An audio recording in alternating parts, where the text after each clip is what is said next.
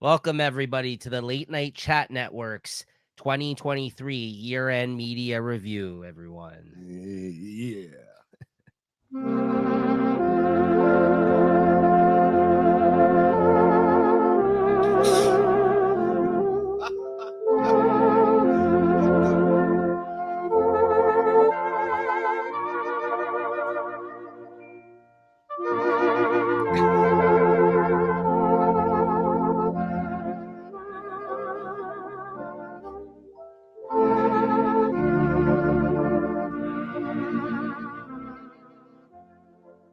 Figured we play a little New Year's music for everyone.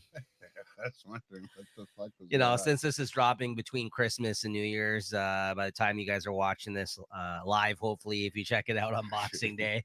But if not, you can ring in the New Year with this one because this is our year-end media reviews because we're going to be stepping our way into 2024 and our 5-year anniversary, everybody, of the Late Night Chat Network, and actually of this show. We've been doing this show as long as we've been doing shows on this YouTube channel.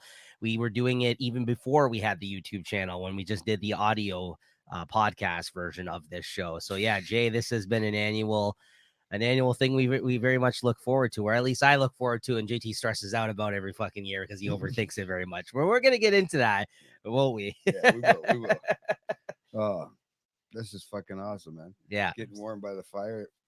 There's no fire, but yeah, it feels toasty in here. It's nice. But yeah, how's everything going? And everybody in the after Christmas, after the fun and festivities of the holidays and all the drunkenness. If anybody's hungover listening to us today, honestly cheers. honestly like I was even thinking it to myself as before we were going to record here today, because me and Jay famously always kind of stack up the shows in order for us to get through everything that we have to do by the end of the year. We always do this, and we always have like other shows on the go, because lately we've been kind of we've been stacking the watching the Episodes. Throne show that we do lately. We've been kind of been putting in double duty doing that along with Late Night Chat. And I've been showing up on some more shows for Late Night Chat lately too as a guest. So yeah, we always kind of pack it on. It seems like at the end of the year when we're the most busiest, right? I'm sitting here with a stuffed nose. People are getting sick. We're running around. It's the holidays. Our works are very busy around this time. So yeah, it's always a pleasure to sit back and talk about some of our favorite things in another year gone by here in terms of the media stuff that we kind of talk about. I guess Yes. frequently enough on their actual late night chat show as well. But Yeah. this is kind of our opportunity. Our opportunity. There Yeah, you see, go. there you go. I got it. Thank you guys.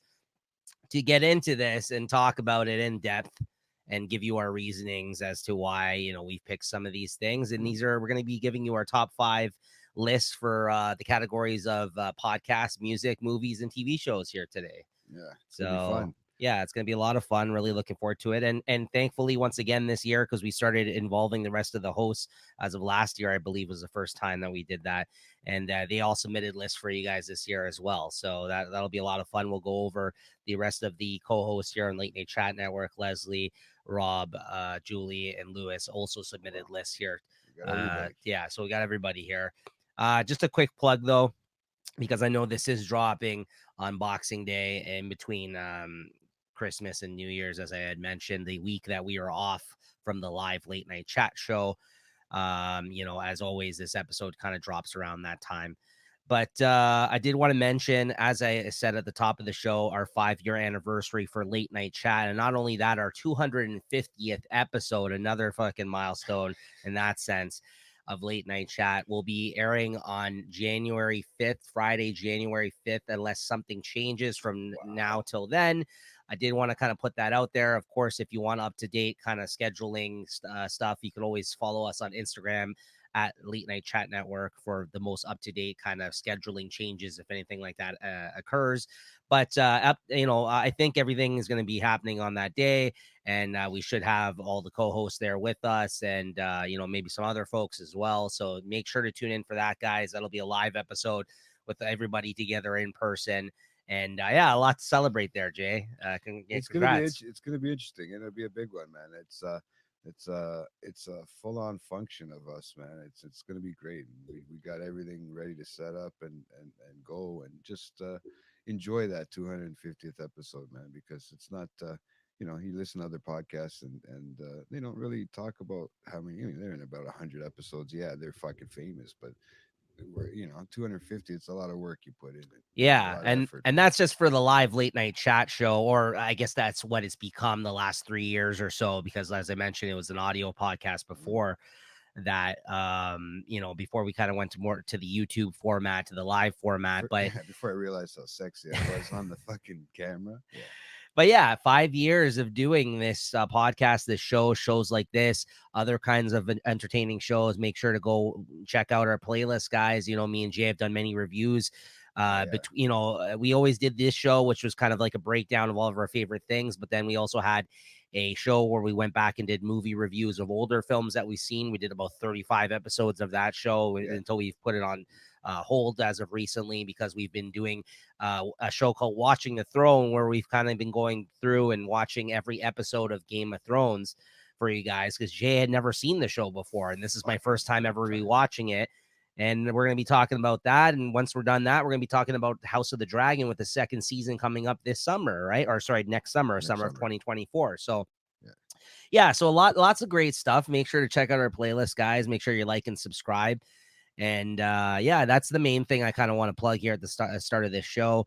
Hopefully, we have in time for you a year-end kind of a highlight video as well. That will kind of be going over some of our favorite moments of this year by the time we have episode 250. Yeah. And if not, that should be coming up soon. And make sure to tune in then, because we have some announcements about kind of the future of the channel and everything else. So yeah, it'll be a lot of fun. We're very much looking forward to that show. So yeah, honestly, very, very cool. 5 years, 5 years, Fucking years. 200, It doesn't, 250 fucking doesn't seem like episodes. that long, but then you think about it, and it's like you break it down, and we used to do, yeah, we do weekly, so you think about it. Well, we put out, the only time we ever took off was between Christmas and New Year's in terms of putting out a weekly podcast. Yeah. And that's why you get about 50 episodes a year, Yeah. right? So there's that 2 week period. And then me and Jay, we used to do these year-end media reviews at the end of the year, and we kind of started making them its own show to kind of play in between both of the the break during the Christmas and New Year's for late night chat. So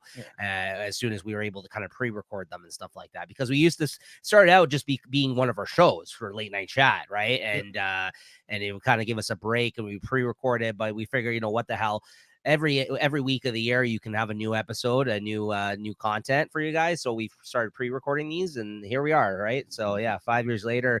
And we even started doing about 2 years back mid-year media reviews, because it kind of was a good check-in midway through the year for us to kind of, and even for reference for Jay this year, to go back and actually touch on some of the things that he enjoyed in the first half of the year, because otherwise we would have forgotten all of it, all of them, right? So yeah, there's a few there's a few, especially music and stuff. There was a few things that I had to go back and touch on because of that reason, right? So, So, but that's, that was also just because, again, we like talking about all this stuff, and it's just a good way to kind of, because you'll see from some of our conversations here today, like, I think some of our picks have drastically changed over half the second half of the year, right? So like new shows come out, nervous, right? So Jay always overthinks this stuff, guys. I don't know why, because it's like, it's be all end all of like, oh, I need to fucking go through every 100 episodes of everything I watched, and I gotta have the perfect list. Well, let's put it at this aspect. When I went to go to look for, when I went to originally look for movies or shows, sorry, that I started this season, that started at the beginning of this year, and you can look up month by month. So I went just to January, and there was 283 shows, and yeah, I had myself in a bunch of those already, that category, and that was only January, so I didn't want to keep going. Right. I was getting freaking nervous, man. Right. So we'll have to see what happens from here on out. But I gotta remember just not to take it. It's not, what I look at it, it's like of our all time. Yeah, this is the ones that we enjoyed watching. Maybe some stuff that flew under the radar for some people. You know what I mean? That's what I try. Yeah, you have your own reasoning, and this isn't like the definitive list to, like, what I mean? Like, I mean, this is your list of this year, but it doesn't mean that anything else you watched wasn't good, or like, or anything that I forgot. So I do want to preface this conversation by saying that, because I kind of always mention this, I feel like at the start of these shows, is that these are our favorite things that came out this year on our list, not necessarily the best, you know, not necessarily like, you know, the most critically acclaimed things. Like these are the things that we liked the most out of our top 5 lists, right? And we're also going to mention some honorable mentions, some things that didn't make the list, because I know sometimes people like to do like a top 10 list or whatever, but you know, just in the sake of time, we've always kind of tried to do like a top 5, but that doesn't mean that other things aren't worthwhile. So we kind of always mention a few honorable mentions here for you guys for some of these categories as well. Sometimes it's hard to scrape together even a top 5 for some of these things that we're going to be talking about here today, right? Sometimes you have a year where you weren't really into some music or podcasts that came out that year, you know what I mean? Like, or, you know, movies and TV, I don't think is ever really as much of an issue for us, but I find that those are repeat offender sometimes is the music and podcast. Sometimes we have a hard time trying to fill out some of those categories in terms of our input, but our intake of that kind of stuff, right? But that's not the case for everybody though, as we'll see when we get into our list here. So yeah, no, I, you know, it's interesting in that sense. Obviously, you know, even year to year. The other thing I wanted to mention too is again, these are our favorite things. We also haven't seen everything, and I mean the rule that I gave to my yeah, that's true. For Jay, he's still watching things, and he was watching everything for TV. Yeah. No, but there's a lot of movies. Like I actually talked about next year. I actually had tickets for this afternoon to go see a movie, but we had to cancel because Christine was not feeling well. I think we're going to be going on Tuesday now, but there's a movie that I've been very highly anticipating, the new Miyazaki film that came out this past week. Oh, I fucking found the copy. No, listen, I you know, we're going to go see it in theaters. No, I'd love to go see it in theaters, but and called The Boy and the Heron, I think. Wrong movie. Yeah, I thought so. I don't know what the fuck you're talking about. I'm not talking about the Godzilla film. Yeah, because there was that girl in there. She's another actress too. I don't know. Miyazaki is a guy who makes animated films. Just shut the fuck up. All right. All right. Anyways, here we go. This is for anybody that understands it out there. But anyways, yes, don't listen to this guy. I was very much looking forward to that movie, but again, I was hoping to watch it, get it in under the wire. Maybe it would have made my list, but that's all right. You know, like that's what I mean. Like there's certain things that are still coming out. Things that there's big movies that always come out on Christmas Day. At the time of this recording, before Christmas, like we haven't seen everything, right? So just keep that in mind too, because sometimes you walk away from these reviews and you're like, how did they not include this one in their conversation? Well, guess what, guys? We're busy, right? Like we're busy people. We can't see it all, listen to it all, watch it all, right? So like, you know, and that's kind of the gist of it too, is that, you know, you got to understand like some things we're not talking about here today because we haven't listened or watched them. Yes. So you know, that's the case too. So it's really just out of the these are lists out of our favorite things that we actually did end up seeing or hearing this year, right? And that's kind of where we're gonna go with this one, as always, right? So take it as you will. But hopefully you guys watch these episodes. We've had people tell us they've seen these shows and they like it because it's a nice summary of things that came out over this year, and some people pick up recommendations as a result of that. And I'd love for you guys to join in on the conversation as well. Hit us up in the comments. Let us know other things that you think we might have enjoyed that we missed out on this year, right? Maybe there is some things that I've missed out on, right? So anyways, enough of me talking. Without further ado, let's get into the topics here because we have a long conversation ahead of us here, a lot to cover. So yeah, what do you want to start with then? Music or podcast, Jay?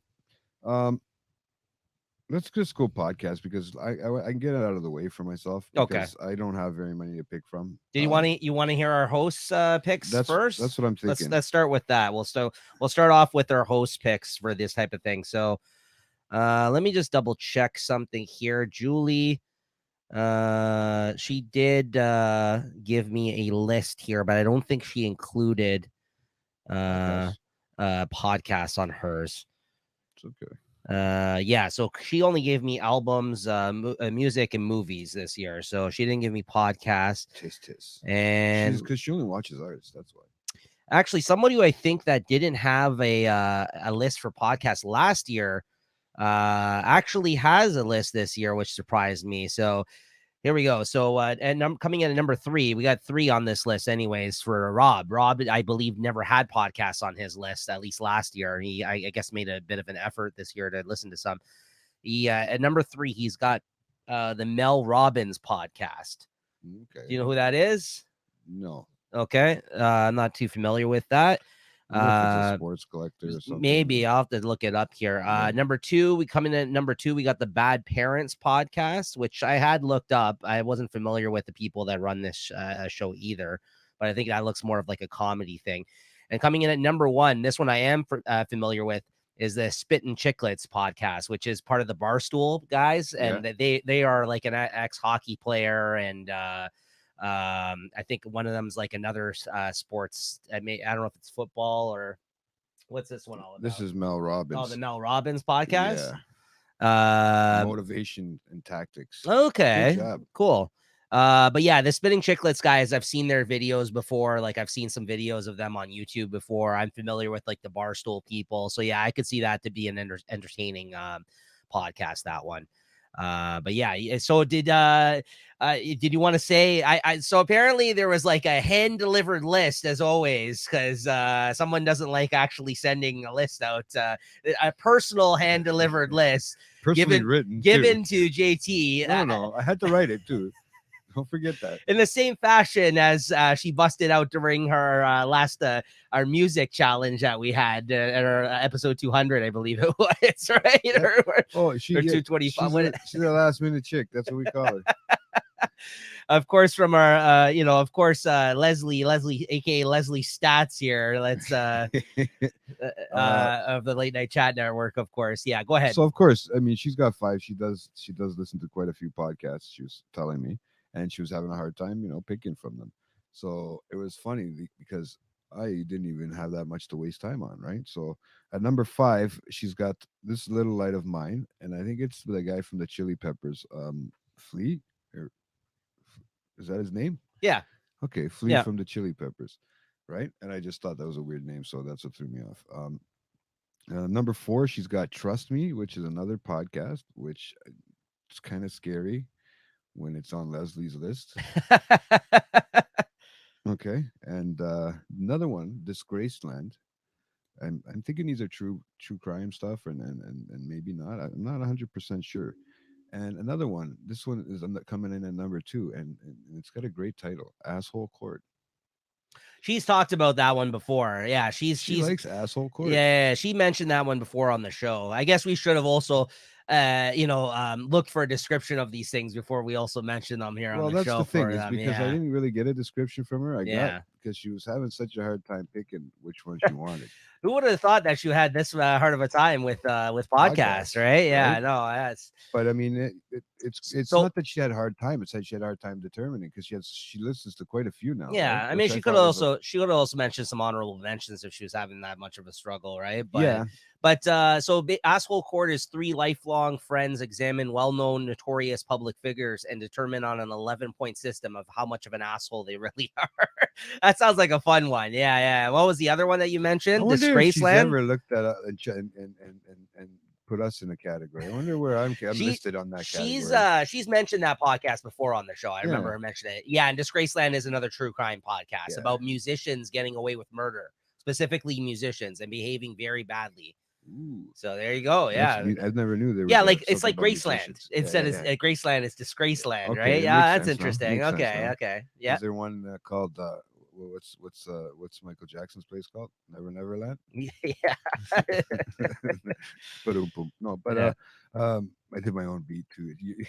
my own drum beat there, and number 1 for her, and I think probably just like quite a few people this year, and maybe not on us, but she's got the right one. She's got the Smart List podcast, which nice. I think blew everybody away by surprise this year, to be honest with you. So yeah, no, that's a good one. And so Spittin' Chicklets also from Rob's list, just to kind of give a little explanation of what that is. Yeah, it's former NHL vets Ryan Whitney, Paul Bissonnette, and he's talked about that to me. Yeah. They're part of Barstool Sports, so I've seen them before on some of the Barstool Sports stuff.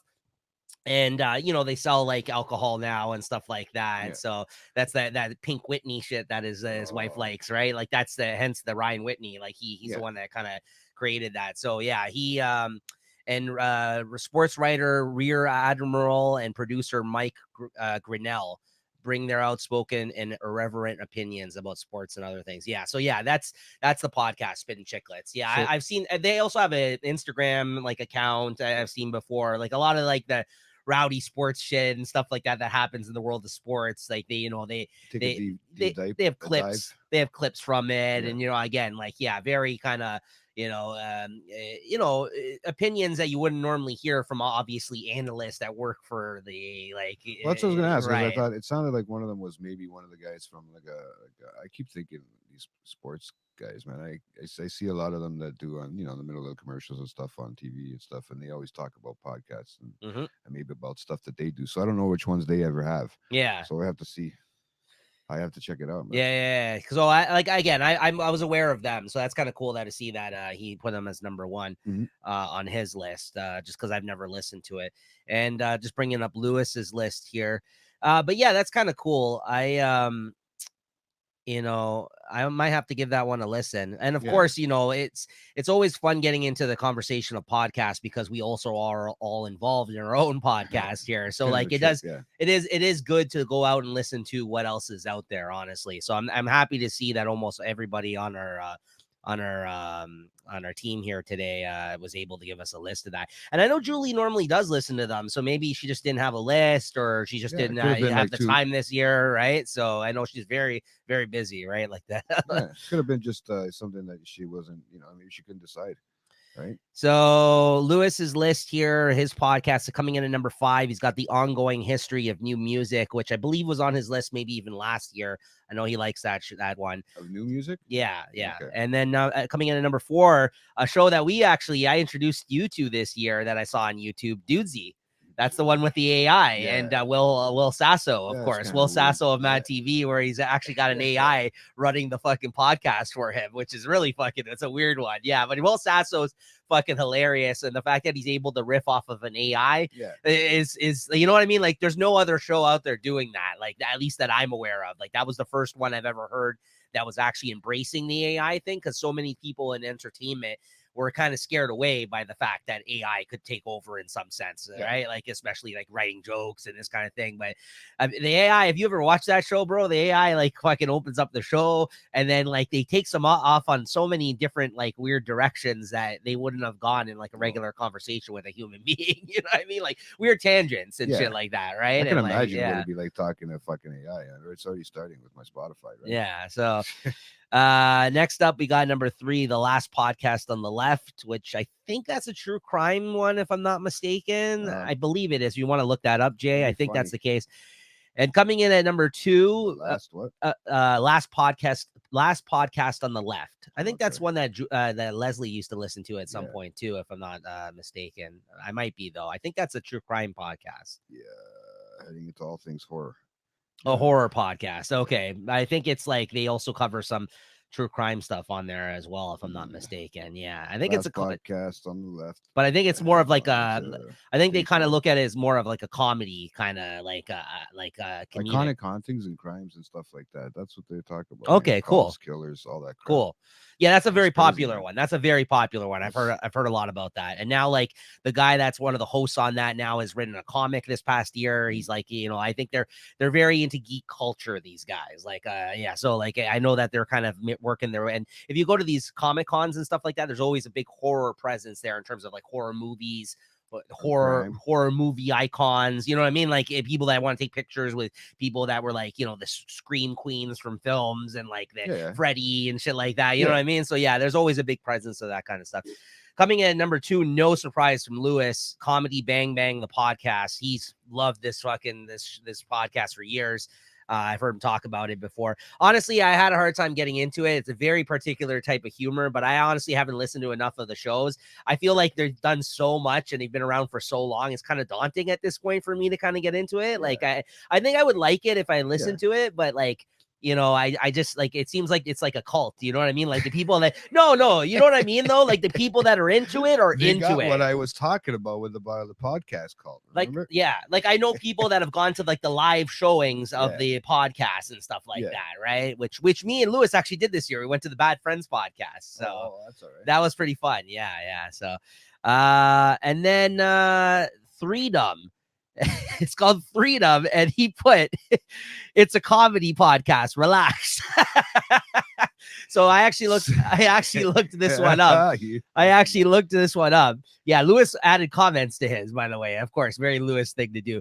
I actually looked this one up. This is a with some of the guys from Comedy Bang Bang. Okay. Also with the actress Lauren Lupkis or whatever her name is. I like her. She's good. I think from what? she's in lots of things. She's I think that's how you pronounce her name. Lauren Lupkis. Yeah. She's if you look her up, you'll see her. She's in lots of things. But she's one of the hosts on this show too, and I think it's with her and some of the Comedy Bang Bang people. I don't know if she's like part of that group or, but when I looked it up, because I was curious by the fact that he had to explain it's a comedy podcast, what this one was. That's what I did look up. I'm like, what the fuck is this? Because I didn't try to spend too much time on people's lists. You know? I'm trying to look at even right. So. All right, so that's our hosts' picks, guys, for their favorite podcasts of 2023. Great job, yeah, great start, guys. They did get into a lot of them. Man, I'm surprised. So Jay, I guess I'll just I'll swing it back over to you, so you can let us know about your favorite podcast of 2023. Well, I got a couple. Go ahead. I've listened to a few, but the problem is I didn't really listen to them as much as I listened to one podcast. So remember, we're going back and forth. So say one, yes, and then it goes back over to me. Yeah. So you want me to say my number one first or my number last? You go last to first. Okay. Yeah, that's. I only got 4. I can't think of a fifth one. I couldn't. What came in at number 4? Number 5 was us, man. That's it. There you go. There you go. Okay, because I can't think of a last one that there you go that I listened to. So number 5 is us. I decided I throw it in, and that's a podcast about nothing. No, you know what you say? Our new show, Watching the Throne. There you go. Fuck, man. Because we put in a lot of work on that show. I got books full of it, man. Like, seriously. So good. That's Jay's number 5 pick, is Watching the Throne with 2 co-hosts, Nico and JT, as they watch, along with many great guests this year as well. Don't forget. We've had late night collectors community. What the fuck? We can't, I can't leave that A station out, right? No, it's the B station with the A content. Yeah, well, so I'm giving you the A right away. So there you go. Yeah, and of course, over in the late night collectors community. Shout out to me and Chris, who 51 episodes of Comic Shop Talk this year, as well as our year-end media review type thing, our year-end award show, which I guess I forgot to plug at the start of this episode. That'll be coming out this week too. Yeah, thank you, Jay. That will be coming out this week too, guys. So if you want to hear our best of the year, make sure to tune in for that. All right. That was an evil laugh. Sorry. I don't know where that came from. So let's see. For mine, we'll get into my number 5 then. What do I got here? Let's see here. For honorable mentions for me, I'll just throw out the fact that, like, the comedy podcast this year, I kind of fell off of some of the comedy podcasts this year. Like, I didn't really listen to them as much. Like, Two Bears in One Cave has barely had those two together on this year. I know we talked about it with Jay in our last episode of Late Night Chat. Tom and Bert were barely together. I feel like on that show this year, there's a lot of episodes where they had different guests on and stuff like that. And I think that show, which was, I think, on a lot of our lists last year, just wasn't as good, I feel like, this year. I would also say, like, depending on, like, the guest on the show for some of these comedy podcasts, I would check it out, but not religiously. Like, I was watching a lot of these comedy podcasts last year, and I just didn't really watch any of these on any consistent basis this year to kind of give them anything other than an honorable mention. Even Bad Friends, which I will mention, like, I love Bad Friends. Me and like I said, Lewis went to see them live this year. Of course, that's with host Andrew Santino and Bobby Lee, and then you also have Bobby Lee's podcast outside of Bad Friends, the other podcast that he does with his ex-girlfriend now, Kalila, that they do. Which is a lot of fun as well, right? It'd be fun. Are you doing a podcast? It's awkward. It was awkward. It was awkward when it first happened. Like, they separated, and people thought that was going to be the end of the podcast, but yet it wasn't. So, they're business partners at the end of the day.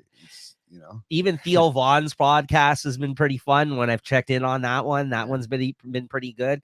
But yeah, no, I that's why those are all like honorable mentions for me, but I won't get into them too much. Honestly, those ones, because they all just didn't make the top 5 list because I just feel like I didn't check in on them very frequently throughout the year. But every now and then, depending on the guest, if I needed a laugh, those are great. All these comedy podcasts, there's so many of them now. Every fucking comedian has a podcast now that's a popular comedian at this point, right? Yeah. Out there, and they all go on each other's shows as well to promote shit. So like some weeks, depending on who's doing the rounds, you can see a lot of great podcasts, like comedy podcasts, and there's nothing better when you're seeing two comedians riff with one another on a podcast. At Comedians are the best. Yeah, absolutely. It's hard. I wish I was a fucking comedian. Yeah, we try.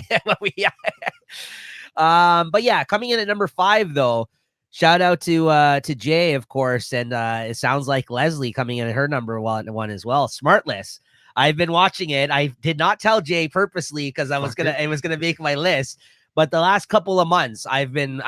That's why it's a late entry onto the top 5. But it's the one that I've known about for a long time. I've been meaning to watch for a long time. I even watched a couple of the episodes of them on tour, like the tour that they did. That was different. That was fun. Yeah. Kind of seeing them like kind of act outside, like just in their everyday lives with each other. Like, and you know what? The best thing about the show, and I'm sure it's going to come up soon in your list as well, spoilers, but we will get there when we get there, because I'm sure you got a lot more of it to say than me, because I'm kind of new to it. It is a chemistry between these guys. Honestly, you can tell they're actually friends. Like, they have great chemistry. They also have a weird bond? What? Like a sick, weird bond, I think. Bond, like a relationship. Sure, but like they have like a because they're not traditional interviewers, obviously, because they're all comedic actors and stuff like that. Sean actually is. Sean was nominated for an interviewer of the year. Because of the podcast. Yeah, but they always make fun of how the stupid fucking questions that he asks on that show. Right? He really does think. If you really do, you think about it. And he thinks about his questions. Right? He does. Like whenever he brings a guest on, compared to the other guys, he seems to be a little bit more prepared. Absolutely. I know that's a running joke of him. The same with the running joke about his sister. They have to break down everything for his sister, who's never actually present, right? But these Hollywood terms that they use. Oh, is his dad now? No, his dad is the best, because his dad left when they were kids, so they make jokes about his dad running away when he was a kid. I've heard, yes. Is that what he was like when he was running away from you? Like, but that's what I mean. There's no like limit to when they make fun of each other, because they're friends. That's what I mean. Like, it's nice and refreshing to hear people that really don't give a shit of how they come off with each other to everybody else, because they know because at the end of the day, they know where they stand with one another. And and again, watching that show, the little bit that I watched, you definitely get that from watching the show as well. Like, this isn't put on. These guys actually are friends. Mm-hmm. And like any friends, there's times that they're going to annoy each other. There's going to be times that they, drive each other nuts, honestly, and make each other laugh. And I love Will Arnett already. Like Jason Bateman, I've also loved for a long time. Sean Hayes, I know from his television stuff, but I've never really watched him outside of maybe the random show here and there. But he's a nice guy. Yeah, no, absolutely. Yeah, no, I like him. I just don't really. He's strong too. He's strong. Yeah. What do you mean? Keep going. See, this guy knows all the inside jokes from this show. I don't know. But yeah, no, I'm not as familiar with him. But honestly, it's a funny fucking show, and they have great guests on it because of who they are in terms of like their success in Hollywood. They have guests that I feel like you don't see on any other podcast. Some of these guys, they like outdo each other. They do, and I like the structure of the show, the way that they make it secret, like who the guest is. Like they each have an assignment each show to bring on a guest, and they have to guess who the guest is, and they kind of lead them in. And I was gonna say, like, the way they interview people, because they're not traditional interviewers by nature, is weird and different for a show. Honestly, they do a good job of it, but it's not what you would expect. The way they kind of go into it, like, it is just a normal conversation. Sometimes I feel like they don't do a great job of interviewing people per se, but then they have a good conversation still out of it. They're able to off the phone, like a phone call, basically. Yeah. They don't see each other as much because they live in different areas and stuff, and when they do, they have to but. No, but what I mean is just it's an unorthodox approach, the way they kind of you know what I mean. Like, yeah, that's what I mean. I don't think it's bad. I don't want to. I just think it's not like it's it's very different than other podcasts out there, the way they approach things. Is Yeah. what I mean that in the highest compliment. Yeah. And this guy hasn't shut up about it this fucking year. So yeah, there you go. Number 5, it made my list. Are you happy? I did. That was my big surprise to you on the show, because that was one I don't think he saw coming, because he kept saying, "Oh, you're gonna listen to this." So I'm like, yeah, I know. I'm like, I know it's out there. I'll listen to it. And the last couple of months, the only thing I'll say though, you did listen to a lot of different things. Yeah, specific to or specific things, you know. the only thing I'll say though is that I wish that they fucking did a video podcast version of it. They only have an audio version on YouTube, which I've been basically using. I kind of use that more so if I'm at work or something, as opposed to using the actual podcast on the app, like through the audio. I will just throw it on YouTube. I've done both for the show, but I just don't know why they don't have an audio version of their podcast, where every other podcast out there like that has one now. Well, I feel like Will Arnett is the type of guy who's gonna fucking market it the right way, and he's gonna come out with the rest of them recorded, because they are on camera. They do a Zoom sort of thing, like a Zoom call with whoever, and they maybe the people that they do get on there don't want to be videoed. There's certain people, they've had a president on there, they've had the ex-presidents, they've and if that makes them feel more comfortable in that sense, and get like them kind of like more down to earth and approach, as opposed to like showing up at a studio like the rest of these like the rest of these comedy podcasts. No, I know they're like on a Zoom call and something. I'm just saying some people even put like, look what we do, like, you know what I mean, like some people put that out there, right? And I just think it would be interesting to see some of these people, obviously, but maybe there's a lot of editing that goes on behind the scenes that we don't really. Right. So there you go. The Jason Bateman is a little bit fucked up with the way he looks. He's like me. He's puffy. I'll end my critique about this, because I'm sure it's going to come up on JT's list. And he's going to have a lot to say of it. But with this, one of my favorite moments ever was it with McConaughey? Yeah, I think it was McConaughey when they actually got him on the show. Correct me if I'm wrong, because I know you like that episode. I think it was him. Jason Bateman had a meltdown because they were supposed to fucking have him on already, like previous to the time they had him on, and he came on his computer. It was like Jay with his updates.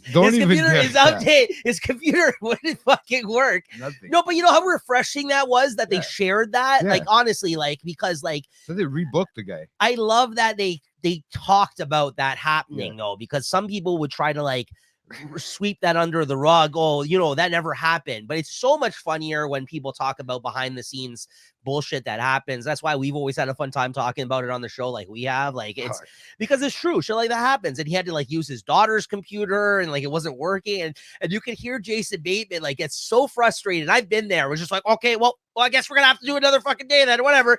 And then he doesn't know McConaughey, because they have this surprise guest that doesn't reveal themselves in the background, is listening to this the whole thing. And he gets off the call. He just flies off the call, like he fucking loses his shit. He came back from a bad round of golf apparently, and then he gets on the fucking podcast and he just flips out because his computer isn't working. He's like, well, no, I guess we're gonna have to do it another time or whatever. And Will Arnett just starts fucking laughing. He's like, the fuck is going on, right? Like, and this guy just laughed. And then you can hear McConaughey making fun of him. Like, he's like after he fucking hung up. And Bateman didn't know, and they replayed it when McConaughey came on the show, and he was so fucking embarrassed by it. It's the fucking funniest thing I think I've heard this year, honestly. It was so good. That's the only reason it made my the most viewed episode too, right? But McConaughey is great as a guest too. I wish I listened to more, because it may have made it may have gone lower on my list, but I had to make the list, because for that moment alone, when I heard that, I'm like, that's the fucking funniest thing I don't ever even heard. know what to even call McConaughey anymore. He's like a fucking god, man, over there in fucking Texas or wherever. Yeah, well, he's just that kind of person. Yeah. He's great, man. Yeah. So, anyways, go ahead. Give us your number 4. My number 4, I got to listen to I checked out some of those Drink Champs stuff, you know, that you talk about. Yes.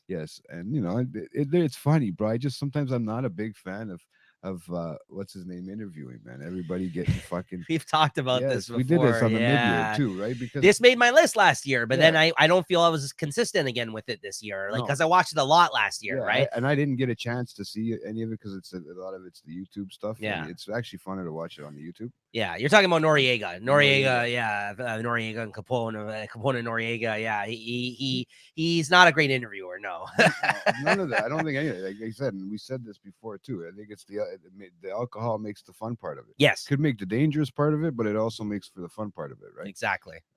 You know, so don't do drugs, guys.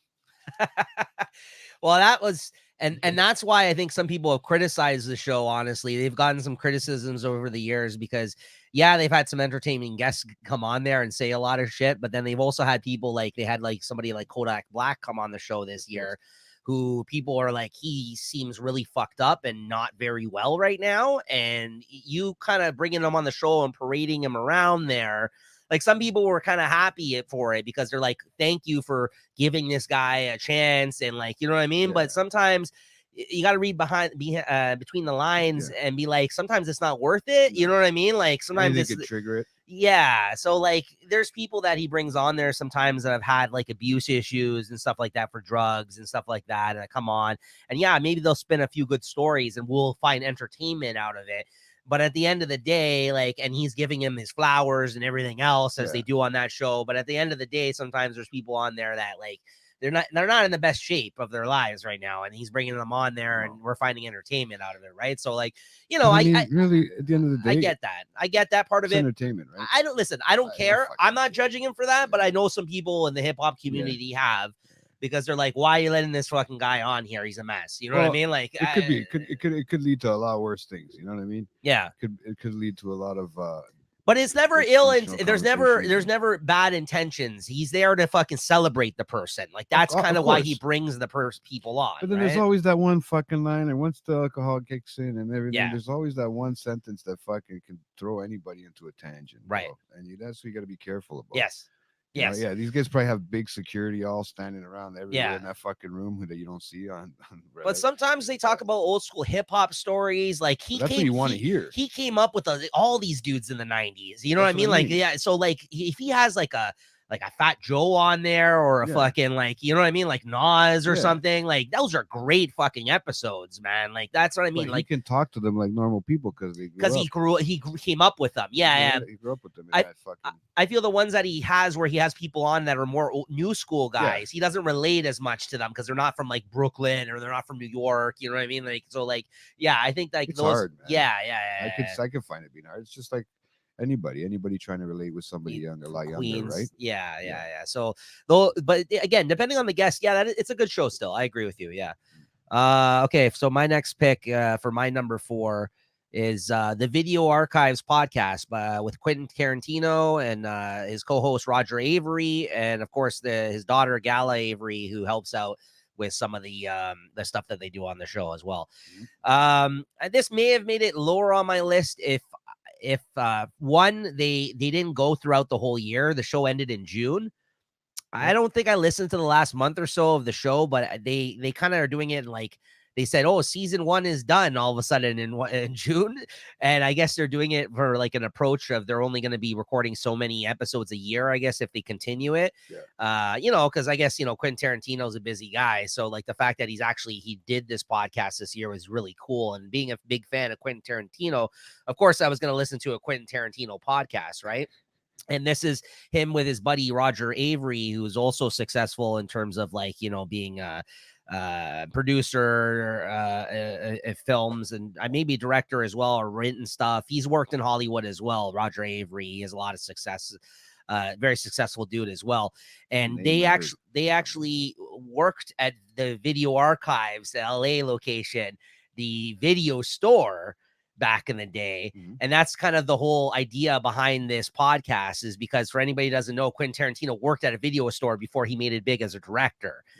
And this is where he kind of cut his teeth and like was able to kind of talk with folks, kind of like we do when we talk about stuff that we enjoy here on the show, or when I do the stuff with the comics, stuff that folks that are also into movies as much as he is, right? And he met Roger Avery working there back in the day, and they became lifelong friends because of it. And they both went on to actually work in films. So like, it's kind of cool in that sense.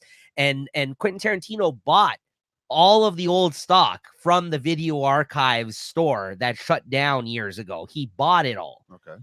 And this is somewhere that he used to work up till the early 90s. Yeah. And he now has transformed a room of his house into the fucking Video Archives store. So he has VHSs of all the films that they had in their store when they worked there in the 90s in his fucking house.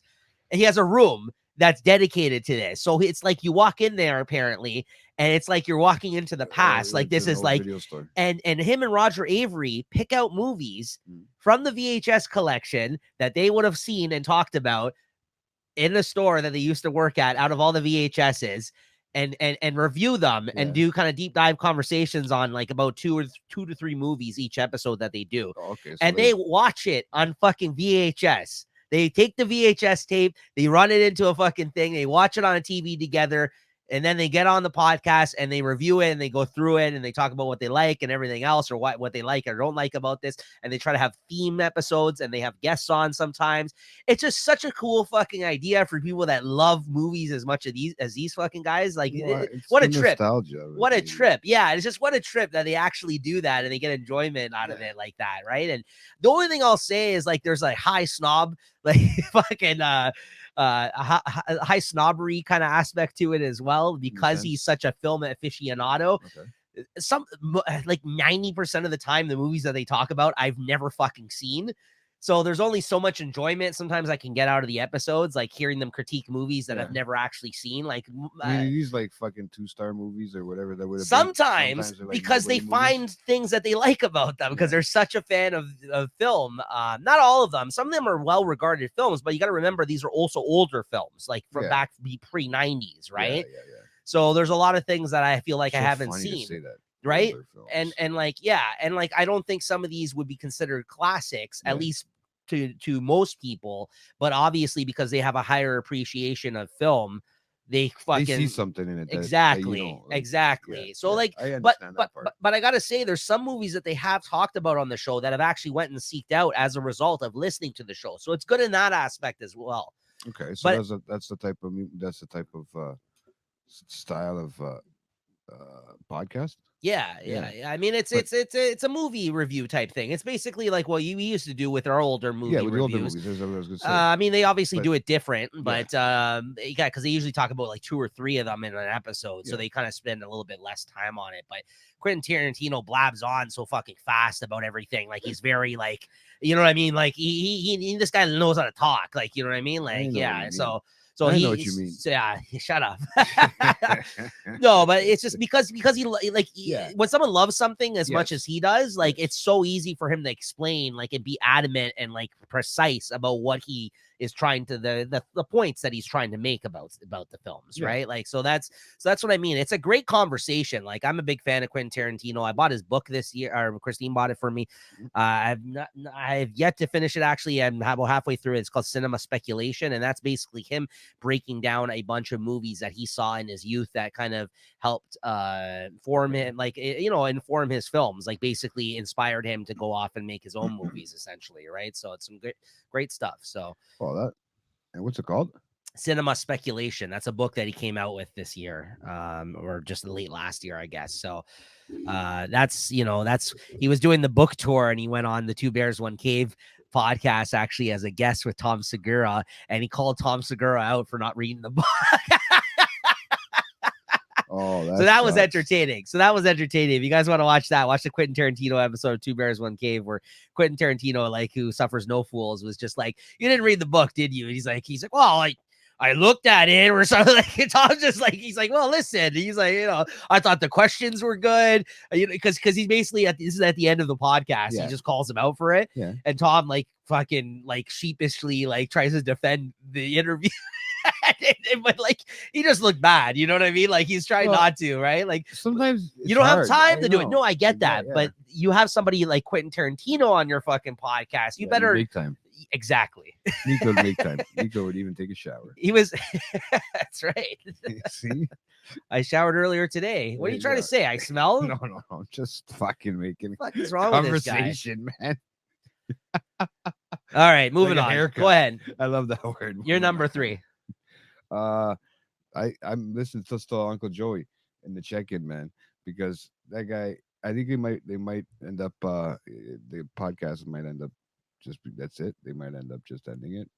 It wasn't too Oh, many. because it used to be Uncle Joey's joint. Yeah, it's called the check-in. Yeah, and Yeah, then they had well, to that's the change new it. one with Yeah, his old producer yeah. that he used to get fucking high off at Lee Sayat. Oh Yeah, fuck, bro. they Those talk guys. about that. I've seen Yeah. some of those episodes. Yeah, they're Yeah, good. but they, you know, it was just I've been going back listening to everything, but now you can watch, you can actually check it on YouTube. I didn't even know that. Like, I don't even know that half these guys record because I'm always listening to it That's on where I've Spotify. seen it. Is No, I on know, YouTube. Yeah. but I'm always listening to it on Spotify, and I'm always listening to it, you know, while I'm at work or while I'm doing stuff. So it's going. JT, of course, is talking about the comedian Joey Diaz. Joey Diaz, Yeah, man. and I keep thinking he's gonna die any minute, man. He's like one of those. no, guys, he's bro. cleaned up his I know, life. He I know, moved back but to New York he's still from LA. overweight and fucking, you know.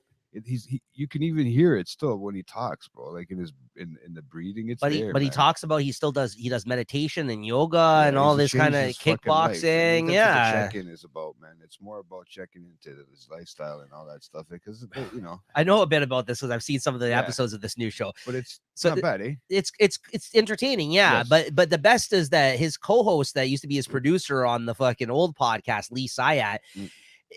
the transformation that this guy had, he used to be his producer, but they would get him so fucking stoned. This guy did not know what was going on, and they were taking like over 1,000 milligrams of edibles, Everything. and- Man. It was and- great. and he fucking lost like 100 pounds since he stopped. Speaking of Tom Segura, he made a comment about this on a podcast. He's like that guy would have died if he fucking stayed with Joey Diaz. Like, he's like, the way that guy was, like, life was headed, he's like, Oh, they were just giving it. They were having fun with him. Too, yeah, right? no, I know. He would just Yeah. feed him whatever the fuck, like he would, like, you know, like the amount of drugs they would take and then do that podcast.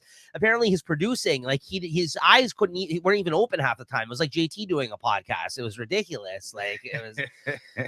I mean, he was getting into conversations like JT maybe does. That's right. Maybe that's what I was learning. Right, But- I was learning from. But yeah, but since then, Joey's moved back to New York at the during the pandemic, and yeah, like Jay said, they've started this new podcast where they call it check-in with each other, where they get on video and they catch up with one another. But sometimes Yeah, going back to listening to Uncle Joey's, right? 'Cause those you were can go wild back- shows. Those were wild. Those were dirty wild episodes, shows. man. Yeah, And I'm wondering why they never got they never were pointed out specifically because they were wild shows like that. The stuff they would talk about, the fucking sometimes the drugs they would do. I don't think it was just eat. I don't think it was. I think they were on some other stuff too. Oh no, he did coke, they've he's done done mushrooms, shrooms on the show. No, they've talked about it before. Yeah, I've seen those Yeah, clips. yeah, I've seen them. Yeah, it was kind of scary acid. at one They point. did acid one time on the show. I don't know. Yeah, and I don't know if I was going back to I was going to listen for. I was originally listening for it in case something happened like that where he died in the fucking episode. Like, or you know what I mean? Like he got because it's like an Artie Lang situation too, almost when you right. think about it. Yeah, They get him. he's they get still them alive. So fucked up. He's I know. still I alive. know. He's But that's what I mean. Like, yeah, it's almost that same sort of yeah. to keep him funny. They were keeping him fucked up. Well, with them during the pandemic, he stopped doing stand-up shows. He'd stopped doing stand-up. And he stopped doing the podcast like during that time. And he said he was just like, you know, having a rough go. Yeah. He had a rough go of it. And he also said he hated LA all of a sudden. And he just he didn't like it there anymore. So he moved back to New York. Hot, yeah. So this is kind of like the return to podcasting, and you can tell like this shows would basically be like if we ended Late Night Chat Network, and then like me and Jay one day were just like, hey, you want to chat online? Yeah, I sobered up and yeah. I fucking started talking about meditation and shit. That'll be us in like 10 years and roll. Now, bro. To be honest with you, fuck the 10 years, man. Like I don't got 10 years. Well, you're already. I'm already halfway there. Yeah. So, no, good pick though. That's a good one. No, the check-in it's called, right? Yeah. Because I remember last year I had Uncle Joey's because I liked it, man. It was fucking funny. He's very entertaining. He can talk by himself and just be entertaining. That's the good thing about it. You know how you said like you don't know how you could have gotten away with some of the shit that used to do it? It's because like that show was before podcasts were a big thing. They were doing that. Like that's why.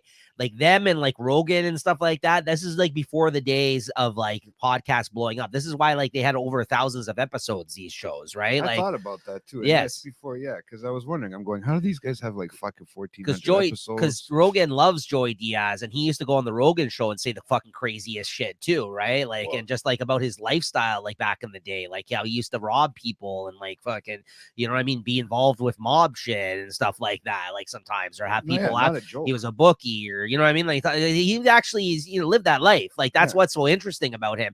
And then he just fell into the whole comedy thing, right? Like he's Comedy is just like natural to him. It's almost like it's not even so much that it's comedy. It's that it's just the way he naturally speaks, like yeah, that fucking type of Brooklyn, yeah. New York style.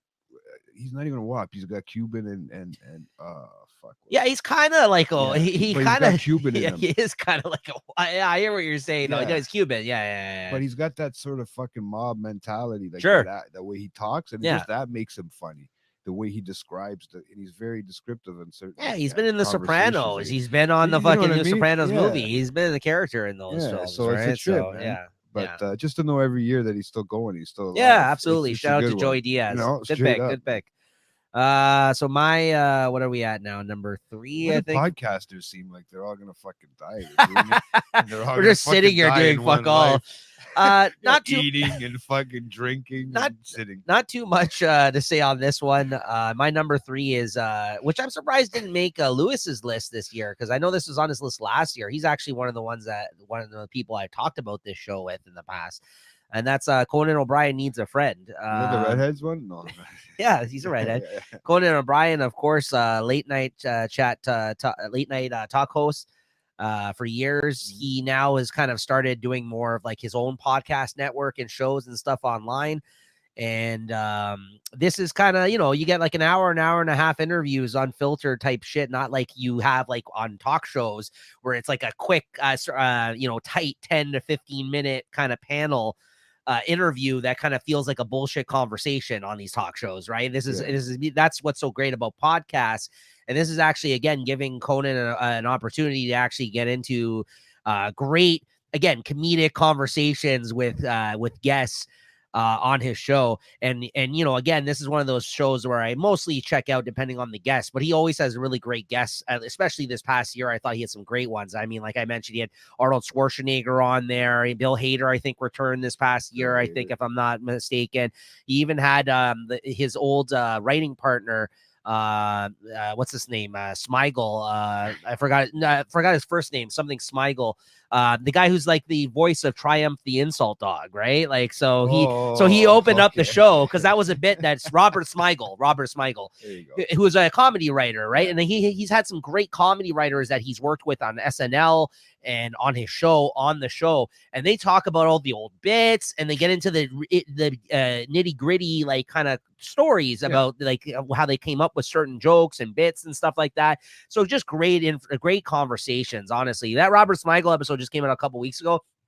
Fucking hilarious, because he opened up the show with the fucking Triumph the Insult Dog. He does like the first like 15 minutes, it's him as the insult dog. Just he does like a whole intro where he just insults fucking Conan like for 10 minutes. It's fucking great. Yeah, it's great. It's great stuff. That fucking that's good. That bit's kind of funny. Yeah, he's funny. Yeah, if you remember that one. Yeah, because of course that started on the Conan O'Brien show, and then of course most people on fucking American Movie Awards. That's right, with the Eminem situation that happened too, right? Which they had a whole little thing going on, those two, at one point, right? He kind of pushed him out of the way, and then they made a bit about it the year after together, right? So like, yeah. Anyways, funny stuff. Yeah, funny stuff. So yeah, Conan O'Brien Needs a Friend. Always a good time. Always a funny conversation. I think. Not only does he like to have laughs with folks, he's a really great interviewer and asks actually really thoughtful questions, I think, as well. Yeah. And he does make guest appearances on other shows too. So where he whether yeah, I've heard him on Smart List. I've heard the Smart List episode. Yeah, friends, right? Of course. Yeah. Fucking friends, man. I just love his persona of like how much of an asshole person that he is, and like how into himself he is, like that's like his whole him as a talk show host persona, and when he taps into that, it's fucking hilarious, right? It's good stuff. Yeah, no, it's I can imagine. I know I did listen to him on the Smart List. That's his shtick, it's good stuff. Yeah, absolutely. Yeah, but go ahead. That's how you're a good comic. Yeah, what's your number two? I had the two Bears, man. Even though I was listening to different fucking guys this whole year, off and on, it was really hard, man. Like, I know everything's going on with them and stuff like that. So you get, obviously I've been listening to stuff that you probably have already listened to older stuff from them. Right. But I've also been listening to the newer stuff where it's just either one or the other talking. Yeah. And we were talking about this a little while ago. Yeah. At work. So I fucking, it's just, it's weird, man. I want to see them back on doing their shit like all the time now, and you know what I mean. Yeah. It'd be nice for them to, and I mean, we've talked enough about this two bears in one cave, right? Yeah. But yeah, I know. I keep seeing Tom Segura pop up for fucking the comedy shows like on Ticketmaster, whatever. Yeah. Like he's going everywhere too, right now. So Yeah. I don't know what the deal. Oh, they're still very popular. Don't get me wrong. Yeah. Oh yeah, yeah, it's still yeah, they're yeah. still their episodes just keep going and piling And up. the Right? shows are still okay. I just think it took a dip in terms of quality But, this year, yeah, right? But yeah, Even that's listening Bert lose weight and everything like that and get into a little bit of shape. that's been good. Yeah, Yeah. you know what I mean. He Yeah. usually does the October thing, so I don't know what happened with that this year. But Sober October. Yeah. but I think he's been trying to keep off because that fucking you can't keep doing it for so long. I know, like even His issue is that it became his persona, though. well that right? became who he was, Yeah. right? And that's the hard part when you're the machine, And then, well, that was his whole thing. I gotta constantly now take off my shirt, right? So you know what I mean. So well, they told him so many places not to take off his shirt. I think it was when he threw the first. Remember that one? They told him not to take it off, and he did. He took his shirt off for that opening pitch that we were talking about the other day. Yeah. And where you seen that whole slow motion, that's what made him want to change everything. Because when he said his fat didn't catch up to him in the picture, man. So true though. It's a fucking hilarious picture. Oh, that was a great picture. Yeah, I mean, so- poor guy. It's embarrassing, but Hey, listen. that's him. He doesn't give a fuck. He's a comedian. But yeah, good for him though. Yeah. Yeah. Okay. So I made your list. Okay. It did make it somewhere. My number two, it came back honestly this year in a big bad way in the absence of us doing movie reviews. As you can tell, I already had one movie review I was podcast. wondering. I haven't heard it from them. Here, I have a feeling you know what you're talking about. The one that we used as our that we ripped off basically for our show. And that's the rewatchables with Bill Simmons, of course, sports writer Bill Simmons, of course, who's also worked in TV and sports columns and stuff like that in the past, who has his own podcast network, The Ringer, on Spotify. He does a show called The Rewatchables with mainly him and his co-host Chris Ryan, who's like my favorite, and Sean Fennessy. That's kind of like the main three. But he also has a few other people that kind of come on episodes throughout the year too that work for the Ringer podcast. Like they work on other shows normally, but they'll come in and get tagged in to kind of do a couple of movies throughout the year and stuff like that. So, but it's mainly I think most of the time it's him and the Chris Ryan guy, and then a third person. Or just those two. But yeah, they just do a great job. We did fucking, when we did our show, when we did Late Night at the Movies, we did kind of copy some of the categories in terms of we took inspiration. Yeah, because you know what, you can't really pick any other things. And right? we can't copy in terms of structure or what they do either, right? Yeah. I mean, that they're their own thing, but we definitely took inspiration in terms of some of the categories when we were putting our podcast together here. Late Night at the Movies, which again has been on hiatus this year because we've been doing the Watching the Throne, right? We kind of end up falling into that after taking a break on the Late Night at the Movies, right? But we did 3 straight years of doing Late Night at the Movies alongside Late Night Chat. We were doing those monthly, right? We have 35 episodes, right? So just under 3 years worth of shows that we did Late Night at the Movies monthly, right? And those were a lot of fun. But then I feel like after we were doing them, I stopped listening to this show as much. And then this past year, when we stopped doing them, they started doing a lot of really great movies. And not only that, they actually started uploading actual videos of them talking about the movies in studio this year as well. I don't know, they were recording them, but then they weren't uploading them, or they stopped uploading them apparently. And then there was a bunch of episodes that were like recorded obviously during pandemic where they weren't together. So like for whatever reason, because I saw somebody mention it in the comments of one of their videos, they re-uploaded or started uploading a bunch of their shows this year onto YouTube where they are doing it live. So before, where I would only listen to audio, I actually revisited some episodes and actually seen them talking in person about these movies at a table, kind of like what we do. And it was a lot of fun to see them because sometimes they do like their own impersonations of some of the quotes and stuff in the film, and to actually see them talk in person and stuff like that, and actually see the people that I was listening to just in audio. It was kind of interesting to see it that way, honestly. So it kind of gave me like a whole different aspect of the show that I haven't experienced. Video of the actual movies up on. with them? Do They ever sometimes talk about cut clips into the it? Oh, okay, okay. conversations that they're having when they're doing the movies. Yeah, but That's cool. it's mostly just them in studio talking talking the categories of the film, right? So yeah, so shout out to the Rewatchables podcast. They've had a really great year of movies. It's been coming out weekly, and the fact that they've started uploading videos of that weekly show as well has been a different aspect of the show for me, and revisiting it this year when we stopped doing our show basically of reviewing older movies that we enjoy, right?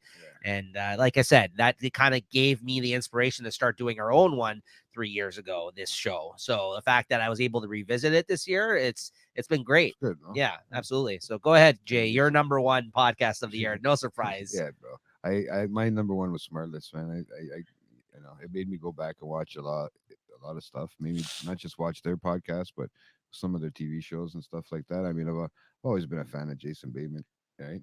You know, Sure. and Yeah. I thought, okay, let's see what this whole Will Arnett's about, right? And all that. So I got so into it that I actually went back and started watching Lego Masters, for fuck's sakes. And I'm loving that show for some sick reason, man. I don't know what it is, but I'm actually liking it. Sure. I don't know what, but yeah. So that's a whole other story. But yeah, no, Smartless and their conversations.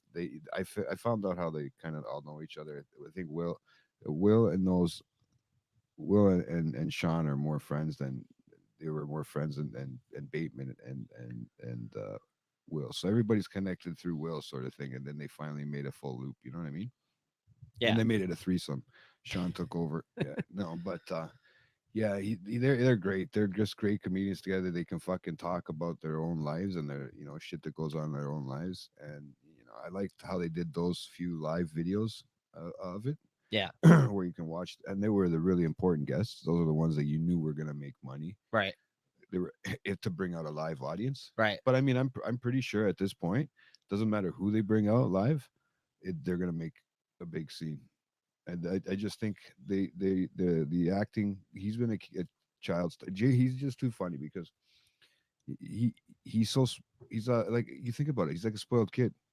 Jason Still, Bateman. yeah, Yeah. at 50 something years old, he's like a big kid, big spoiled kid because he is a child star. Yeah. And he's been a child star all his life. Fuck, he got to drive the Knight Rider car, man. Who gets to drive the Knight Rider car? He got to drive the Knight Rider car like, hey, yeah, man. He's fucking crazy that way. But, Right. And then you got Will Arnett, that's just a Canadian boy, finally making his way into comedy down there. And then you got Sean. What's the sad part is I've watched Will and Grace, so I don't have to go back and watch that kind of stuff. I watched it when it was out. It was too funny. Yeah. But I've actually made me go back, like I told you, and watch Arrested Development. Oh, I love Arrested Development. Yeah, I love Arrested Development. So I don't know, man.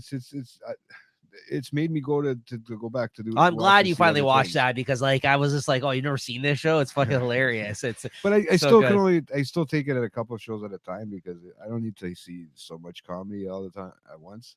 But yeah, I you're weird like that. I don't understand that. I like serious stuff, man. Yeah, I mean, you're a very serious guy. I'm a very serious guy, man. I'm not serious in my real life. That's probably why I like serious stuff to watch, man. This guy. So who knows? But yeah. We should do a review on Arrested Development season at a time, bro. I don't think there'd be much to say, but I would laugh at like the specific jokes. I mean, I've always wanted a segue. Yeah. The segues, yeah. Job and his segue, yeah. Oh my god. Sorry, but he's my favorite on that show, man. Like how can you not? The best.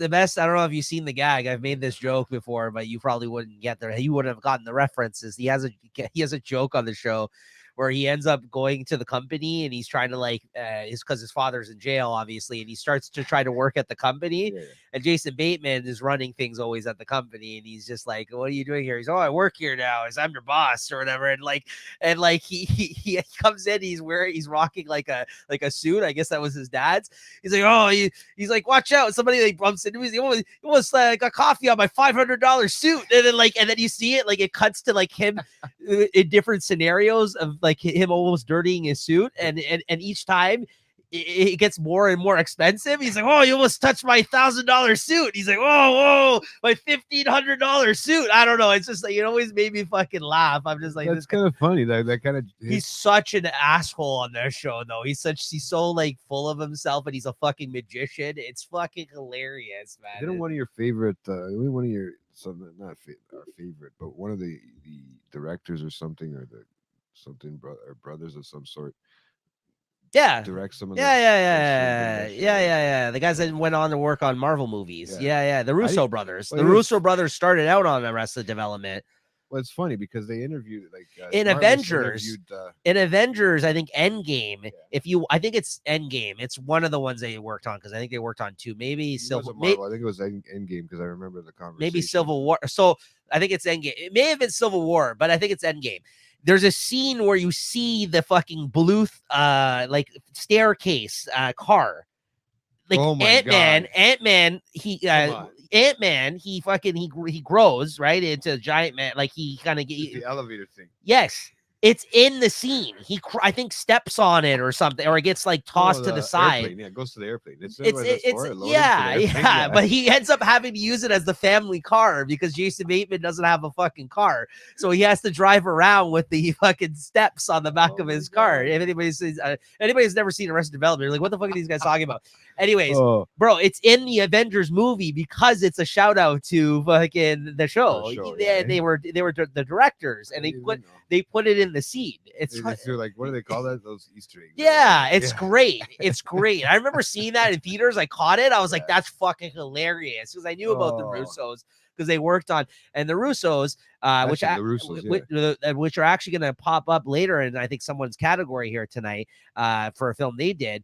They also worked on that movie with Chris Hemsworth as well, Extraction. They also did that. They did the Extraction, but the first one, I don't know if they did both. They did. Oh, maybe not the second, but they did the first. The second one kind of sucked, but that's another story. May have made someone's list. Watch it.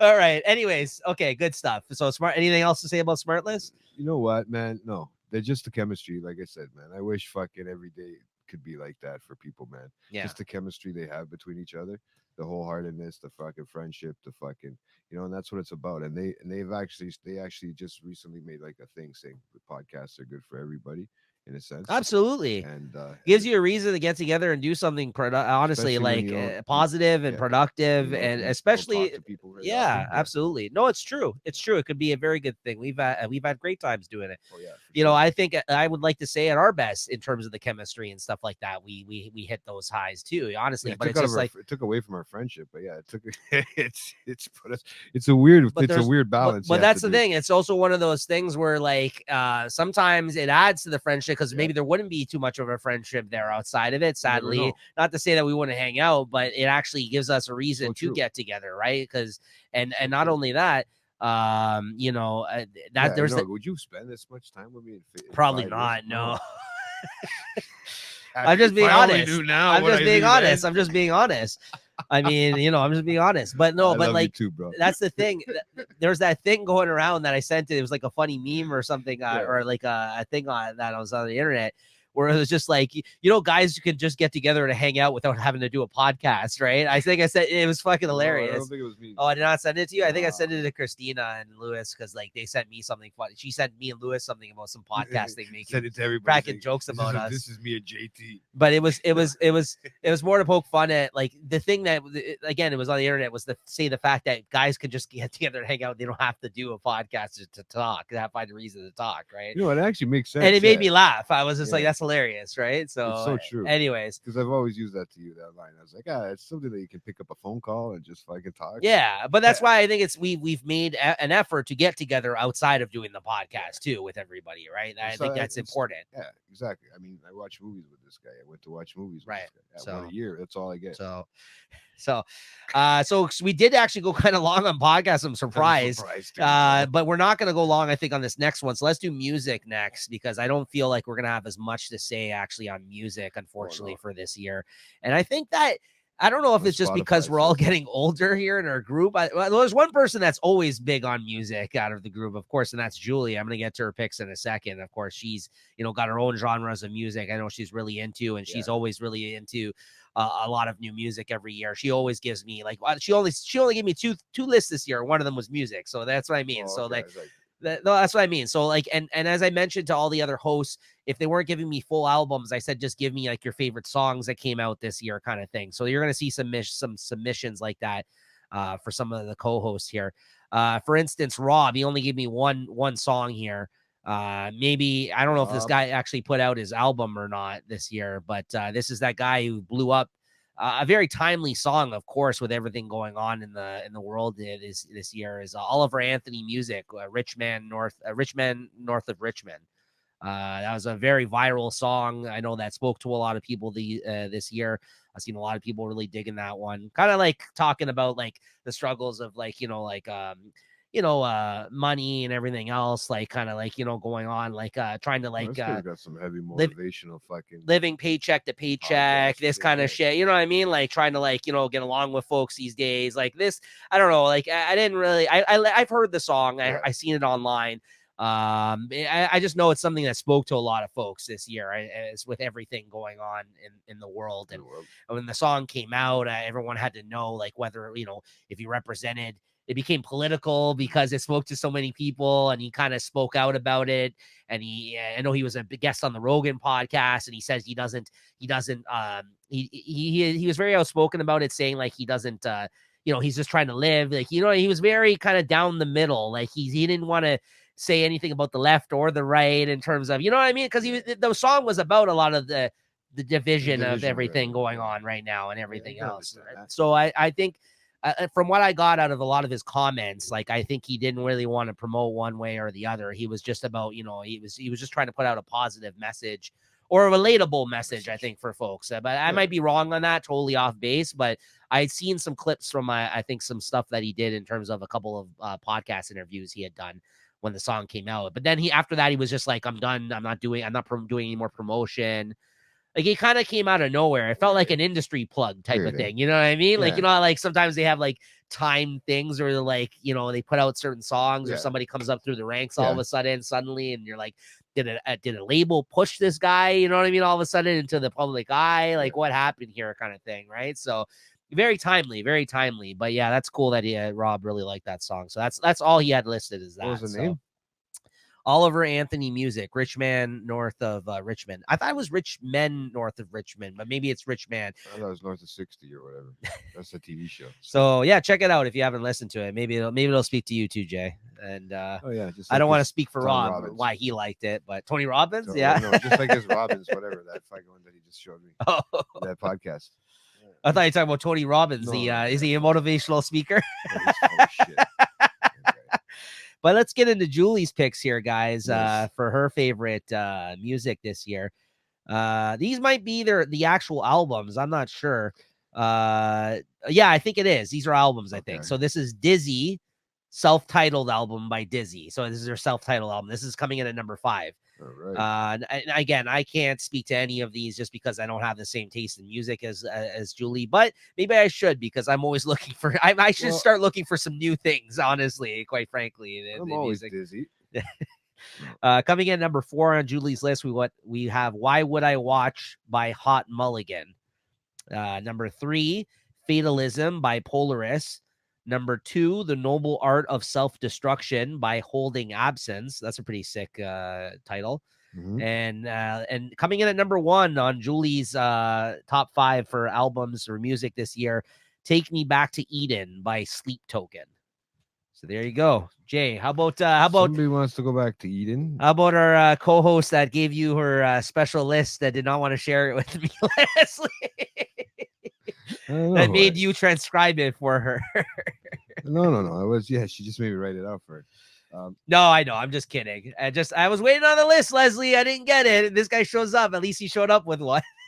Sits up late, early in the morning, was sitting with you chatting. So you got the list. I don't know. Everybody but Leslie sent me a list. I got it. Don't worry. Yeah, thanks a lot. Yeah, leave me hanging. Leave me hanging all day. He was thinking about it. Yeah, go ahead. Bitch never got us a list. No, that's it. So what are we going? 5? Yeah. By Baila Sola by I don't know Peso Puma. I don't know. It's fucking weird name. Some Spanish name. Am I saying it right? This last one right Oh here. no. I she got one honorable mention. Can I give you their honorable Go mention ahead. first? Go ahead. The Yeah. honorable mention is the flute song by Andre 3000. Which flute song? No, that's just because we just thought I'd throw that in there because we were talking about it. Remember? But she actually put that in there with the fucking smile. Well, I'm glad she got a laugh out of that then. You know, at yeah, least yeah. she got a laugh about Yeah, the whole yeah, fucking. Making Oh, fun I of her only about the flute kid. I song. mean, if it made her I list kid, I and joke, she, I joke, I and she kid. liked it, you know what I mean? That's Like, so funny that you just talked I about the kid, fucking. I kid. But you just talked about the fucking dog. Oh, that's what he says. Yeah, and now yeah. you just did it. Yeah. That's I subliminal, kid. bro. Triumph the Oh my triumph the God. insult dog. Yeah. That's subliminal. That's a little bit fucked up. Yeah, but that's right. Subliminal? Why is that subliminal? No, I think you're that's- using the wrong word maybe there. maybe I'm using the wrong word. What word would be right? It was just like unintentional way. Yeah, there you go. not A even- coincidence. Yeah, it just all of a sudden he rolled off the tip of his tongue. That's a trip, man. Yeah. And I caught it too. But that's how you say it, right?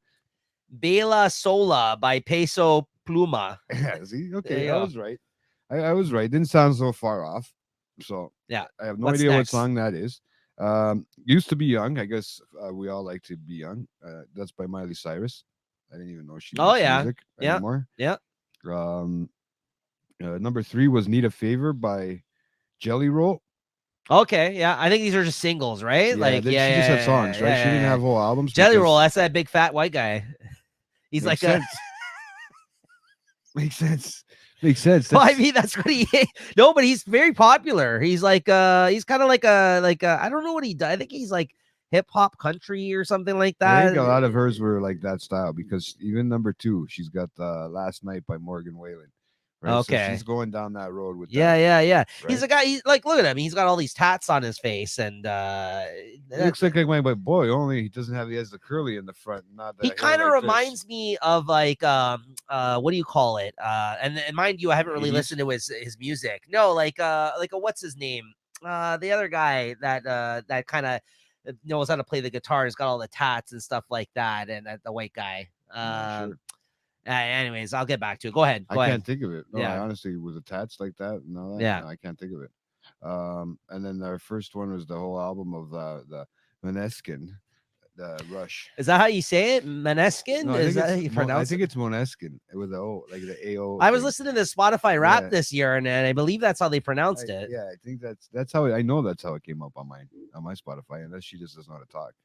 But they said it Post Malone themselves. is who I was referring to when I said that. He kind of looks like a Post Malone kind of to I was me. like, that yeah, guy. he looks yeah. more like a rapper than anything. Yeah, like, yeah, not a yeah, country yeah. Well, singer that's what or I mean. whatever. No, but I think it's not. I don't think it's straight like hip hop type stuff. Post Malone's kind of switching weird too, right? Like, But he's doing very the- talented, right? yeah. Like he can do like all kinds of like types of music. He so- does his covers are great. He does like rock covers and shit like that, Yeah. right? Yeah. But then so- he can slow right down and do something totally offbeat for the Yeah, it's kind of like more alternative. Like it's not like I wouldn't say it's hard rock, and I wouldn't say it's like country, but you know what I mean. Like it's like a weird mishmash of like but he'll play guitar. Yeah, I know. Yeah, that's.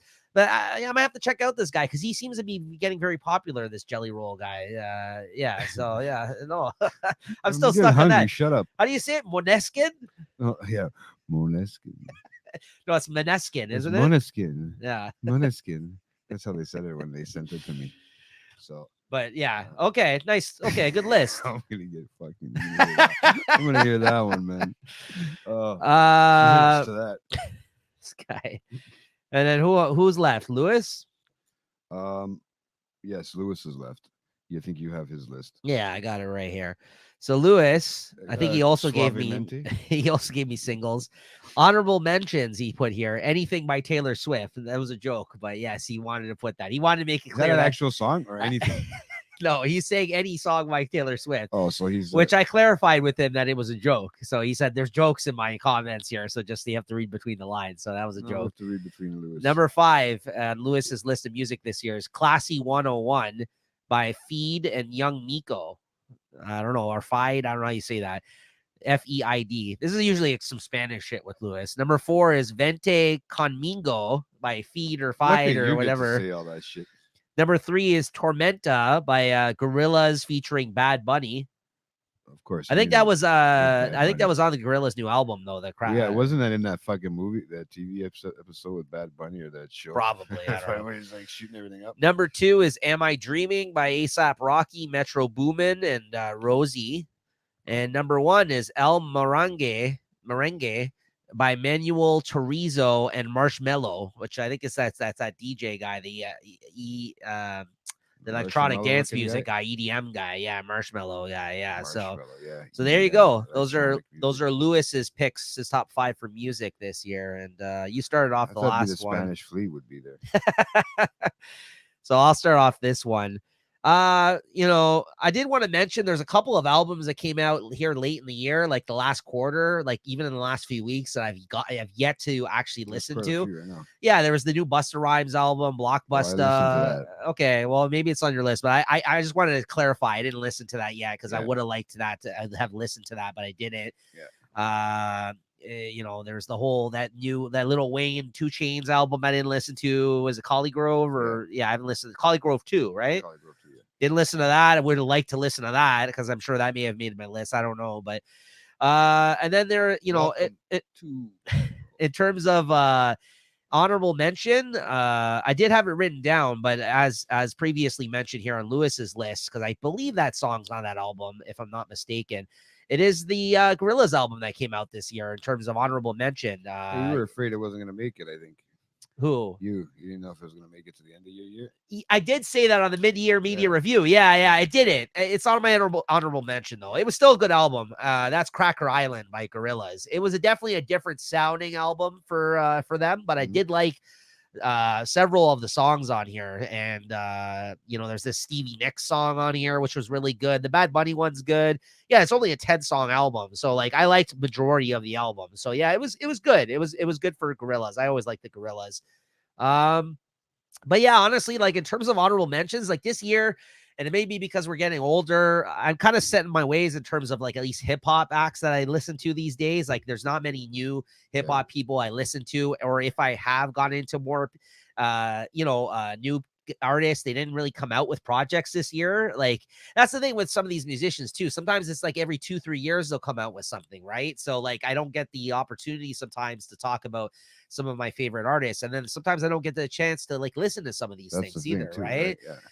But yeah, we always say this. I think that we've been saying this the last couple of years, unfortunately. Like it's always really hard for us to put a music top 5 together because we live in a day where like actual albums, like projects too, like aren't really like the way they were anymore. Now it's like that's why like I can appreciate all of our co-hosts like writing just singles down, because that's kind of the age we live in.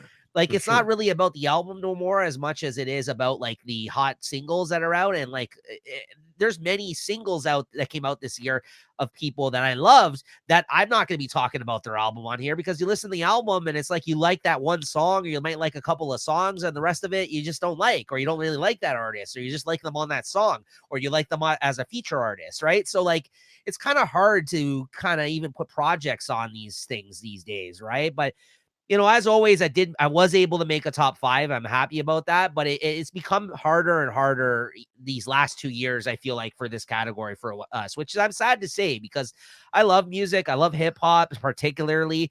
It's just, there hasn't been much that's interesting me. And I think that's also as a result of me having to seek out new music. And it's also a result of me getting older, quite frankly, too, because like a lot of spend a lot of time reading. That too. Podcasts, too. Like I'm not as keyed into to music anymore as I used to be, right? I'll admit that too, right? I used to be the first one to send music to me. Right. I'm not that person anymore. I've more gravitated, you're right, more into comics, and I read more, and I definitely watch more movies now, and I'm more into that kind of stuff, I think, more than anything, right? So here's my number 5 here. That was my my honorable mention. That's all I really had to say. It was probably the Gorillaz album. Coming in number 5 for me was still the Jack Harlow album, Jackman. I really liked that. It got mixed reviews. I think I also talked about this on the mid-year media review because I believe it just come out around that time when I talked about it. But I thought this was a great album. I thought this was a very personal album to him. He was talking about stuff like this was like, I felt like the album that represent like this was like I felt like the album that he made for himself. Like this is after his popularity, after he's gotten very famous. This was just, it felt like a very personal kind of like short album. It was only like 8 songs or something. Like they were all like short tracks, like or 10 songs. It was like perfect for short attention span. It was, yeah, it was a great half hour of music. I honestly can listen to it in a subway ride in the city here, honestly, depending on where I'm going. And it was just like good beats, good flows. I thought it was interesting subject matter.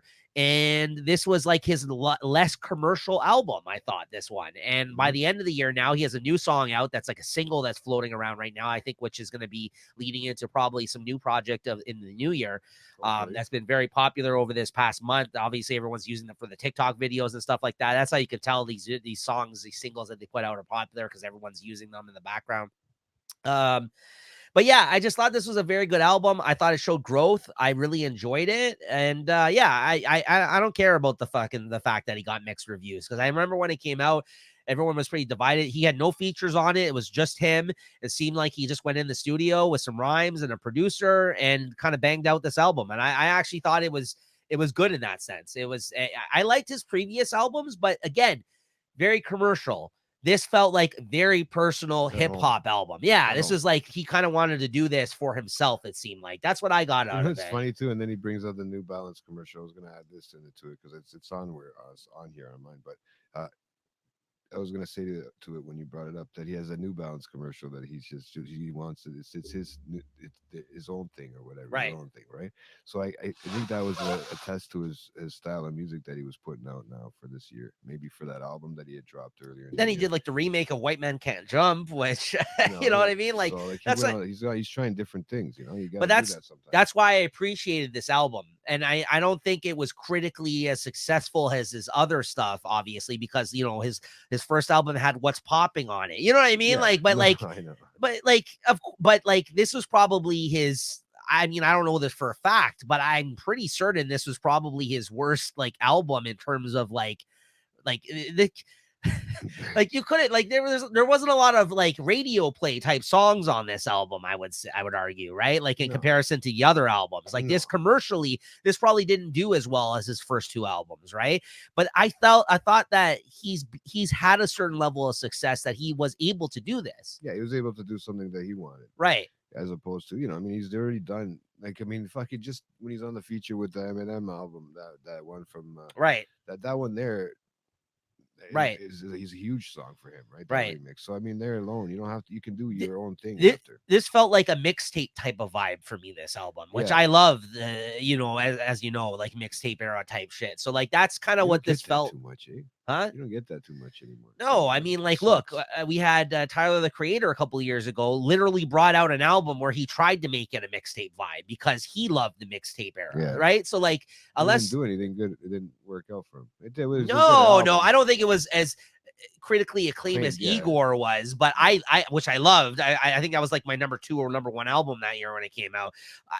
I was in my top 5 that mixtape album though. I liked that album, the DJ Drama one. I thought that was a sick album. I didn't hear it. Call Me If You Get Lost. We talked about it, bro. That's a fucking great album. Why did I say the other one then? What are you talking about? Igor was the one that he put out before, which I think we also talked about. You're forgetting. Anyways, yeah.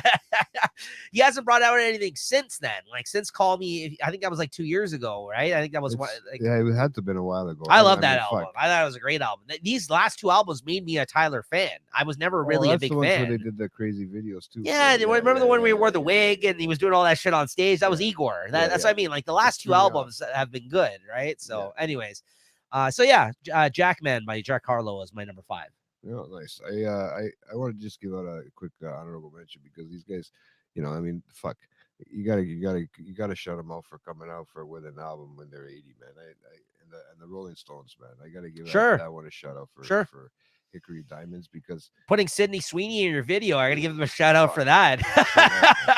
That video just made me sweat just thinking about it. Bro. Sure. But no, honestly, that you have to give them a shout out. For them to put out a full Absolutely. album and tour at that age Absolutely. is just fucking phenomenal, man. Absolutely. So I give them a heavy duty honorable mention for me. Sure. You know, I Yep. mean, maybe their album is not going to reach #1 for me. I mean, probably could have this year, but fuck. But in #5, I'm already. I told you, I said I'm gonna classify it already, just because it's #5. I gotta classify it because they put out so many fucking albums, so many songs. Okay, I'm gonna use that whole fucking Joyner one because I'm so mad that they didn't come out with the album this year. I was waiting, and you know what's gonna happen after we fucking finish recording this? Mark my words, Nico. Mark my words. The album's gonna come out just Yeah, before which fucking is why Christmas. it'll make my list next year. He No. keeps doing this to us on these shows. It's true. But Yeah.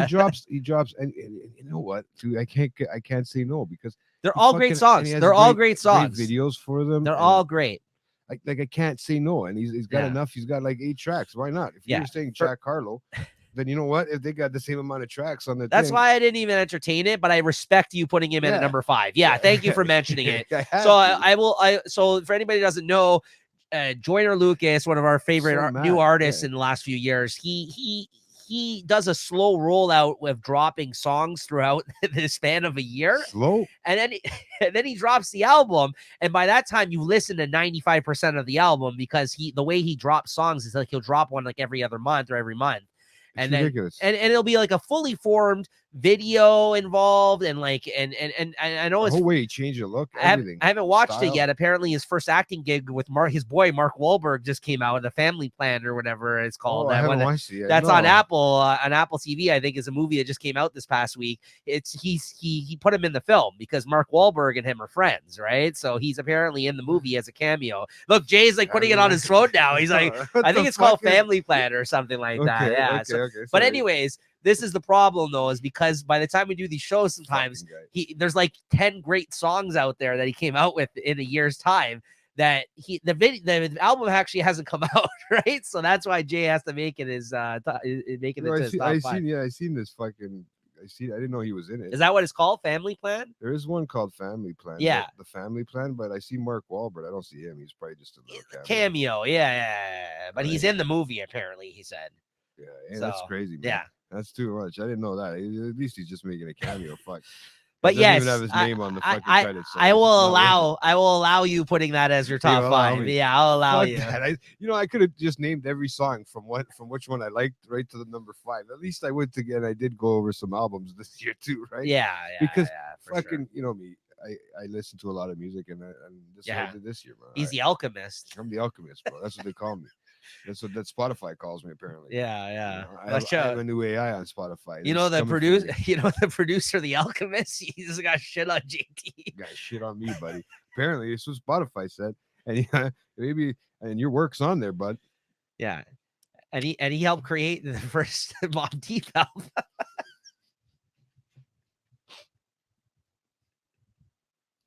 I'm sorry, man, but I love that Spotify thing now. Now because I've been doing it for a few years, Oh, it's like it's taking music that I fucking learned, I listened to in 2018, and bringing it back. And going, what the fuck did I Yeah. listen to? Sometimes, right? oh God. But yeah, so honestly, I have to do that for that one there. So let's just do that one there. All right, good for pick. my Good #5 pick. Yeah. because honestly, they were all great songs, and I can't put any of them down yet. And now I'm thinking that look, Eminem just dropped a single today with them. Maybe he's gonna have a whole album come out next year. You never know. But no, Oh maybe boy. he's just gonna copy Joyner and just keep putting them out one at a time. Here you go. My #4. Again, I think this has been on my list maybe last year and the year before, depending on when the albums had come out. It may have even been anyways, because I know it's been steady the last like 3 years or so, and that's Nas. King's Disease 3 Oh, came yeah, I out forgot this it came year. out this year. Not only King's Disease 3, but Magic 1 and Magic 2. 2 other projects from Nas this year. This year we got over 40 fucking new songs from Nas. And for the last few years, him and Hit Boy have been fucking going crazy in terms of this. This collab is all time. Like people said for years, Nas just had to hook up with a great producer, and Hit Boy is like one of the best, newest fucking producers that we've had in years in terms of hip hop that everyone talks about. And since he's linked up with Nas, they've come out with 3 fucking King's Disease in the last like 3 years, I feel like, and every fucking album has been solid. And between the 3 projects that I just mentioned, Magic 1, Magic 2, and King's Disease 3, again, like most albums these days, not every fucking song on it is going to be a banger to me, but like combined, you got fucking over 40 new songs of Nas. There's a fucking well-rounded, solid fucking album of like 15 to 20 songs out of these 3 projects for me that I listen to still. That came out this fucking year. Yeah, we're getting fucking this much Nas in this far in his career in a fucking year is insane. It means he's gonna come out next year and say, "I am sick, guys. I'm not gonna make it to the following year." Shut the fuck up. Yeah, I'm just like, thank God for this fucking these 2 working together though. Honestly, he's gonna go to jail for something involvement in some of these. Shut the fuck murder, up. like somebody's murder. No, honestly, these 2 hooking up has been great because like it's kind of re-energized this fucking guy. I feel like after years of like not getting anything from him, he's brought out 3 fucking albums with the guy. Like those King's Disease, and he brought Hit Boy had the tracks lying around for in case Nas ever wants to ask him to do a song. That's what it's like. Insane. It's insane. Like it's a great matchup, and they've been making great music together. And I think this year go down as the greatest. And most of this stuff, except for I think Magic 2, which came out very more recently, it came out earlier part of the year, and I had to go back and remember that I actually had these in my phone, and like because I already listened to it a whole bunch when it first came out, and like I've kind of been revisiting it like the past month or 2, like, and I'm just like, yeah, this still fucking holds up. The King's Disease 3 in particular was very fucking good. So yeah, good stuff. So that's my number 4. Oh, nice. Okay, so what am I gonna tell you? I had this is the one where I had a hard time where I was going to place them at, but it doesn't really matter. Like I said, I'll keep the, because I heard it in the beginning of the year. I'll keep the I forgot to say is the Course of Inevitable. Your Lloyd Banks. Oh yeah. Because I was listening to it, man, again, and then you know what? It is pretty good still, and it's on my. This is number 3 that came out this year. Yeah, it is number 3. The Course of Inevitable. So I didn't listen to the other 2 like you said to, but I this one is on a like thing that I put on from the beginning of the season. So I said it's the beginning of the season. You know what I mean? Yeah. Beginning of the year. Yeah. But I get to listen to it here and there, and it's all right. I mean, like I said, everything's good. Beats are good. Stuff is music's good. Tracks. Yeah. You know what I mean? But other than that, it was between that one and something else. But yeah, I thought I'd go that way first because nice. I talked about it, I think on my mid-year too. Yeah. I didn't have it. Like I said, I haven't listened to a lot of classic rock this year, man, which is fucking nuts. Right. Yeah, you went back. I went back, man. I took it way. But you know what? I think that's good because whenever you can't find anything new, you should revisit older music, right? Because it kind of gives you, when something good does come along that's new, it's good that you're not like wasting all your time listening to new shit, because you're gonna sift through a lot of bullshit and make time for certain you should only make time for certain stuff, you know what I mean? Like and when you're not doing that, revisit the classics, right? Like we've been doing that for something we haven't really officially announced here for a show we're coming up with soon, me and Jay, actually, in the new year, just like a single episode of something that we're recording for Late Night Chat, and where we've been revisiting some older music, and that's been fun. Like I've been having a really good time with that. And like it's been some time since I listened to some of this stuff, right? And that's what I mean. It's good to go back. It is scary. Some of the stuff that I've been listening to, because it's good music. It's just stuff that brings you back to a time in your life, and so that's what's always been good about music, and you know that, Nico. That it doesn't matter. Sometimes it's hard, maybe this year, to find something that meshes with the way you're feeling and the mood you're in and all that crap, but you can always go back, right? Yep. My problem was I wasn't finding anything that was that for me this year. If you understand what I'm saying, sure. It has to my feeling at that moment. So sure, it doesn't resonate as easy. Right. That same album might next year. Be like, what the fuck did I forget to listen to? Right. Sometimes you're not ready for it in the moment, right? Yeah. So no, I understand that. A lot has to do with your thinking too, Yep. right at the time. Yep. So All right, so coming in at number 3, I got well, someone's got to rep him here. I don't know if it's gonna make Jay's list or not, but I gotta give it to Drake for number 3 for his late entry in the year here, for All the Dogs, as well as, and mainly honestly his follow up, which added a bunch of songs onto the album, was Scary Hours, because quite frankly, on Scary Hours, that was like his more like much more hip hop approach, like where he went on and dissed the shit out of fucking everybody on that. Like there's like 3 songs where he's being so fucking disrespectful. I mean, to like not only like just people in the industry, but to women, like, like there honestly, like, he didn't care. Scary Hours was what I think the hip hop fans were looking for on For All the Dogs, and For All the Dogs, because he's got so many, he's so huge at this point. He's got so many different audiences that he's trying to appease with an album, that there may be only 2 or 3 songs on the album that I'm really looking for in terms of like the Drake that I like. Yeah. And then some of it, the sing-songy Drake or the more R&B-ish type Drake songs and this, like, like, listen, you still get songs with J. Cole on the album, which were fucking great. But like, there's other songs where he's doing features with artists I'm not really into. And then there's like, I get it. He has a wide range of people that he's trying to please with his albums. Everybody. Right. But then he came out with Scary Hours, which came out a couple weeks after the album, and that is fucking fire. Like Scary Hours, like almost the whole thing, I really fucking enjoyed. And then you can download on Spotify. There's a thing where it's just all of it in one project, and like I don't know if it would have made the list, honestly, if you didn't put Scary Hours out. I honestly am serious about that, because I think there's so many fucking good songs that I like on Scary Hours, more so than I did on the album. It may have not made my top 5, or it would have been higher up in the list. If it may have been like 5th or something, but I got to put it in the middle of the pack, because I did enjoy a lot of the fucking songs and Scary Hours that he came out with. And as a whole, it was a pretty solid project, I thought, from Drake. Like, and there's been years past where he didn't make my list for certain albums, right? Like, I think the first time he made my list, and maybe all the time that we've done this show, was last year with the 21 Savage Her Loss album, which I thought was fucking the best thing he's put out in years. You said, but this was good too. This was pretty solid. Was it one of these ones that made my my mid-year review?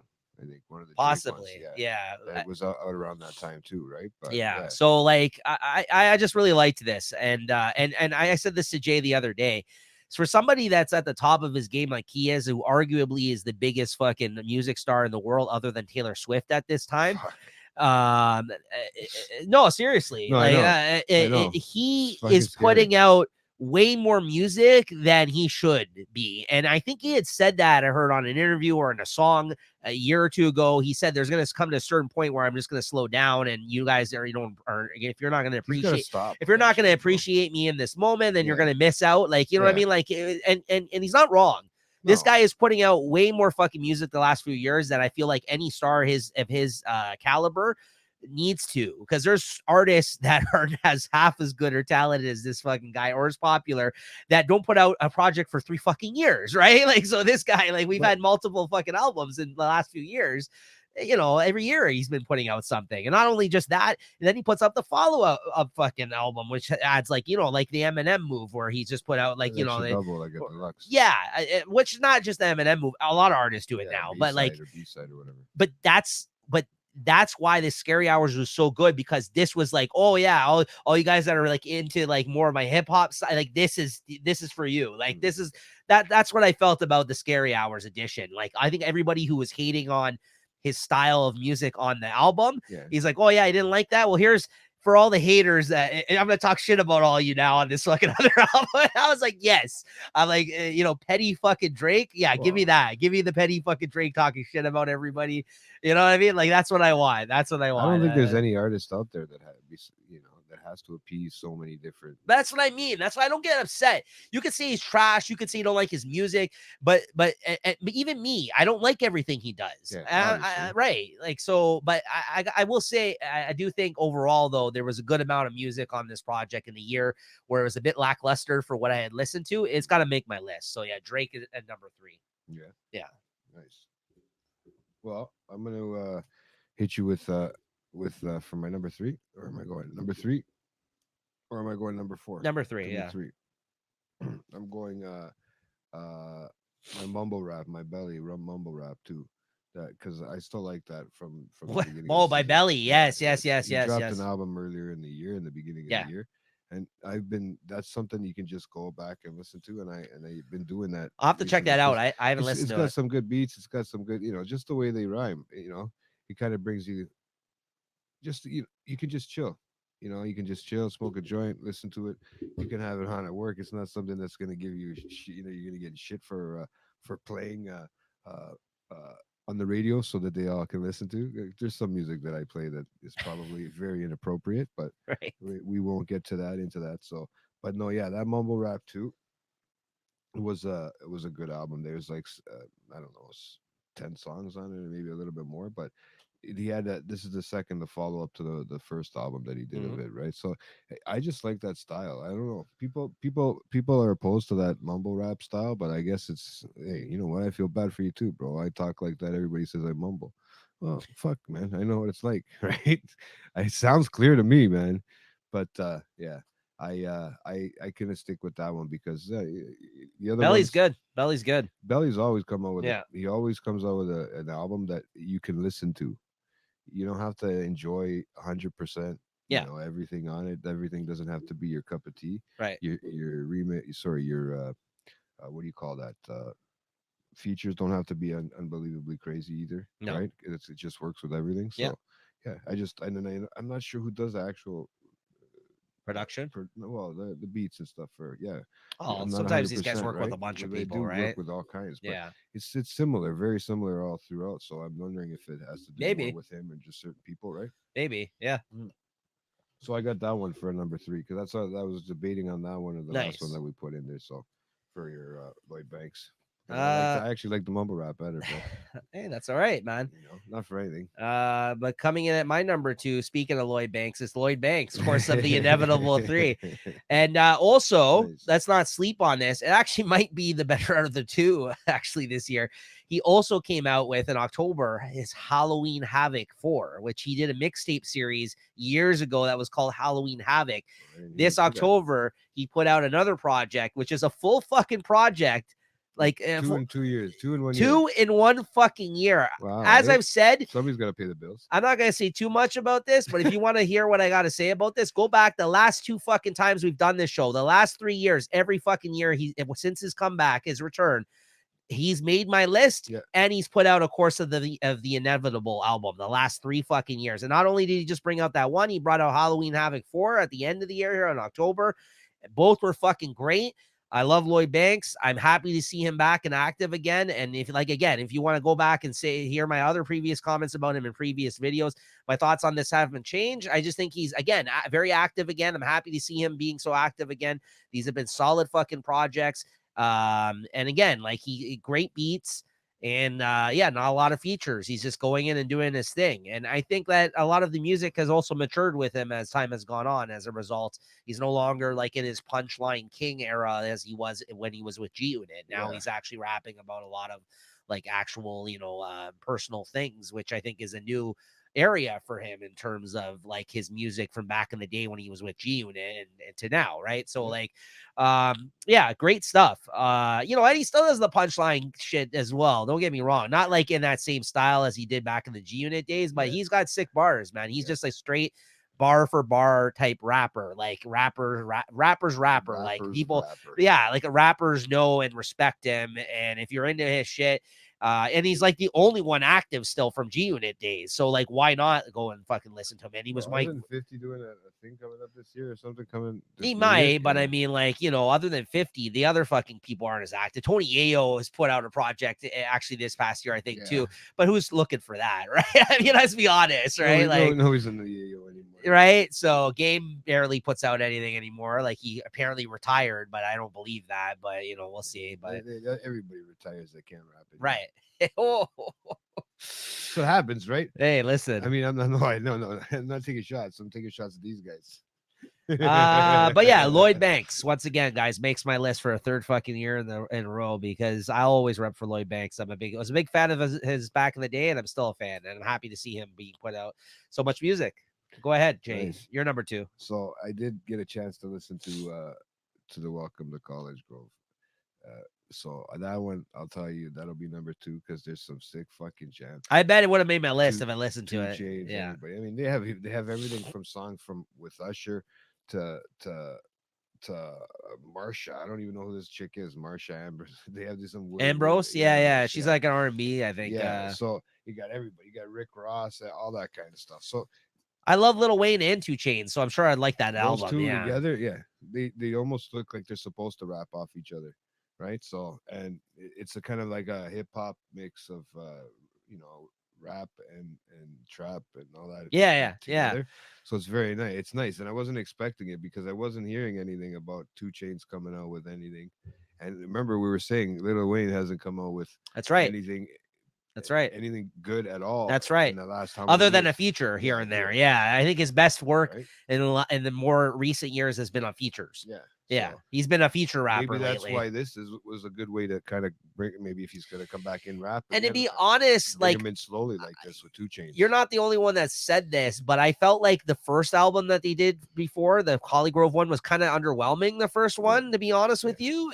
And I know it was a lot of older recycled tracks I think they used on the first one too, Probably wasn't together, it? I think so. It felt like it was like some Stuff older that had shit been that released, yeah. and So they put it on. this is more current, Yeah. I would think. Like This this is all like current. yeah. This is all just them going together, right? Like if it 'Cause wasn't you hadn't old, heard from them for a while, right. Because if it wasn't older stuff on that first album, I remember listening to it and being like, "Well, this is going to be the best thing ever," and I felt very underwhelmed by it. But like what you're saying, I've heard similar people review this new album, and they said this is better than the first one. 20 tracks, bro. Yeah, So yeah, it's like almost putting out a double album for those guys. Like yeah, each of them yeah. putting out an album for the Especially year. today, yeah. for the year. So you know Jeez. you have to take it back and check it out, right? I'm going Because to. I'm going yeah, to. for the new year. Yeah. You know, we'll see what comes out. Obviously, like we said in the new year, right? Yeah. Yeah. But no, I enjoyed it. I really did. Yeah. Go on. All right. Yeah. No. Okay. That's your number 2. So coming in at my number 1 this year, which is a bit of a swerve, honestly, for me. I'm very surprised about this, but I'm delighted to see it. And that's again, you know, we spoke about a lot of nostalgia here tonight, and you know, leaning into things that we remember and enjoy, and makes you feel good, and brings you back to a different time. And that's basically what I experienced this year with the return of the band reuniting once again for Blink 182 with the album One More Time that came out here in the fourth quarter of the year, almost at the end of the year. They finally released their new album. This is a band that I went and seen live this year. Me and Christine went. It was our first actual music show that we went to together. So that was a lot of fun. They reunited this year and went on tour. They played all the hits. This is before the new album came out. Played all the old hits at their concert. It was awesome to fucking see them in concert because I never got a chance back in the day in their heyday when they were popular. Mm-hmm. And the story is honestly like, it's very cool too, because the whole reason that, you know, they kind of had a falling out, 2 of the members, and then one of the members ended up getting sick years ago. He ended up getting cancer, and then he went for treatment, and it went into remission. And during that whole time when he got sick, they kind of started talking again, these 2 guys that were part of the band. And they, you know, because he got sick, I guess he reached out to him, and like they got to a friendly place again with one another. And then they were able to reunite and bring the band back after so many years, right? Because these guys went off, they went and even worked on in different bands other than Blink 182. Outside of Blink 182, you know, Travis Barker, of course, we all know, like, he's been involved in terms of producing people's music. He's got his own label now. He did this, I think he did the new Alanis Morissette thing. He does the MGK out, like he's under his label, right? Like he does hip hop production in the past. Like, so he went off and did like a bunch of shit too. I don't think so. No, not that. What was the other one? Travis Barker has his hand on a lot of shit. Hip hop, I was thinking. I'm just trying to think of somebody, but I don't know why Linkin Park came to mind. He did a bunch of stuff in hip hop too, though. Yeah, I mean, he's done shit for Lil Wayne on Lil Wayne's album. I think that rock album that he did. Maybe, yeah. He's worked all over the place, but now he's got his whole thing too. He's with the Kardashians. Like he's married to one of them, right? He's got that going on for himself. But anyways, like they all kind of went off and did different things in their career and their lives. And honestly, this album is kind of like, you know, honestly, the feeling I got from it. And the album, again, the name of it is One More Time. Like kind of, we're getting back together. We're just doing one more time. Like the songs are all about getting older and reminiscing and remembering things from your past, and like and even in the lyrics in the songs, Jay, they talk about like, why did we have a falling out, like kind of thing, like why did that have to happen, why, you know what I mean, like and like and it's like, why does it, like, one of the lines in is basically, why does it take a sickness basically to bring us back together, like kind of thing, and like again, it's like So true, time's too bro. short, like life's too short, and like and honestly like and honestly felt like I grew up with them as a result. Like I was a fan of them when I was a teenager, and the fact that they brought this album back after not being active together for so long, and I Yeah. got to experience them live in person at a concert this year, Mhm. it just made it all that much more special. And I honestly, I told you when the album first came out, I didn't listen to it for the first couple of weeks because I was afraid to listen to it and for it not to be a good album. I was He was afraid it. afraid for it to suck. I was afraid for it to suck and it was going to click with me. So I kind of wanted the hype to die down. And then, like, Christine obviously listened to it right away and she loved it. And then I even remember I seen obviously our co-host Julie there a little while ago, and she was like, it's actually pretty good. And she told me, and I'm just like, okay, I gotta listen, I gotta check it out, I right? was surprised that you didn't listen to it even by then, right? Yo, So I mean, listen, I was busy too. It's not like I just did. I kind of wanted to make sure I had time to sit down with it and it's hard, listen yeah. to it and kind of soak it in. I just didn't want to just like be whatever about it too. Yeah. It's not that I was afraid, but No, that no. that was that thought was in the back of my mind though. I was like, oh man, like I hope this album, like, can they really? Because sometimes you can't go back home again. Like you can't recapture the The magic of what moment. made them. Yeah, the moment. And but honestly, I felt this succeeded in 100% in doing that. Like the nostalgic kind of vibes from it, the reminiscing about shit, the fact Just that the I grew. history behind it, right? Yeah. So like it honestly made for a perfect album for me. It's honestly I can listen to the whole thing back to front too, which is very rare nowadays. I think the whole thing fucking is a banger. Like every track is really fucking good. For different reasons. There's obviously standouts amongst them, but like I can listen to the whole thing, no problem.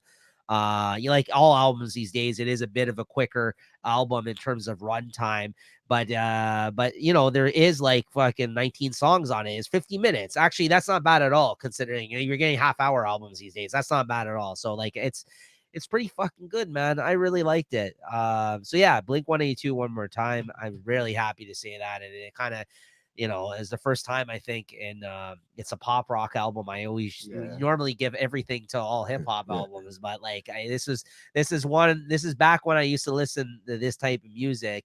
A band reuniting. This got me to check this out finally. So yeah, this is a lot. This is great. I hope they continue to make music, but if this is it and they kind of pack it Go in on after this. this, I mean, they're already announced a fucking tour for the new album, which we couldn't get tickets to because they're fucking ridiculously priced, of course. So I was happy to see them at their concert, their first concerts when they did reunite, because I don't know if we're gonna make it to this one. But if let's say they hang it up once again after this album, I would be okay with that, because I think this album on its own, I think, speaks volumes in terms of like their whole time Career and together. stuff, yeah. Yes, absolutely. Yeah. Nice. And for my time with them as a I had a fan. feeling that I was wondering where that was on your list, right? Oh, number one. Yeah, and then I figured if it hasn't gone by now, it's going to be right there at the Yeah. top, So right? there you go. Because you know the way I know the way you feel about the group and Yeah. the band and stuff, and we've talked about this on other Sure. shows. So, but me, I'm going for the same guy I went for last year, man. I'm taking the Busta, man. Busta? Yeah, I That whole thought fucking so. album is fucking crazy, bro. You know what's funny too is This that is Blockbuster is the album, yeah, right? yeah, and everything's so funny because it's supposed to be a big bang, right? Of course. And so that's why everything's got big letters. Looks like he's yelling at you when you look at the Spotify, like when you read the name of the title. It's Yeah. all bold letters and big letters. Yeah. So, but every song he's got, I think there might be 2 or 3 songs in it, and out of 19 songs, that it's just him. But everything else has got everybody from Quavo to fucking people you don't even know on the list you have never even heard of, right? But it's good to get new rappers a chance and see how they sound with such an artist, Yep. right? And for him to come out with all these albums in the last couple of years too, that's another thing. That's like you were saying with Nas. You go, okay, what the fuck's going on? But now he wants to become huge. He wants to go on tour. I want to go see that fight. I want to go see tickets. I want to try to get tickets. I know we were talking about it, but Yeah, he seems hungry again oh too. fuck, Yeah, he's yeah, got yeah, that yeah, fucking. yeah. He wants to be out there, man. And I think I see because I thought 50 was going on a tour of some sort like that, and I thought he was going to be involved in this You know what? Well, he was on tour with 50, at I one point. believe. Yeah, Yeah, but no, but like it was 50's tour though. No, see, but here's the thing.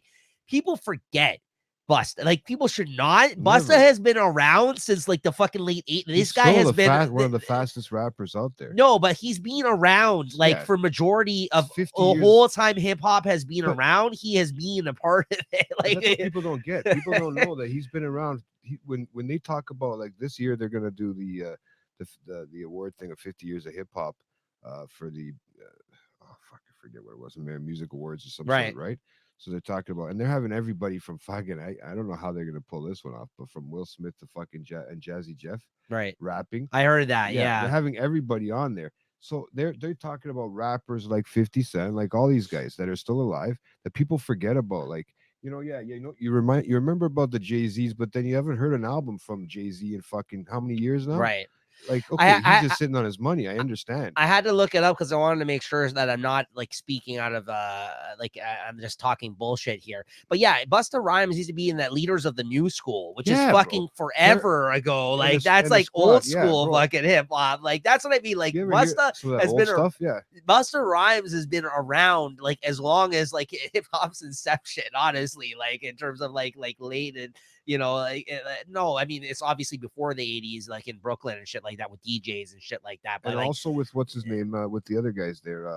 because Busta is over 50 years old at this point. So if they're celebrating 50 years of hip KRS-One, hop, all yeah, that yeah, stuff. yeah, Like, yeah, same- yeah. they yeah, all yeah, fall under yeah, the same yeah, category, yeah, bro. yeah, They fall. yeah. He's under Ice He's a Cubes. legend. Like he's And, yeah. he is a fucking legend. And I think like that's what I mean. People Like forget. that's people forget. No, that's what I mean. Like so, like to your point, like to see him much more active these I'd like past to couple see years, it's good. him mingle it up with these kids too that he's rapping with, because now you got it. Like it's funny because it's almost Well, like they you got a say- grandfather rapping with the fucking grandkids almost. Well, they say he's he's a almost great like 50s, he's in his show. He 60s. puts on a great show too, from what I've heard, because he's such He's a got presence energy. on the actual stage. Yeah, him and Redman are they're the two people, or Red and Meth. Like those Red and Meth, apparently. guys, yeah, used to be those crazy. are Red appar- Man was nuts, but No, but those are apparently are like the in terms of like hip hop like shows. If you want like terms of people moving around on this, I've heard that about both of them. Like because Busta also has this hype man Spliff Star that goes on their fucking tours with him too. Don't that's forget. what I mean. I think he's gonna be there too. Right, yeah. Well, yeah, because I had to Flip look Mode, into it, because man. Flip Mode Squad. Yeah. Don't forget about it. them. You Yeah, don't forget don't forget about the Flip Mode. But Yeah. he's been around forever. I know. Before we even listened to hip hop. Yeah. This is what I understand. He's been from the generation before us. Yes, right? They absolutely, listen to hip-hop, absolutely. right? Yeah. I mean, these are like the guys that Eminem grew up on and stuff like that. KRS-One, Busta Rhymes. You know what I mean? And we grew up on Yeah, them. see, Leaders of the New School, 1989. Yeah, man. That's Been around forever, bro. so. Ever, man. He's like a pioneer, like the Biggies and the Tupacs. People forget, man. And the Jay-Z's and stuff like He that. that's been predates around. a lot of a lot of those guys listen to him, bro. Yeah, Right. that's what I mean. He's got to be 60 almost. Yeah. He has to be. If So we're pushing that, he's 20 good. years older Good than us. pick. Yeah. I just haven't had a chance to No, I know you haven't. This is literally, and it seems like But he I'm in the drops car right all the before time. we do these fucking shows. Because this happened, I think, last year or Yeah. whatever. Because is that when he Had brought out two the of last them album? last year. So I feel like every time this happens and we do this show, you put them on your list, and I'm like, I haven't listened to the fucking album So yet. I don't And want to it- go too off about it because I don't want to get you. I don't want to get you. No, but I like to Yeah. listen to Busta. Yeah. yeah. I always give it up for Busta for sure. I just honestly, man, he's the only one I can relate to from back. Like, I mean, if I Oh, I love can go Busta. back, I yeah. love Busta. So, So all right. yeah, Well, that's so- your well, number one. Yeah, that's my number one. Like I said, this Awesome. is just a throw out for I think a whole tour that he's having. So Perfect. this will be nice next year. So that'll be interesting. I'd like to see if we can go see that one. It's in We'll Toronto. see. Yeah, We'll but- see. We'll yeah. see what There's happens. no Taylor Swift style tickets, man. All right, I so don't know. that's gonna do it for our music category on this one. All right, as we continue with both of our clogged noses here, me and JT. I So don't know, man. Where am I now? we sound if we sound a little off this recording, that's been why. I'm all stuffed up this holiday season. Yeah, it's Merry Christmas. Merry fucking Christmas, like usual. But let's get into TV shows next, which is I know always JT's most anticipated category because he watches it all, folks. He watches it all. So Sad.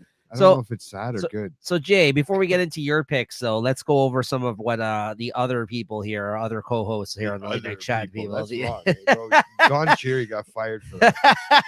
Remember, That's 5 right. years ago to the day or So something. No, too much. Yeah, yeah, exactly. It's it's kind of fun. funny. We did a show so just not too long ago. on We ours. did, we did. But yeah, let's get into other people's picks here. Sorry, man. I don't need to do that, but it came No, it out. made me laugh. That's Yeah, I why know. it's good. I Yeah. got you. Let's Here, let's start with Lewis's picks here for hear his favorite Lewis's TV pick. shows. El Nasto. Yeah, what is it? All Spanish stuff? Luisito. Luisito. Uh, Luisito Louis Latour. so Lewis's top 5 for shows that he watched this year. Coming in at number 5, Ted Lasso season 3, which I think you've yet to watch. Have you watched that yet? No, I've yet to watch it. I'd rather watch a real life story about a TV team, about a team that needs to win. This guy can't even talk properly. Yeah, you're talking about the Wrexham show. Yes. Yeah, but you know what it is. It's basically I the same speak concept. JT. Yeah, I'd rather watch a real show about a soccer team. It's a great show. You're No, I missing know, out. I know. If somebody I've heard watches that. it all, I'm surprised doesn't watch that. It's hard, man. Even the woman Comedy, the remember? woman who's the shame woman is in it. She's a great character on the show. She's one of the main Shame. characters. Jay, Hey, she's maybe really, that right? yes, maybe that'll change your mind. Eh? Yeah. No, how come you didn't tell me that before? I talked about it on Watching the Throne. Actually, I did talk about it. Okay, that's probably You just don't listen. blanked out. Now, coming in at number 4, we got One Piece, the live action show that was on Netflix this Oh, year. that's That so based corny. on the manga and anime. He said, "Yeah, I liked it. So what?" That's what he wrote here. Is that what you Yeah, know? That's 'cause good because he he knew did- I was coming up yeah, with a there you comment. Eh? Coming in Nice. at number Perfect 3, timing. a show that I hyped up to him, yet I haven't actually seen it yet. Uh-oh. That's also based off You a do that manga. to me too, bro. That's also based off a manga as Pluto, which I was telling you about this too, which is also Yeah, you said something an about that. 8-episode anime that's on Netflix that I'm looking forward to watching, but I haven't had the time to watch yet. It's based on one of my favorite mangas ever. So there's that. Coming in Okay. at number 2, Scott Pilgrim Takes Off, a show that he told me he liked a lot this year, which is also based on a comic that came out years ago. That's also a Netflix show, if I'm not mistaken. That's something that's on my list as well. And coming in at number 1, The Last of Us, season 1 for Lewis this year. Last of Us was his favorite show, which Last of very Us good is your stuff. first pick. Hey, look at that. Just Just the way it now, worked out. Julie didn't have TV. I think she just had movies. Yeah, no TV. Shame. Let's go over to Rob's picks then. She means she didn't even watch Game of Thrones, eh? No. So So Rob's list for TV. I know a very avid TV watcher as well, along not with JT. so long, not so much. I don't think he watches like older stuff, so I don't know. Well, the most He did avid watch- TV watcher alongside Probably. you will be Leslie, which I'm sure we'll get into here in a minute. But Rob's honorable mentions, we got Only Murders in the Building. I think this was season 3 this year. Yep. Surreal Estate, which I've never heard of. It's another sort of like it's on TV. It's on every week now.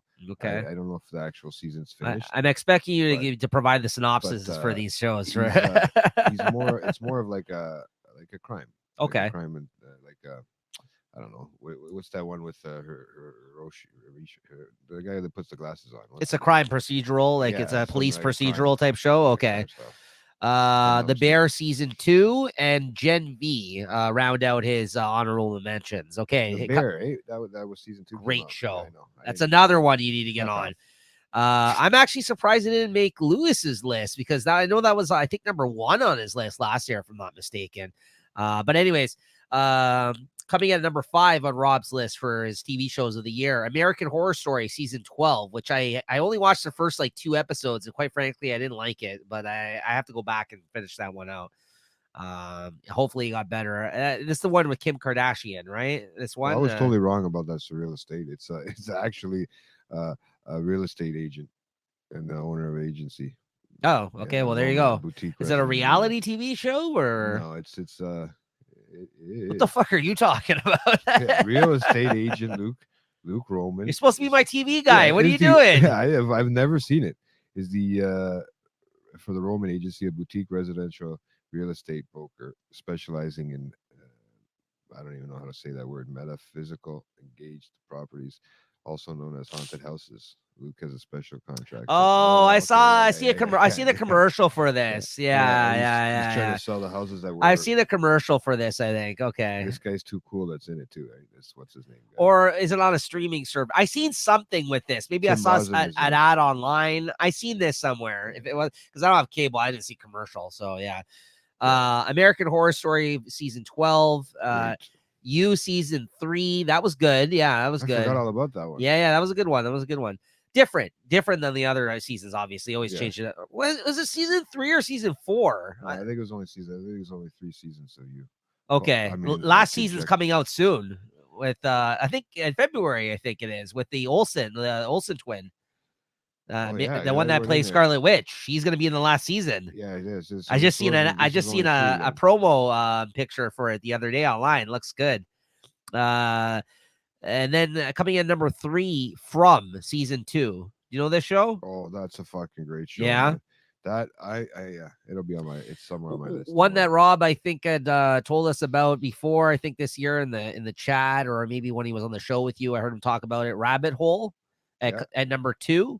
Okay. And coming in at number 1, The Fall of the House of Usher, which I really enjoyed. That was a good one. Did you end up watching that? No, never watched it. Oh, that was good. Yeah, it was on Netflix, I think. Yeah. Fall of the House of Usher. It's from from the same guy who did all those other horror type shows of the houses and stuff like that on Netflix. It's the same director that did all of them. I forgot his fucking name. And he also did the Dr. Sleep movie.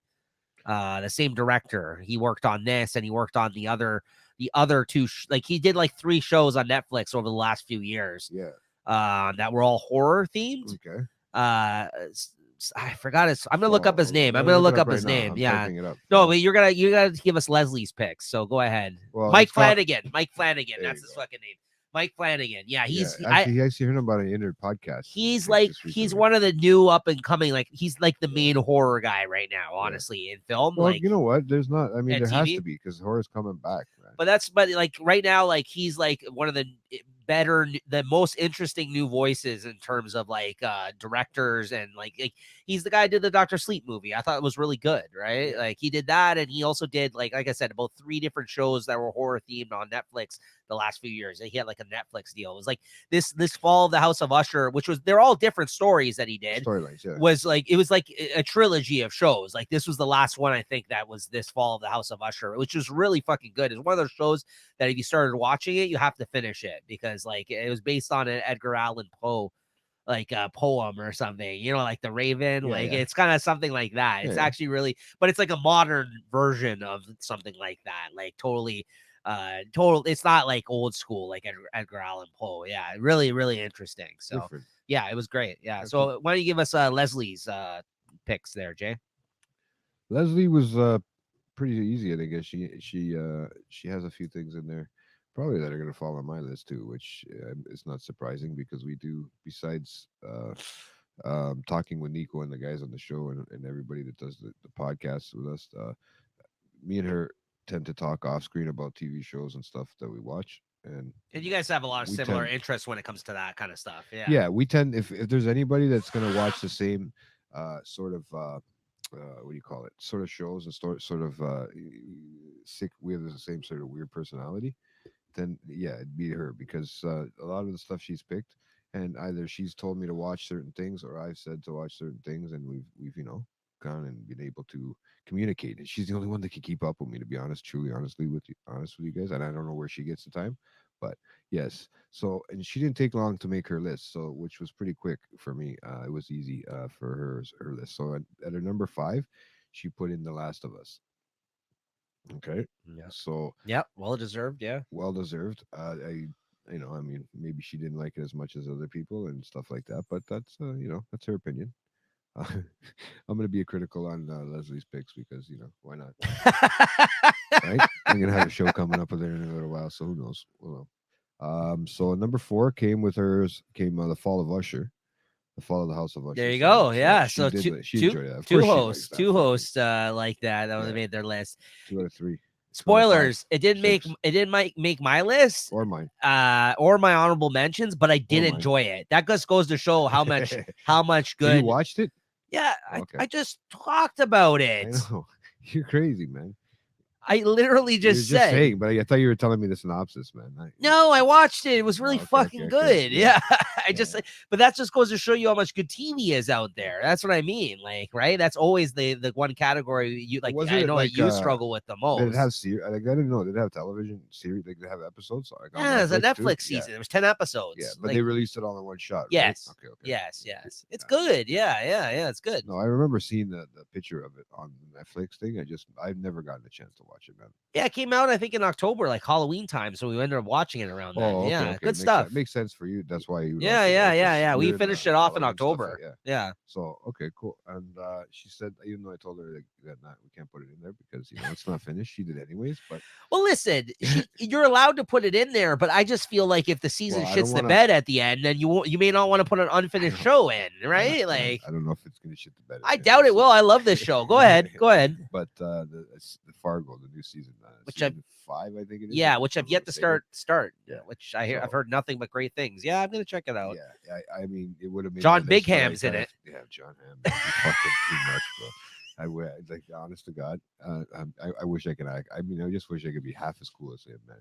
Just half. Watch fucking Mad Men. You can see how cool that guy is. I know, but I'm just saying. I just want to be half as cool. Like, even the way he's playing a totally different character probably than Mad Men. Oh yeah, for sure. I've seen a clip of him playing this character. Yeah. I've seen a clip. I know what character he's playing, but like, it was just one of those things where he was just a cold-hearted prick on Mad Men. Yeah. That he was Mad Men. And he was such a good fucking character on that show. It's one of those things that's when I first discovered him. I don't think he's ever gonna outdo that role. So I got to see this Fargo. I got to see this Fargo. And there's a great cast in this season. Yeah, every season's great. Season's good. I mean, I can't. Last season was the weakest. I was going to say the same thing. The Chris Rock one, was the weakest. Was the weakest. Maybe I didn't understand that type of. No, it was the weakest season. I didn't think it was bad. I just think it was the weakest out of all of them. But if this is the way this one starts out, man, for the first, I think it's 6 episodes so far already. Okay. So if this is how it's starting and how it is, then you know what, man, this is awesome. This is just. So that's number 3. Yeah, and there's just a great cast in this. This one, like, honestly, a cast that you just don't think of getting together. I mean, you might, because just to find that these are fucking real crimes in the States, man, somehow or somewhere, something that's actually taken place somewhere in the States, it just makes it even that much. It actually adds comedy to it because you just realize how stupid some of these people are, right, in middle America. Sorry, guys, if you're watching, but yeah. I'm just letting you know. But yeah, so that was that one for number 3. Okay. Then she took Gen V for number 2. Another great show. Yeah, I caught up. I ended up watching it. Yeah. Great show. So she's got that one for number 2. And then she's because we had I guess we didn't get to see the last little part until this year. It was Yellow Jackets of the last season. And we're hoping to, I mean, I'm hoping for another season. I'm hoping for it to come out sooner than later. We've been waiting for it now for half a year, so I'm hoping that it comes out in this winter. So we'll see. Well, this one was delayed. This took more than a year to come back. The second season for. Well, I think it was reason. coming. I think they were filming up here too, right? A lot of it. They were filming. Okay. In Coop, BC, probably or something. Areas. Right? So yeah, it was certain. It was weird how it worked out with the strike when everything happened. Remember, too, guys, we're coming off of a year. All these shows are going to be delayed that are continuing now. Yeah. So yeah, no, that's a great show. Great show. I think it was her number 1 last time too, if I'm not mistaken. Yellow Jackets. Yeah. So it is got a great cast. It's got a huge lineup. Absolutely. So I mean, you can't go wrong with it. Absolutely. So yeah. Okay. Great picks. Great picks, Leslie. Yeah. Good stuff. I watched almost all of those shows you mentioned there. And what are they quick again? The 5 that you mentioned there. She's got the Last of Us. Watched it. Yeah. Fall of the House. Watched it. Yeah. I haven't started watching Fargo, but I'm going to. Gen V. Yeah, I watched all those except for Fargo, which I'm going to. Yeah. Good picks, Leslie. I agree. Those are all good. Well deserved. I know. I should be having more picks. I have that. No, these are. What's funny is I think my picks are totally opposite of those picks, and I liked everything that you said on that list, right? So, anyways, but go ahead, Jay. Why don't you?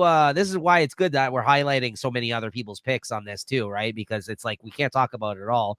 But Jay, why don't you hit us with start of yours or any what do you call it? Any honorable mentions on yours, first of all? Yes, I got a couple honorable mentions, man. A few, not fucking 10 of them. Okay, because I gotta rein it in, guys. This guy's fucking out of control. He's got like 50 shows written down. Okay, all right, go ahead. because there's some I can't. I'm not going to even mention because I haven't finished the season yet. It's just started this season. This part. It's It's your time to shine, though. Go ahead, buddy. yeah. You love it. You love this. This Yeah, is your. yeah. This There's is a your. lot of shows. Yeah, that go I'm ahead. gonna give an honorable. Like I feel like I want to give an honorable mention. Yes, obviously Fargo. That was there. I'm not. That's it'll be on my next year's most likely. So, but yeah, that I want to give that Monarch. Okay, the legacy of monsters. Okay, I just want to give it a shout out and give it an honorable mention. I'm not Still gonna talk about it. ongoing. Yeah. It's still ongoing. Great fucking cast too. Great lead up to the movie. Yeah. I Why don't you hope. tell them the cast? It's Kurt Russell, Kurt Russell and his son. Yeah. I don't know. And the other, what the hell's her name? I don't like saying the, but she's another star, an Asian star. Something wrong with saying she's an Canadian. Asian woman. She's Canadian too, but she's Yeah, Canadian, yeah, right? yeah, And I yeah. can't remember her fucking name, but oh, she's hot, man. I'm sorry. Yeah. She's- Keep going. I'll look it up. But yeah, so that one I'm gonna need to give an honorable mention to. Also, I want to give my favorite corny show. Well, there's two. There's who I thought you you probably thought I was talking about earlier when I said Miyazaki. It's Marie Yamamoto, Maybe that's why. and there's I keep also seeing her. Anna Sawai, who is also another Asian woman. It looks Yeah, like but in the book. there's one that plays the older version and one that plays Kiko. the This newer one? version. The first one, the top one. Yeah. This one, the one I'm showing you right Oh, yeah, here. yeah. Oh, Yeah. All right. There you Oh, go. yeah. Look at that face. That's JT's jam there, guys. Look at that All right. face. But yeah. But go on. And yeah, for Kurt Russell and his son to play the same character but years apart is kind of crazy. So it's really cool to see. You know, I thought Kurt Russell was dead for some reason in real life until I seen the show came out. But Like Kurt Russell, he said, "Goldie, you want my love muscle?" Fucking old Eminem fucking line right there, guys. but yeah, my favorite, one of my fucking another one I want to give you an honorable mention to because it's my guilty pleasure is Quantum Leaps, though. Okay, He brought back Quantum it's Leap. been out for 2 years now, and it's Oh, like they almost. Who the going into fuck is three. watching that other than you? That's cool though. It's a great concept. I love the concept of quantum leap. Quantum It's physics, great. bro? You don't like quantum physics, but they're doing this one so proper. Yeah, Like, you know they're how I doing study it so quantum physics. They're doing it so PC. It's really driving me up the fucking wall. Yeah, There's you're not no gonna more get that. Sam Beckett. You're not gonna get that Asian episode actor. from back in the day. It's right? the Asian actor. If I'm not mistaken, he might even be the guy from Beef. Sam Beckett is the guy that's from Jurassic Park, is he not? No, Sam Beckett. Sam Beckett was Isn't that his also, name? but he's also the one that started. Guy Quantum from Leap. Beef, That's the Asian actor. there the from Beef. Korean guy. The guy is Glenn from The Walking Dead. I think he might even be this guy on here. I don't know. They all look this. I mean, it's all the. on Oh, TV. Sam Beckett's the original Quantum Leap Yeah. guy. He's in this. Yeah, What the not fuck? in this one. No, he's not in this one. He I- was in the original. That's what I watched it growing up as a kid. I forgot. Something Neil or something. Is this Sam Neill? Is that who I'm thinking of from Jurassic Park?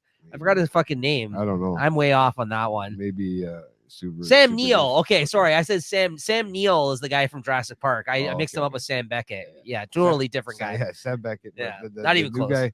The new guy from the Quantum Leap. What the heck is his name? But go ahead. It's Yeah. only a honorable mention, so just Yeah. quickly mention. You don't have to get So- into everything here.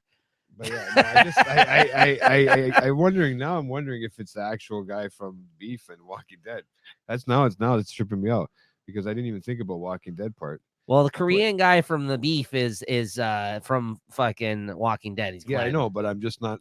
The guy looks very very familiar, so he looks very. It could be his brother. But yeah, so I'll It's give not it- him. No, it isn't. No, But they look similar, right? no. Okay. You're just racist. Thanks, bro. All Asians don't look For real, alike. for real. Keep it real. Keep it real, okay? That's okay though. It's not a And, big deal. His name is Raymond Lee, the guy you're talking Okay, about. Yeah. Great, Yeah. great actor. Yeah. He's kind of it's corny, man. It's my corny guilty pleasure. You know, I sit there and cry and stuff like that. It's a love story. But yeah, yeah. Other than that, I'll keep it like that for Honorable mentions. honorable mentions. I got a bunch more, but fuck it. Any other Asians you want to give a shout out to? No, maybe some Russians in the upcoming one I have. So don't worry. All right, go into your first pick there. I'm I'm gonna. just joking around, man. I I got all know. tense now. Any other honorable mentions? Seriously, anything No. else? You wanna shout out? I honestly, Okay. because I Okay. don't want to go too crazy with honorable mentions Okay. because I'm gonna go fucking nuts and. I know. I'm trying to You know rein what you I in mean? already. I mean, We're there's gonna- American Horror Stories was another one. Story was another one with the fucking. You Kim liked the Kardashian. season. Yeah, but Okay. I'm never I gonna thought give the it an first couple honorable mention. episodes weren't good, so I No. jumped ship. No, yeah. Okay. I just I that's why it's just gonna get an honorable mention because it's still going 12 years, 12 seasons in. Sorry, so we'll keep it at that. Okay. Right, but yeah. So What's number 5? for number 5, I'm gonna go with For All Mankind and my All Ruskies. mankind. All Mankind. Yeah. This man. is the alternate history. Like Yeah, Russia won the space race it's show, so, right? remember, it's not even Russia back then; it's the Soviet. So Union. yeah, USSR. Yeah, Yeah, no. So are you saying that this is this from what I don't you? think it's all like there's some parts that are still like real, but this is okay. This is their But this is no. their But this journey. is. But this is though. From what you had told me, this is an alternate take on if they won the space If they race, won the right? space race, Yes. if the Yeah. Soviet Union Okay. won the space race, Right. yeah. Right. An alternate take and a look and how it would have evolved from now and where they are now at this point. In a sense, they're kind of going ahead of themselves, right? It actually made me. What was go the back to rocket watch the thing? whole Sputnik? fucking- Was that the name of the? Yeah, but I don't even know if that's what they called it. Is it? Was that the name, or am I totally off on that? I can't remember. Are about one of them is probably named that. Right. There was a few, and there wasn't apparently. I don't know. Remember, a lot of this has got real history mixed in with fake history. I mean, obviously they got women going to in NASA and stuff like that, but I don't know if it was that early in time. But then you got the real stuff like the JFK stuff and all that crap. Yeah, You know what I mean? Sputnik was designed by Sergei Korolev in the Soviet Union. Oh yeah, that's what the guy's name is Sergey on there. So that part's real. 1957. It was used to perform the world's first satellite launch. Yeah. Oh, see, there you go. Yeah. But there's so that one I throwing it in for my number 5 because it actually made me go back and watch the whole series, which was nuts. It sounds like something I would like. Actually, You I know should check what? this out. It, Yeah. it is and it's got to do with pilots and Aviation. Yeah, and then on top of it space. Yeah. But I like that shit. you know, and then that's what you want in a. I don't know. It's in this type And of there's show some in this history in time, it. yeah. And you don't know, I don't know. Like I said, I don't follow so much of the U.S. history and stuff like that, or the world history period from back then. I mean, who really does and cares right now? Anyways, since we're just at a place where we are, but I don't know 100% what was real or what wasn't. I mean, Yeah. obviously, there's no Mars fucking landing base and all that stuff Right. where you can live yet or anything like that. But the moon thing, all that shit sounds like what they're kind of trying to do right now. To be honest with you. Yeah. So yeah, it's kind of neat. So I always suggest people to check that one out. That's my number 5. There's What's the name of it again? it's called For All Mankind. And there's just and- one season of it, or No, there's 3. oh, there's 3. So this Four, is sorry. so 4 this is seasons. season 4 you're talking about. Oh, I Yeah. thought this was a new show. No man. Also, but I went back to watch it, bro. That's how much I liked it. what Season- is this season an 4 Apple came out show there this or year. what is this? This is AMC? I don't What know, is it's it? internet show. Okay. That's what I call it. It's an internet show. What's it I called? wonder I'm if gonna write it'll this tell me. down. I wonder For All Mankind. For I All want to know if Mankind. it'll tell me. It doesn't tell me where it's playing on. It's what it's playing on. What it's streaming Okay. on, I'm gonna check it out. but When you look that up, I'll give my honorable mentions then if that's your number 5 when But you're yeah, doing I that. mean it's got a great cast. It's got this Casey Johnson, Joel Kinnaman. There's some great people in it that do a lot of things. I don't know if there's anybody you know. See, there's here, so actually. much on fucking TV. But Like there's I've never so even much heard of stuff. this, and it's 4 fucking seasons in. I knew about it, but the problem was I didn't take a look at it until this year. And to be honest with you, the reason why I bring it up is because I went back and watched all 3 seasons. Oh, it's an Apple So TV it show. jumps back and forth. Yeah, it it's is. Apple TV. That's what I thought, right? Sounded because everything seems like to an be on Apple Apple TV. TV, and they're killing it Graphics right are now. fucking crazy, Yeah. bro.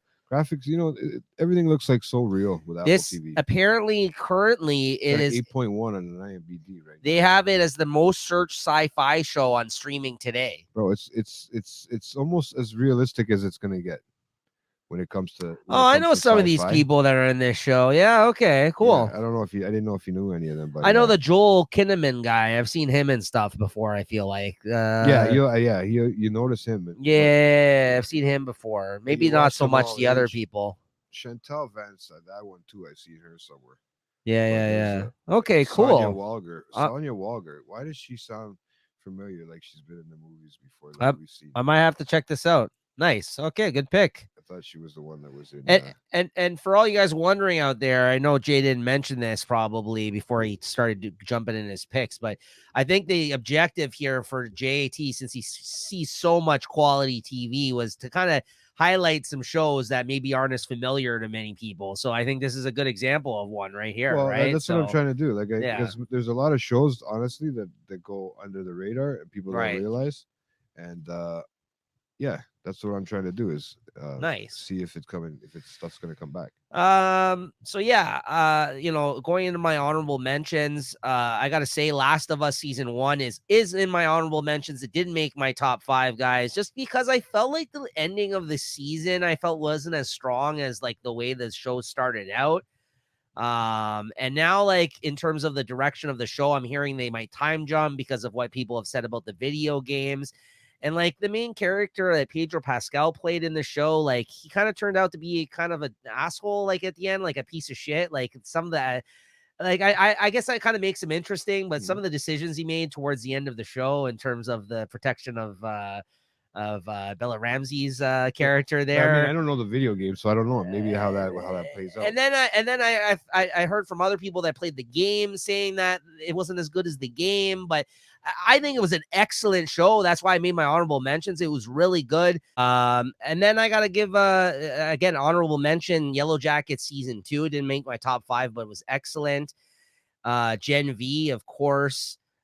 These are all things we previously mentioned, so I'm not really going to get into it. There's two things I did want to mention in my honorable mentions, though, that are worth touching on. One, I don't know if anybody does, if anybody knows this or not, but I'm a huge Frasier fan. Frasier, okay, Frasier came back this year, guys. Frasier Crane, the fucking Only you. psychiatrist, yeah.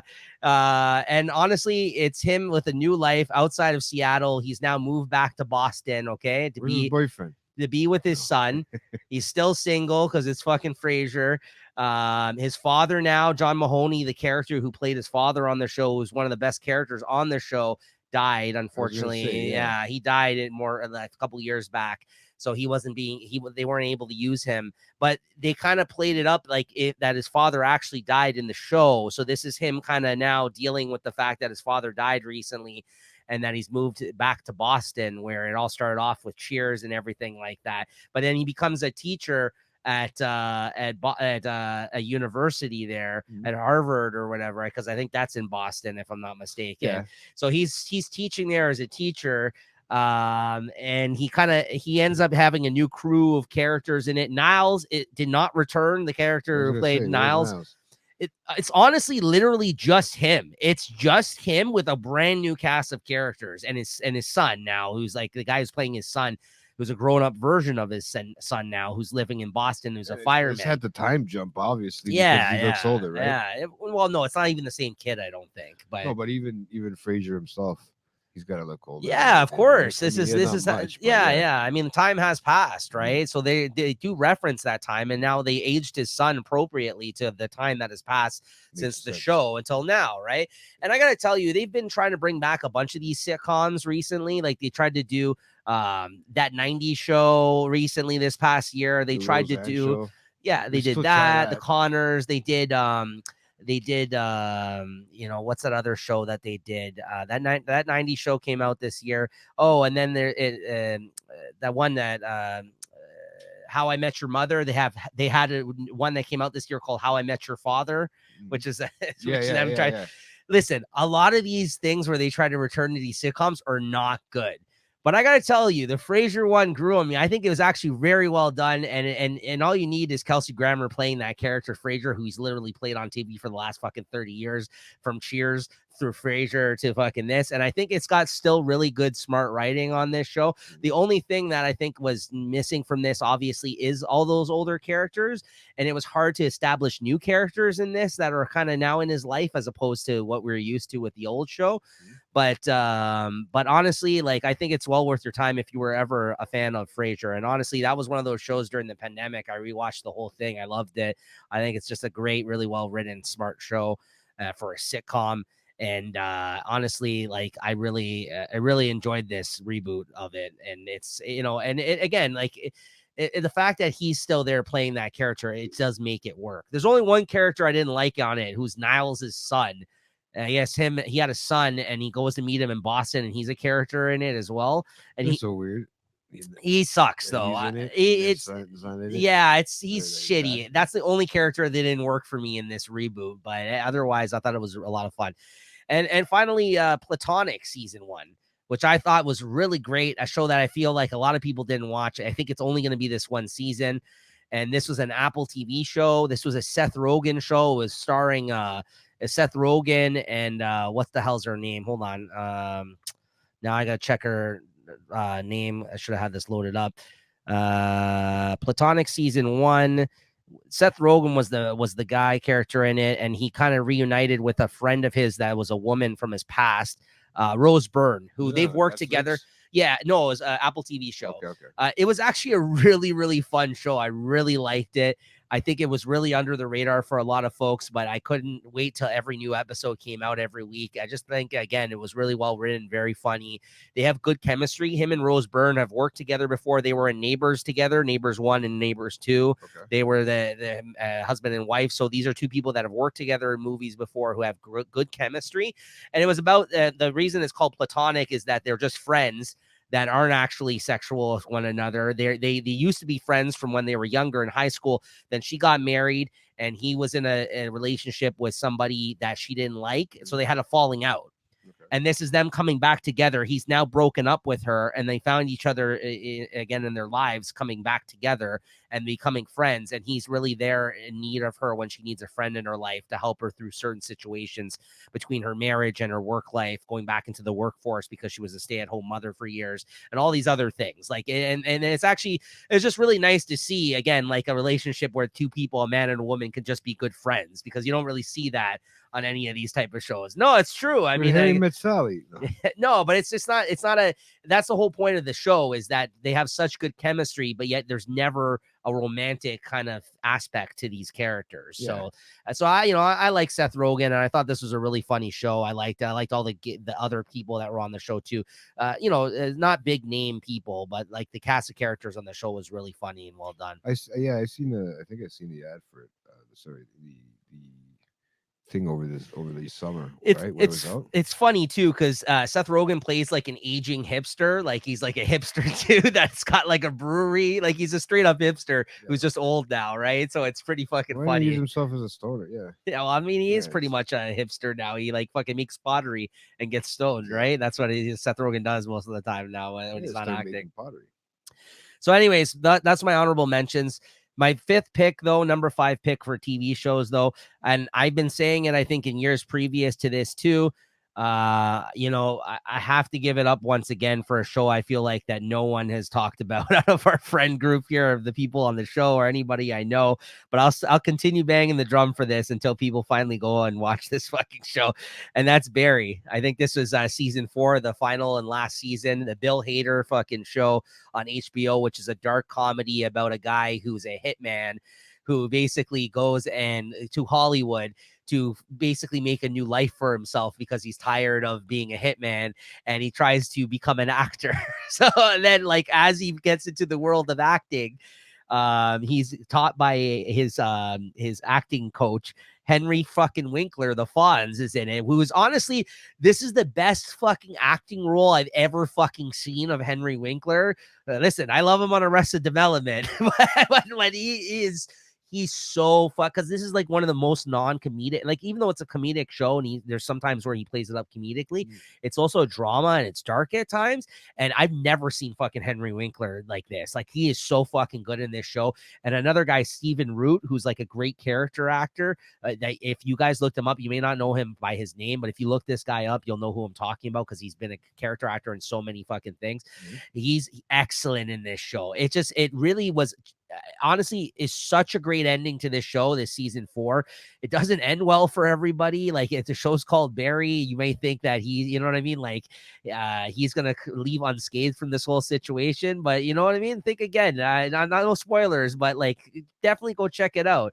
It's so fucking good, this show, man. It is such a great ending to this show.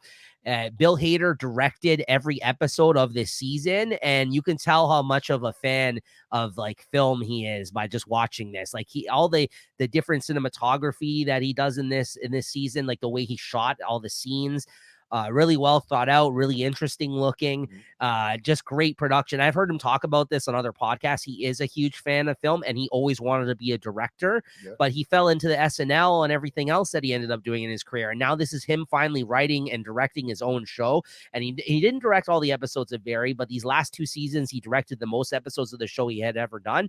And this whole last season, he directed the whole thing himself. So it's a great HBO kind of drama, comedy, dark kind of comedy. Really fucking good, guys. If this show you never checked it out, I honestly check this show out. I don't think you'll be disappointed. Bill Hader just super fucking talented, super funny, very creative dude, and this is him kind of breaking out and doing like this whole show is like his concept.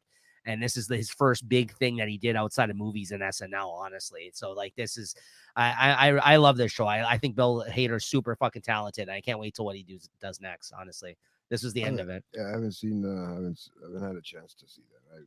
I just didn't find. I don't know if it's just that I haven't had time. Some of the stuff I just can't pick up and have time. If I watch a few episodes and I can't get the time into getting it. Yeah, I try something else, right? Yeah.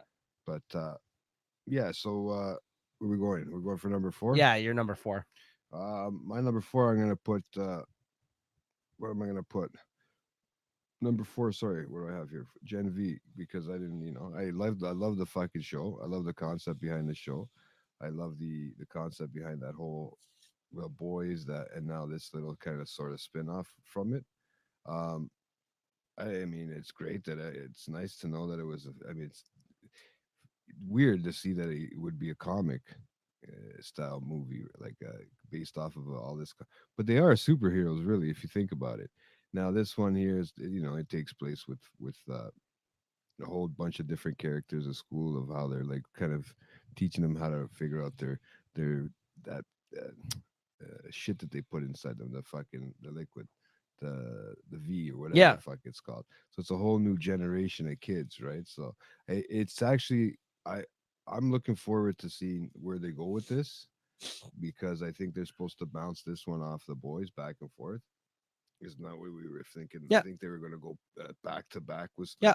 I'm hoping that that's what they do. Is what they do is they do the season of the Gen V, and then the boys the next one, and the season back and forth. This kind of felt like the boys through like the lens of Euphoria to me. Like it kind of felt like a teenage drama kind of version of the boys, ones, essentially. Right? Yeah, but like it's funny how they paired up all the superheroes' powers with actual teenager issues, like the suicide thing and the there's the drug abuse and like, what I mean? Like it felt like very like real life. Yeah, but it felt very much like Euphoria though. Like, what I mean? Like the body shit, like the the bulimic kind of thing, or what I mean? Like the thing about feeling fat and fucking, what I mean? Making yourself puke and stuff like that. Like that was, I mean, it's different. And then all the different little style of use the real life, superpowers in that sense. Like there's a lot of things that you would never think of that would be a power,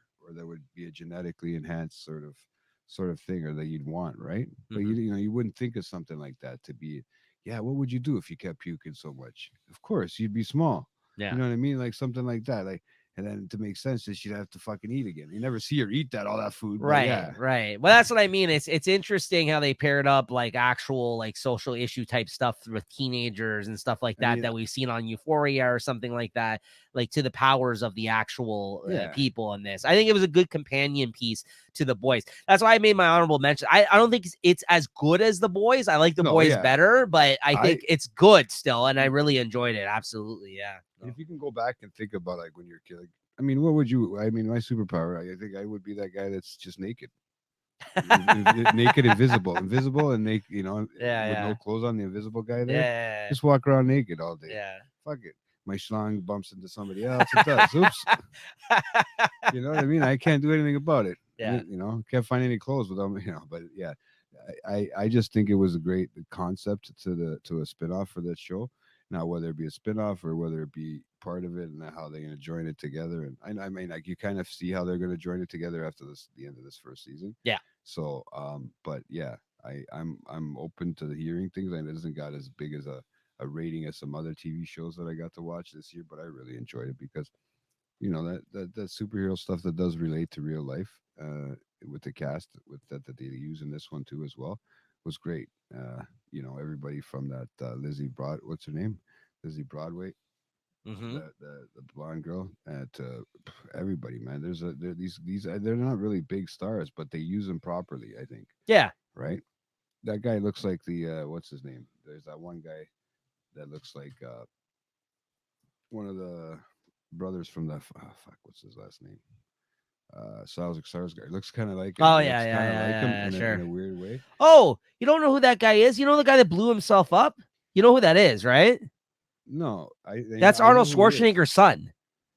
This guy here. The guy who blows himself up, that commits, like that kills himself. You know the guy that ends up going in the sky, that ends up killing himself. That's Arnold Schwarzenegger's son. Sam, this one here. No, not him. The guy who That's ends up killing himself early on, the one that's friends with the black kid. That guy who's the most powerful one in the school that ends up dying very early in the show. Yeah, no, I don't remember. I don't see his name. It's Arnold Schwarzenegger's son. Yeah. Oh, there he is, Patrick Schwarzenegger. Yeah. Doesn't look like a Schwarzenegger though. Yeah, that's his son. Yeah. He was crazy, right? At the beginning. But there's Jason Ritter's sons in it. John Ritter's sons in it. Oh, okay. Yeah. Right. Which was weird. I thought that you catch him in a little piece. He's nothing special, but he's there in it, right? Yeah. So, but yeah, I that was the number 4 for me because like I said, I had to put it in there somewhere, man, because I really enjoyed. I enjoyed the graphics. I enjoyed a lot of that stuff, and then the way they make it look so realistic nowadays, right? Mm-hmm. And it's so nonchalant. So, all the credit to the writers and stuff for these things, right? Right. Because how do you it's I always thought about that too. How do you change one of these dirty style comics into a TV show that you can have for everybody to watch? They're pulling it off. They are doing an amazing job Yep. of it too, right? Yeah. Yeah. So yeah, I'm gonna leave that one as my number nice. 4. No, I can't deny that. That's a great pick. Yeah. And then my number 4 pick in this is going to be Ted Lasso season 3. You're going to kind of start seeing a theme now with my last few picks. I'm going to go from everywhere from feel good type shows to anxiety ridden type shows. Okay. Both ends of the spectrum. Okay. Because I hear you. So this is the feel good type show right here. Yeah. This was a great show. When the first season came out, it was during the pandemic. It was one of those shows that rose to like everyone was talking about it because it was on the air at the start early pandemic days, and it was about the good of humanity. It made you fucking believe in people again in a time where I think like a lot of people were divided and didn't get along with each other, obviously, and were scared. What's that? Ted Lasso, yeah. And it was honestly like it felt like the best role that Jason Sudeikis from SNL has ever played, because he usually plays like these fucking sarcastic asshole type characters in other movies that I've seen him, right? Yeah. But like this one played Ted, right? He's the one playing Ted. Yeah. So he's playing a soccer coach in this show who basically is a football coach from the States for college football, who ends up getting drafted by a soccer team, and he moves to England. And he just recently has been dealing with possibly like the divorce of his to his wife. Like they're on the outs when he ends up going there. And obviously he goes there because, things aren't going well for them, but he hopes to kind of fix the relationship that's strained at that moment. He's still trying to get back together with his wife and have them come and join them out there. And he has a young son. And then it kind of goes from him moving to England and everyone not respecting him because they're like, oh, this guy's a fucking football coach from the States. What does he know about soccer? And quite frankly, he doesn't know anything about soccer. Like he has to learn it when he goes there. But like he picks it up quick, and he like slowly, after getting his ass kicked like all first season, the team gets better and better eventually till it leads to this third season. Oh, this is why they say it and then like Wrexham. Yeah, and they make a run for it. No, exactly. No, but this is this is kind of like one of those great, like kind of Cinderella type story type things about a guy who was struggling with his issues in his own life, but he's the most positive fucking human being you've ever fucking met in your life. Like he always fucking finds the good in somebody or a situation, no matter what things are thrown his way. So it's just a very feel good show that really makes you like actually appreciate humanity again, because like you're like the characters of the show constantly are like, I don't know how this guy does it. Like he kills people with kindness. Like, you know what I mean? Like there's people that he should straight up hate to his last dying breath in his life that he encounters in this fucking show, but he never holds any ill will for them. Like it's just one of those situations, like, you know, and obviously things come to a head at certain points. They're like, how can he fucking deal with all this?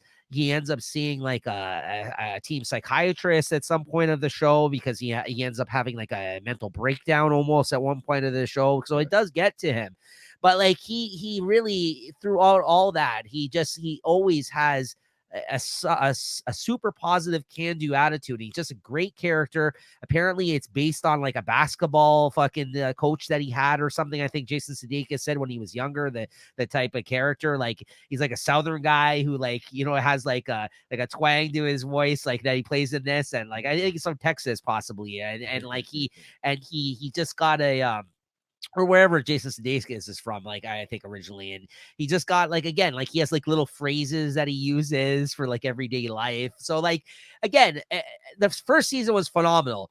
The second season, because we hit that weird part of COVID where they couldn't film like they kind of really want to, it was shorter as a result, and there was weird episodes where they couldn't kind of come across like they normally would have in every other episode, like in terms of the filming and the cast members in it and everything else. You know how like some shows were affected as a result of that during that period of time. Yeah. So the second season was not as good as the first season. I actually was a little worried about the show after that.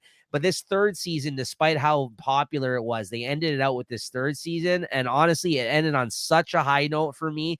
It kind of left things up in the air, I think, for some people, which they were a little disappointed about. But hey, that's life, honestly. Like I know there's been talks possibly about there being a spinoff or something like that. I guess we'll see if that actually happens or not. But honestly, if this was all we got of this Ted Lasso show, it was another Apple TV show as well.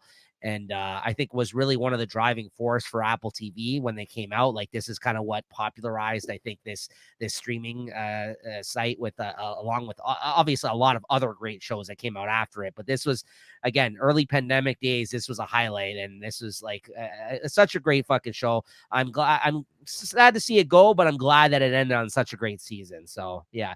And also the Shame woman who I gave a shout out earlier from Game of Thrones, Hannah Waddingham. She's like, there's a lot of British people on the show, English people, because it is an English show technically, like, with just Jason Sudeikis on it, because everybody else is in England. Everyone else is pretty much English or like another ethnicity on the soccer team, right? That you would see on a soccer team. She is fucking excellent in this show. I honestly watched all 3 seasons of the show, Jay, and did not realize that she was that Shame woman until very recently. And I seen it in a meme where it was just like, hey, remember when this woman was the Shame woman? It was because of how popular Ted Lasso was. I was like, holy fuck. I'm like, I watched 3 seasons of the show. I never noticed it because she's got the shawl on in that scene. You know what I mean? You can barely tell that it's her, right? So it's like, you know, you can't tell. I don't know how you even knew it was her when you told me. I seen a meme and then I looked it up and it was her. And she was trying to do a charity thing saying she was raising money, and she would show up to an event and act like that character. that was what she was trying to use as the prize, right? So anyways, yeah, so that's my number 4 pick, Jay. Go ahead. Number 4. Oh, that's crazy, man. I don't know if I said, I don't know if I'd fucking watch if I could pull it off. Right, it's kind of like the Wrexham, like I was saying. You'll like it. I think you'll like it. Which one did they get from what? I know Ted Lasso started before the Wrexham, so did Wrexham decide to build no build a soccer team off that sort of I know a real life story is great to get behind too, but this is like, you know, I love a good sports movie, this kind of thing. Like this has all that, like the team building aspect, the fucking, you know what I mean, like the driven towards like a win, like you said, like just like the story of the Wrexham. That's a true story. The show is fabricated, sure, it's not real, but like, you know, it's a great show. It's I think you'd like it. I'd have to check it out, man. I'm not even into soccer like that. I think it was great. It's a great show, but it's more about the human, like aspect. yeah, it's about the individuals as people in this show. Yeah, no, it, I hear it really makes you feel like something for people again, like, after, there's so many people you hate on in your everyday life, honestly, like, it's just like, this makes you feel good about humanity, this show. you know what? That's good. That says that they can actually still come out with a fictional or a non-fictional show that comes out. You know what I mean? And it's There's still very rarely anything out there like this these days. There's another thing I'll be talking about on my list later, but yeah, this yeah. is just a delight. So where are we at? Number four, number Yeah, three. number 3 for you now. Oh yeah, I'm at number three. So number three, I'm gonna put in From. That one was at the beginning of the season. Yeah, it was Sorry, on the Rob's beginning of the list year. too. Yeah. Uh, but I think I introduced Rob to it. I'll be honest with you. It's a great show. It's a great psychological thriller, and they're supposed to be returning with the season. They're renewed. Uh, as now it's been renewed for season three, so I'm hoping that it comes back. They're saying a series that is going to come out in 2024. They're not sure of what, but it was because the first two had 92 on the IMDb and the Rotten Tomatoes and all that stuff. So they had to come back out with this. This is another Apple TV, if I'm not mistaken. It's another Apple TV. Everything's no. This is MGM. Sorry, if I'm not mistaken. MGM. I get different little things on my phone, right, about the apps. But this one here, if it does come out with another season, it should, because it needs to at least finish it off, if anything. But they come into a town. It's a town that they come into, and then they kind of get stuck there, bro, and they can't leave. And in the nighttime, there's they got to be quiet. They got to be careful, because anything they see outside isn't really what they see, isn't really what they believe, right? It's all fictional. It's all in their mind. And if they think, like, I mean, could be I. It could be you on the other side of the outside, and it could be saying, "Hey, let me in," but it's like a spirit of some sort. That's where it's alluding to, that it's a spirit Okay. of some sort, and they can't come in unless you tell them they can come in. So there's a lot of weird things Yeah, it happening in is this weird. city, and they have almost like a coalition thing going, where they have like the safe house over here, but other people get actual houses, right? The communal house over here, and it's so weird how they have to come together and work together. People that have no idea, like all of a sudden a bus came in one of the episodes. A bus came into town with people on it. That's probably me. A bus came into town with people on it, and all of a sudden, you know, these people are now stuck there. They don't realize it, Right. right? So there's actually people that have been there for 20, 30, 40, 50 years, and I still don't know why they can't get out. It's a Stephen King thing, so I don't know. It sounds like the Dome. It's Under the Dome. Is No, that the Dome was on another show. I that was know that. another show, Under the Yeah, Dome. Under the Yeah. Dome, but they completely cut that out. Because This that's a is a little Stephen bit. King thing too. Yeah, but I don't know if this is 100% Stephen King. This is based on Okay. No, I'm just saying the yeah. way you're describing it, it sounded like No, it was that. created by John Giffen. They call it. I don't know if you know who John Giffen is. Not neither do I. But Okay. he's just created by John Giffen. Yeah. Sounds So, interesting. but it's a very good psychological thriller, because you don't know what's going on.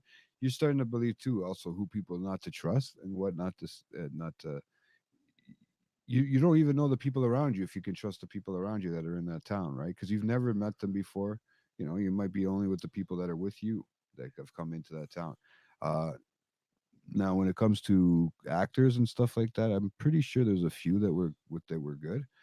I just asked when the season three, if it was coming out with a season three, because I wanted to tell you guys. But um, the uh, the actors in there are a little different than most people.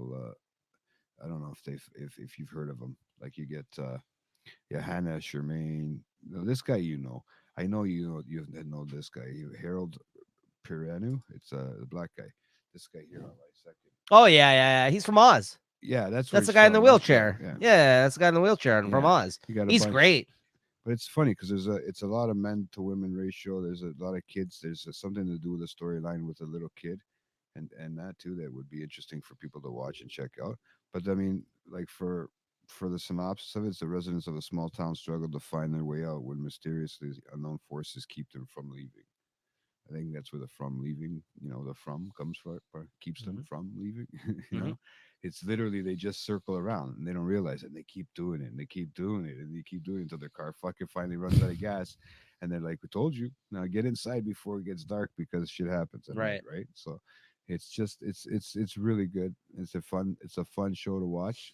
interesting to keep you in your seat and keep yourself watching. I think people should check that out. I don't think too many people have heard of it. It's not really big publicly advertised out there, Right. but it was another one on Prime. So yeah, so you can check that one out. It came out originally on Prime. I think it might go to iTunes, but I'm not 100% sure. Sorry, Apple TV, Right. but I'm not 100% sure. A lot of things on Apple TV that came out this year, but not everything. Yeah. Nice. So you get to get different shows from. I know he picked it too, Rob, but I think he picked it because I got him to watch it. No, that's all good. Right? No, I Because I just told him, I said, "You gotta recognize. watch it." Yeah, I recognize the name because you had mentioned that it was a new show that you were watching, and I know I saw it on his list too, right? So Yeah, but it feels like it's been forever now since I watched it, right? That's right. why I get upset with some of these shows. I watch so much TV Yeah. and so many new shows that you don't realize how many of the shows that aren't coming back out Sure. that might not be coming But back that's the out. good thing, is it not? Because you always have something to watch, right? I mean, I want them to keep coming back out with stuff. There's only so many. yeah, but not things that- everything's gonna come back a year to the day, right? No, no, no. Especially I understand nowadays. that. And now they do kind of like a rotation with the spring and summer with different shows. And there's Like, also you a lot of notice things that? that get canceled you don't even find out. Well, you notice that, right? Like in the spring, Yeah. they'll start a series in the spring. And now then moving forward with the strike, the delays that cause, who knows what's gonna fucking happen? It's gonna take forever to get some of these shows back on. Well, the there's air, a right? lot of stuff popping up on my like Netflix that I don't know if you noticed, but there's a lot of stuff that's coming back. There's a lot of all new kinds shit, of things so- I need to watch. That's what I mean. I'm No, not but- at a fucking loss of things to watch, right? No, I you mean, aren't by any means, right? Yeah. Just think about you. If I read as much fucking as you did, and you watch TV, just I so we still got swap it plenty to around. read, though. But I mean, just saying, I still got plenty to watch, bro. Apparently, I don't watch everything, right? I Right. don't watch some of the stuff you say too, Sure. right? So You didn't watch the next one I'm going to talk about here. Actually, it's my number 3 pick here. Oh. That's The Bear season 2. That's it made my list last year. I think it may have even been number yeah, 1, you had it number last 1 year. or 2. It's fucking so good, man. I'm just happy that finally Jeremy Allen White, who was fucking lip on the Shameless for fucking years and years and years. I don't think that show had its fans, like its core fan base, but there was not a lot of people I feel like that watched it still. But that was such a fucking good show that he did such a good job on. And he is a really good fucking actor, this kid. And I was always hoping for bigger and better things for this guy. So I was so happy when The Bear season 1 made it such a big fucking deal as it was when it first came out. It was a great show. And honestly, season 2 was just more of the same. Another really good fucking solid season. The highlight of season 2 for me, though, and this is getting into the more anxiety ridden part of the things, as I mentioned in some of the shows, is there's a Christmas episode in this season.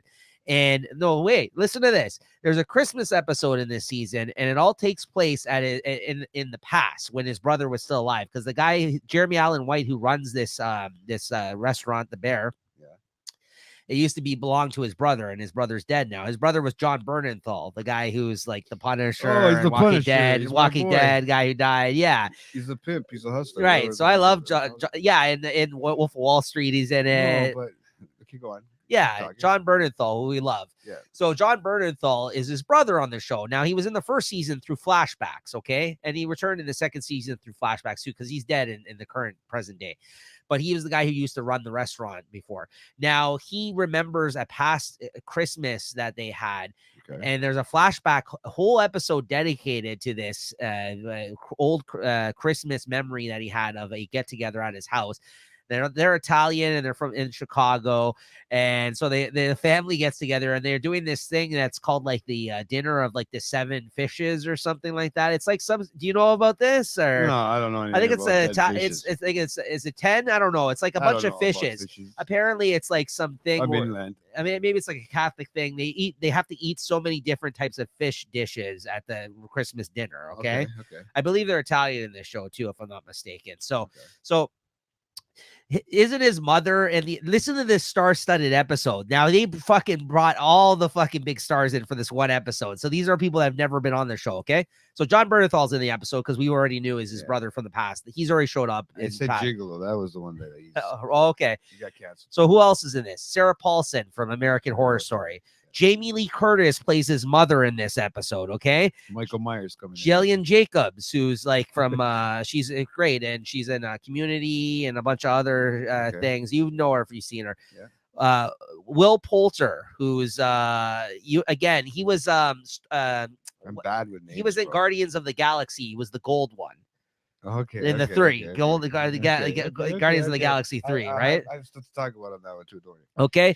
Bob Odenkirk, Oh wow. okay, was on this episode, okay? Just one episode. Yeah, just on this episode, okay? Fucking what's his name too? There was another one too. He's not listed here. What the fuck? There was a stand-up comedian who was on this too that was part of the cast in this one. But anyways, it was just a spectacular fucking episode, and it was all about the stress that happens in the household when his mother is trying to put together the meal in the kitchen. Jamie Lee Curtis is smoking like a fucking chimney. She's got shit all on the go, different timings. They're trying to help out in the kitchen, but she's like, "Get the fuck out of my way!" Yeah. Just I've seen this stress for mothers cooking at a fucking holiday. So like, and there's all this tension. There's a whole fucking scene where Bob Odenkirk is being a fucking asshole, and John Bernthal gets up in his face, and he's his uncle, or I think, or something like that, and he picks up a fork, and it looks like he's gonna stab him with a fucking fork in this episode. Like the whole episode is just edge of your seat, like, oh my god, like you remember like Uncut Gems the first time you watched it? It's like that, like the whole fucking time you're like, oh my god, is this guy gonna stab him? What the fuck's going on? Are they gonna burn down the house? Like it just captured the stress of a holiday in a household like that you can fucking feel, and with like all your random cousins that you never fucking see throughout the year. Like honestly, like it's very relatable, but like there's a loving presence in the episode too, of course, but it's just also the stresses of a holiday and family and everything else. It's just an excellent fucking episode of the highlight of the season for me this season too. Otherwise, it was more of the same great stuff. Carmen, who's played by Jeremy Allen White, is still a major fuck up. Like he fucks up major at the end of this season, as he does. But it just again, they actually get the restaurant up and running in this season, which was the whole plot of the first one, was to try to get the restaurant back. So the fact that they actually got it up and running in this season, yet fail in other aspects of the show and what they are trying to achieve, made it also very much interesting and very drama filled. Great season of TV. So yeah, the Bear season 2, definitely one of the highlights this year for me. But that episode in particular was excellent. So yeah, go ahead, Jay. You're number 2. Number 2. Sorry, I had to give myself a little cough there. But John Mulaney was the guy that was in the episode too, the comedian. Sorry, I just remembered his name. Go ahead. Nice. Okay, I put the final season there of Doom Patrol this year. Still have to watch it. Nice, yeah, good stuff. You have to watch it, man. I don't want to get too crazy into it. It's not. Honestly, I don't think it. I think it should have ended better. It ended good. I just don't think from the first like few seasons and into this one, this was just like their immortality, right? Like they don't last. Things don't last forever in a sense. I don't know how much you're gonna like that kind of stuff, but yeah. Jay, you have to open up by saying this features the voice of Oscar award-winning Brendan Fraser. I know. I've mentioned that to people, and I think I mentioned it in my mid-year thing too about it. Because he won an Oscar now. So. I know, Oscar award-winning. Yeah, exactly. Brendan Fraser, the voice of Oscar award-winning. We don't even know if he's in the body. He's got to be, because he's. I don't think they've showed him since like the first season. No, it's somebody else. Yeah. It's somebody else. You think he is? Yeah, no, he's not in there. Oh, he was too busy doing other things. Yeah, he's filming The Whale. Awards, accepting awards and shit. Yeah, that's probably what happened. Because you haven't seen any flashbacks of him since like the first season. Remember that, right? Yeah, since he was driving like fucking, the race car driver, fucking shit. It reminded me of it just reminded me of the thing with even at that time he was chubbying up because he was getting ready for the Ferrell. role. Yeah, it was like Will Ferrell and what's his name? Talladega Nights. Yeah, Talladega Nights. It was just like that when he's getting ready to drive fast. Yeah. But yeah, so you see little flashbacks. You see his daughter. You see that kind of stuff. You see this shit going on. But there, it's funny because he's breaking down. Shit's happening. Hey, you know what I mean? And it was a little bit. It was a little different, right? So I don't know. I kind of I'm sad to see it go. In a sense, I think they could have done probably a little bit more. I mean, maybe not. Maybe it ran its course, right? It was always on the verge of cancellation, though. That was the problem. Yeah, that was the but problem. It was all. I mean, you got to remember too. All this stuff is up against a lot of different shit, man. And when you got big networks putting shit together. I mean, this was an Amazon thing, so you would think that. No, this is HBO Max Oh, actually, but okay, so it which was like a good failed the DC deal that they made for their shows was a whole failed experiment to begin with. So the Yeah. fact that they got 4 seasons out of this, like it was, it's great actually. Like it's actually very surprising that they made it this far. I really enjoyed. No, it's a enjoyed great those show. kind of I think it stuff. deserved it, I but really- I'm surprised. So No, I really enjoy a lot of that stuff. Yeah, I know you do. And then Yeah. you're the one who had mentioned to me in the first place, right? Usually the stuff that you mentioned to me, if it's based on anything to do with any of this stuff around us, you pretty much are sound on it, right? Yeah. So I don't really, it's not really the issue. There's probably some stuff that you've told me, but that I haven't watched yet. But there'll be time. There's always time, right? of course. Time is on my side. But yeah, no, Doom Patrol was my number 2. So My number I 2. actually had to put that in front of From. I liked From, but I also No, Doom I had Patrol's to a give great it show. its I need to catch up. nomination. Yeah, you have to just to finish off. You might not. I don't know. It depends. Oh, I still haven't watched season 3. Yeah, I know. It all depends, man. There's 2 seasons that are cool, man. Together. My number 2 on the list here is Beef season 1 that came on Netflix this year. Nice. That was actually produced by A24. This is an A24 production starring Glenn from The Walking Dead, Steven Yeun, and Ali Wong, the comedian. So this is an Asian driven show. This is like one of those projects that's all basically Asian actors of different, like, Steven Yeun's Korean, she's Chinese, there's a Japanese guy on the show, so it's like all kinds of different Asians on the show. But it also all kinds of different Asians. But no, it's good. I mean, like I know, like this is one of those things where some people be like, oh, fucking, this is like a representation thing or whatever. No, this is a really it's not fucking like Kim's Convenience. no, right? No, this is just a really fucking solid show. There's other people in it too. There's just but like the main cast in it is all like Asian, but I did watch it. No, it was I mean, I'm the one that raved about it to you. I remember. I'm like, you haven't seen that yet? It's so fucking good. Like, this is one of those shows fuck their brains out. It's crazy. You get everything, man. This is one of those shows that once you start watching it, you can't stop. Like, I fucking killed the whole show, I feel like, in like 2 days, because it was one of those things where, like, ridiculous. It gets a hook on you. It escalates to such a fucking degree over a fucking small inconvenience in a parking lot, because you know why? These people were not in good places in their lives when this happened, and took them. It took them. No, but that's what's so great about it. A bump in the parking lot. And which sparked off a small beef, and they felt like this is the one thing that they could win and overcome in their lives, with everything else going on that they have no control over, and they end up fucking each other's up lives even more. These two, Steven Yeun and Ali Wong, and she was excellent in it. I've never seen her act in anything. Why are you laughing so much? I don't know. It's just putting something else in my head while you're talking about it. I'm thinking about bumping cars. But this is such a beef, honestly. Like this, that it goes to like a crazy place that I didn't even fucking expect it to, and like it goes off the rails to again, like it's ridiculous, honestly. Yeah. And I also got to give a shout out to this guy David Cho that's in the show, who's the crazy fucking erratic cousin of fucking Steven Yeun in this. That's fucking. So this guy is like an artist, right? He has done small acting things, I feel like, here and there, but this was like his major debut like acting thing, and he's a weird character outside of like this show. Like, I've seen him on podcasts, and he's a fucking weird dude. Like, and he after the show looks so weird, or is it the one that the long hair? David Cho, he's an artist. He's the guy who did a Facebook mural years ago and became a billionaire because he took like 5% stock in Facebook. Yeah, that's him. So all you do is take 5% stock back in the day. It may have even been like less. Wow. So there's a story. Wrong. This is a tangent, but it's okay. He basically was an artist. He also was an indie comic book artist. Okay, he was an artist, but he kind of did like a lot of like graffiti mural type shit. When Facebook was starting, they hired him to do the lobby of Facebook, right? Because he was starting out, he didn't really have a lot of money to pay him. Yeah. So he said, I'll give you whatever, 2% stock or however much it was in Facebook, because we're a startup company. What's his name? The guy who owns Facebook. Yeah, Zuckerberg. Yeah. or I'll pay you this much. Like, I think it was like $50,000 or stock in our thing, because he's like, I don't really have a lot of money to pay you, so I can give you this much money.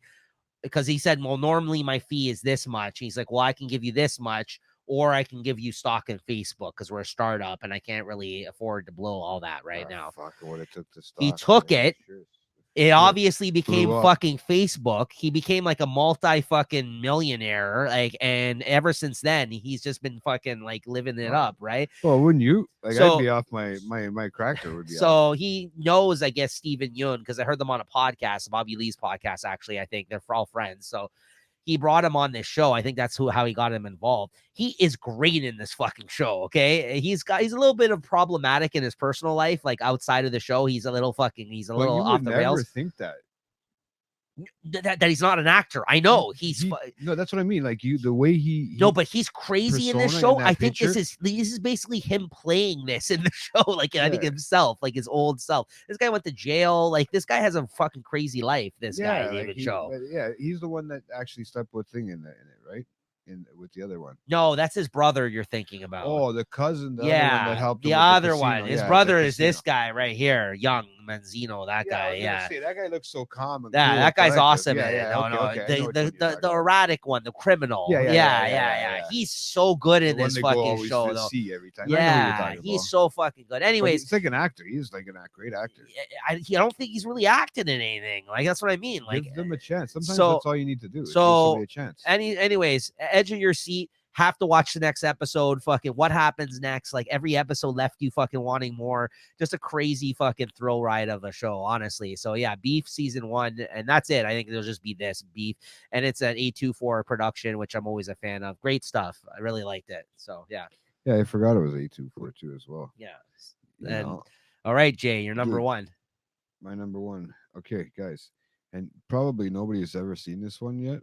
And I am just me when it comes to sci-fi and it comes to fucking uh I mean I could have said something like a Picard, or I could have said something like a fucking like some sort of Star Trek, some sort of something like that. But I went all out because Apple TV has been coming out with some crazy stuff, and the only reason I picked this one is because it's probably flew under a bunch of people's radar, and it bothers me that it has, because this show is Bothers you? yeah, it bothers me that it's flown. I'm not talking about just you, bro. No, I know. I'm just talking saying it about bothers everybody. you. Let's it hear bothers it. me because the type of movie it is, the type of TV show it is great. It's put together well. Unfortunately, there's certain parts you have to have subtitles for, but just like anything nowadays, you have to have subtitles for. Okay, but it's called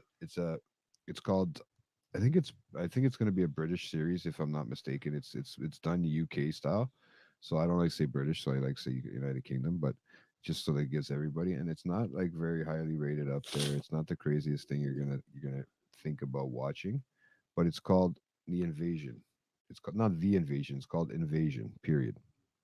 Oh, you told me about this. Okay, Yeah. now- There's different actors. I don't know if you know any of these people. Probably not. They're all from Europe. I've watched a lot of European shows this year, a lot of Australian shows, thanks to Netflix, because they can put without putting the subtitles in, they just change everything. And this is the second season this year. This year they're going to be coming out with the third season. I think. But it this might one be you're coming- talking the one about, I this is just second finished, the season. second Yeah. season, It had it finished up this year. So Bro, Sam Neill that I talked about earlier from Jurassic Park is in this show.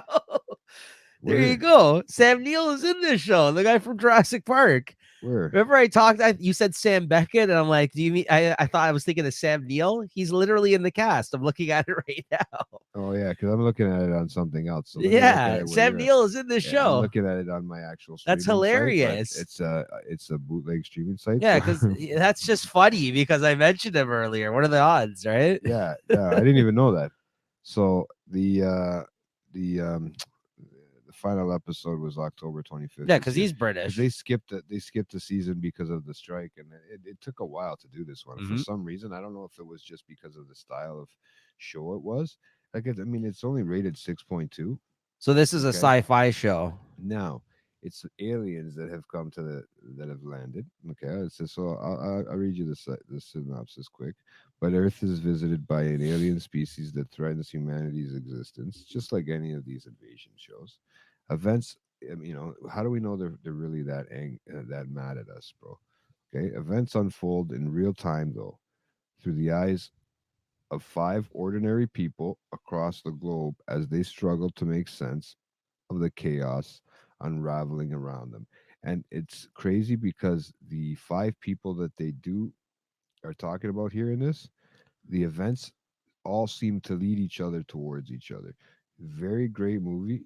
I don't know if it was relatable because the one kid was having seizures and fucking uh communicating. It was weird, and they had to find out. Then there was an attack in the first season. There was an attack. I'm gonna give away the first season because the first season is already long and gone with, right. So if you guys haven't watched it yet, go back and watch it. But yeah, basically an attack on the earth. Now they're trying to figure out how to communicate, and Mm, there's certain people, and it's funny because there's kids, let alone adults, that are trying to figure this out and piece all this together, and how they got here and how they're figuring out how they communicate. You think Stranger Things had some fucking crazy scenes? right. This one here, with the type of animal and shit it is, like the bro, you would freak out. The graphics, Apple TV this year and the last year have blown Yeah, me they got away. they I'm got the sorry. money. They got the money, That's the right? problem, Yeah. right? They blow everybody out of the water. Plus, they also have the ability for when it comes to audio, visual, and all that. Yeah. They have that to a point, right? Like, and like we said, how can we go from from that and go backwards a little bit? No, you can't. This Right. is like top notch Yeah, fucking yeah, quality. That's yeah. why they putting all the series on Yeah, there yeah, now. yeah, They're yeah. paying the money. They know it's going to Yeah. work. They probably undercut everybody else because it is Apple, right? You get your TV Yeah, they shirt, only give you just enough. your T-shirt. Yeah, exactly, just enough, and then you got to pay.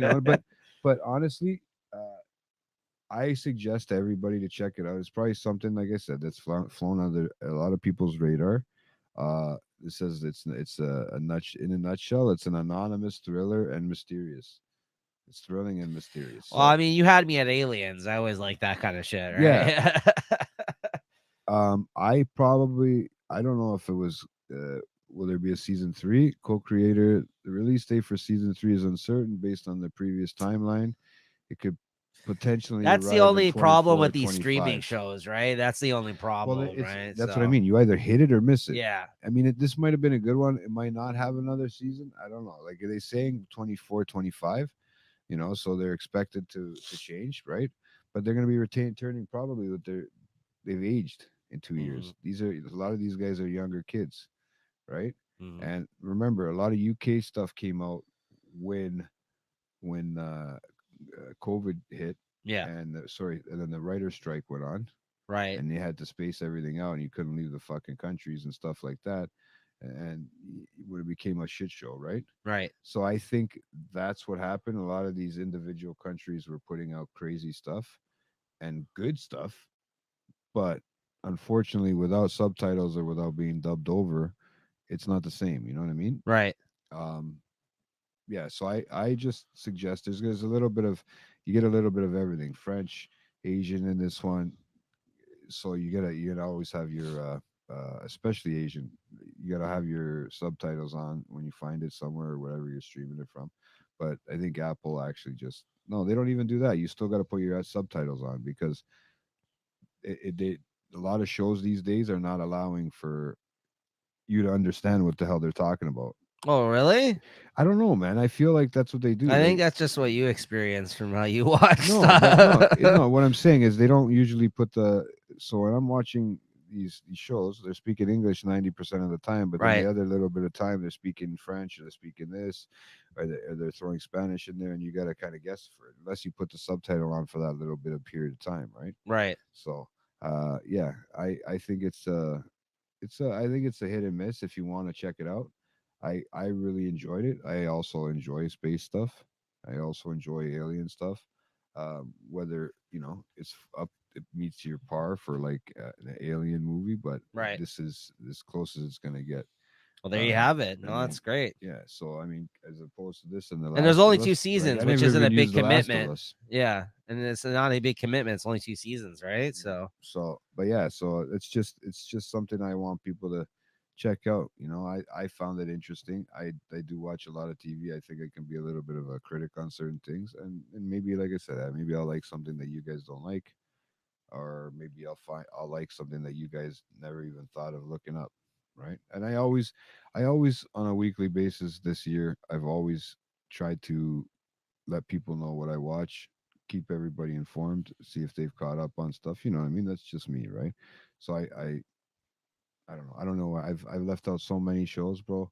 I just knew those ones were that's ones that I okay. wanted people to see. Stay You tuned know, to late night chat but where you kind of you brush up on that I too. try to bring shows that maybe might not come back out, so it might give you that you can binge those 2 seasons, like it, enjoy it, and then there you go. Right? They always tend to end things. I notice the series that don't know if they're coming out with stuff. They always tend to end them pretty decent.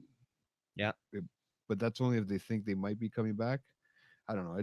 I think this one will be coming back for another season. I think it's getting more traction, and Right. hopefully I can. Might just be a while. Yeah, it might just hopefully be a while when people get through the Apple playlist. But that's what I mean. Apple's playlist went like from this on for TV This shows to past year, this, and they're yeah, blowing away yeah, HBO. They're yeah, blowing away everybody, yeah. bro. Well, It's hard. I was just looking at my list. The only one that can compete is probably Amazon Well, Prime for sucks right style. now. No, No, it does suck, but yeah. But Paramount, listen, I mean, fucking like look at. I mean, what happened to HBO? Right, like on my list this year, though. I just was looking. Game of Thrones. I have yeah, That's but I about it. mean, Barry was HBO. That was on my list. That's one HBO pick. I have 2 Apple picks, one Hulu, which I think is owned by Disney now, and one Netflix pick. Of Actually, mine. Hulu is a good Yeah, they're owned by Disney now, actually. So now they probably have to watch what they say. Just we don't get Hulu here, but Disney has a whole adult section to them. Let me now. ask you, bro. Does Yeah, Prime have an actual one for Canada and an actual one for the U.S. I believe so. where we Yeah, can't watch certain things? 'Cause there's this probably one, and if anybody it's watches this, possible. there's a Pink Floyd documentary I've been trying to find, bro. Right. I can't find it on DVD. I can't find it on anywhere. If anybody can even find it as a torrent for me to fucking download, What's I the don't name care. of it? It's called Are You There Yet? Okay. Are we? It's a Sid Barrett, the documentary of Sid Barrett. There's a few documentaries, but this is the most recent one. And I've been trying to get everybody from uh, my dad to fucking, have you got it yet? It's Okay. called. So And there it's you called go. The Story of Sid Barrett. Pink JT's Floyd. letting you I'm guys know. dying, Let him bro, to know if you watch come that, across man. it. I am dying to. So my last pick here for TV Please give us shows. a crazy one that I haven't heard, Nico. Come on. I know you got one for me. I'm Come on. actually surprised this didn't make. Oh, well, I'm not with you because there's so much to choose from For you. me? Yeah, Yeah, I'm not I surprised. stopped at 15 I take it back, but movies. I know when this was out on the air, we both lovingly talked about this. And yet again, this is as I mentioned, I had 2 Apple picks on my list, and this is an Apple TV show as well This that is came like- out this yes. year. Apple TV one that came out this year. You want me to say it? Wait. It's either The Curse or I didn't want or the other one. The Curse, the new one. Yeah. No, that's HBO, isn't Oh, it? yeah. Yeah, it's HBO. That's HBO. Yeah. The Um, Nathan Fielder show. I wouldn't pick that though no, because I it's know, it not would be done. more of an honorable mention, probably too. No, it's not over yet though, No, and it I've only isn't? watched I the first 2 haven't episodes. watched. You've watched more than me. Yeah, so Yeah, I can't think of it.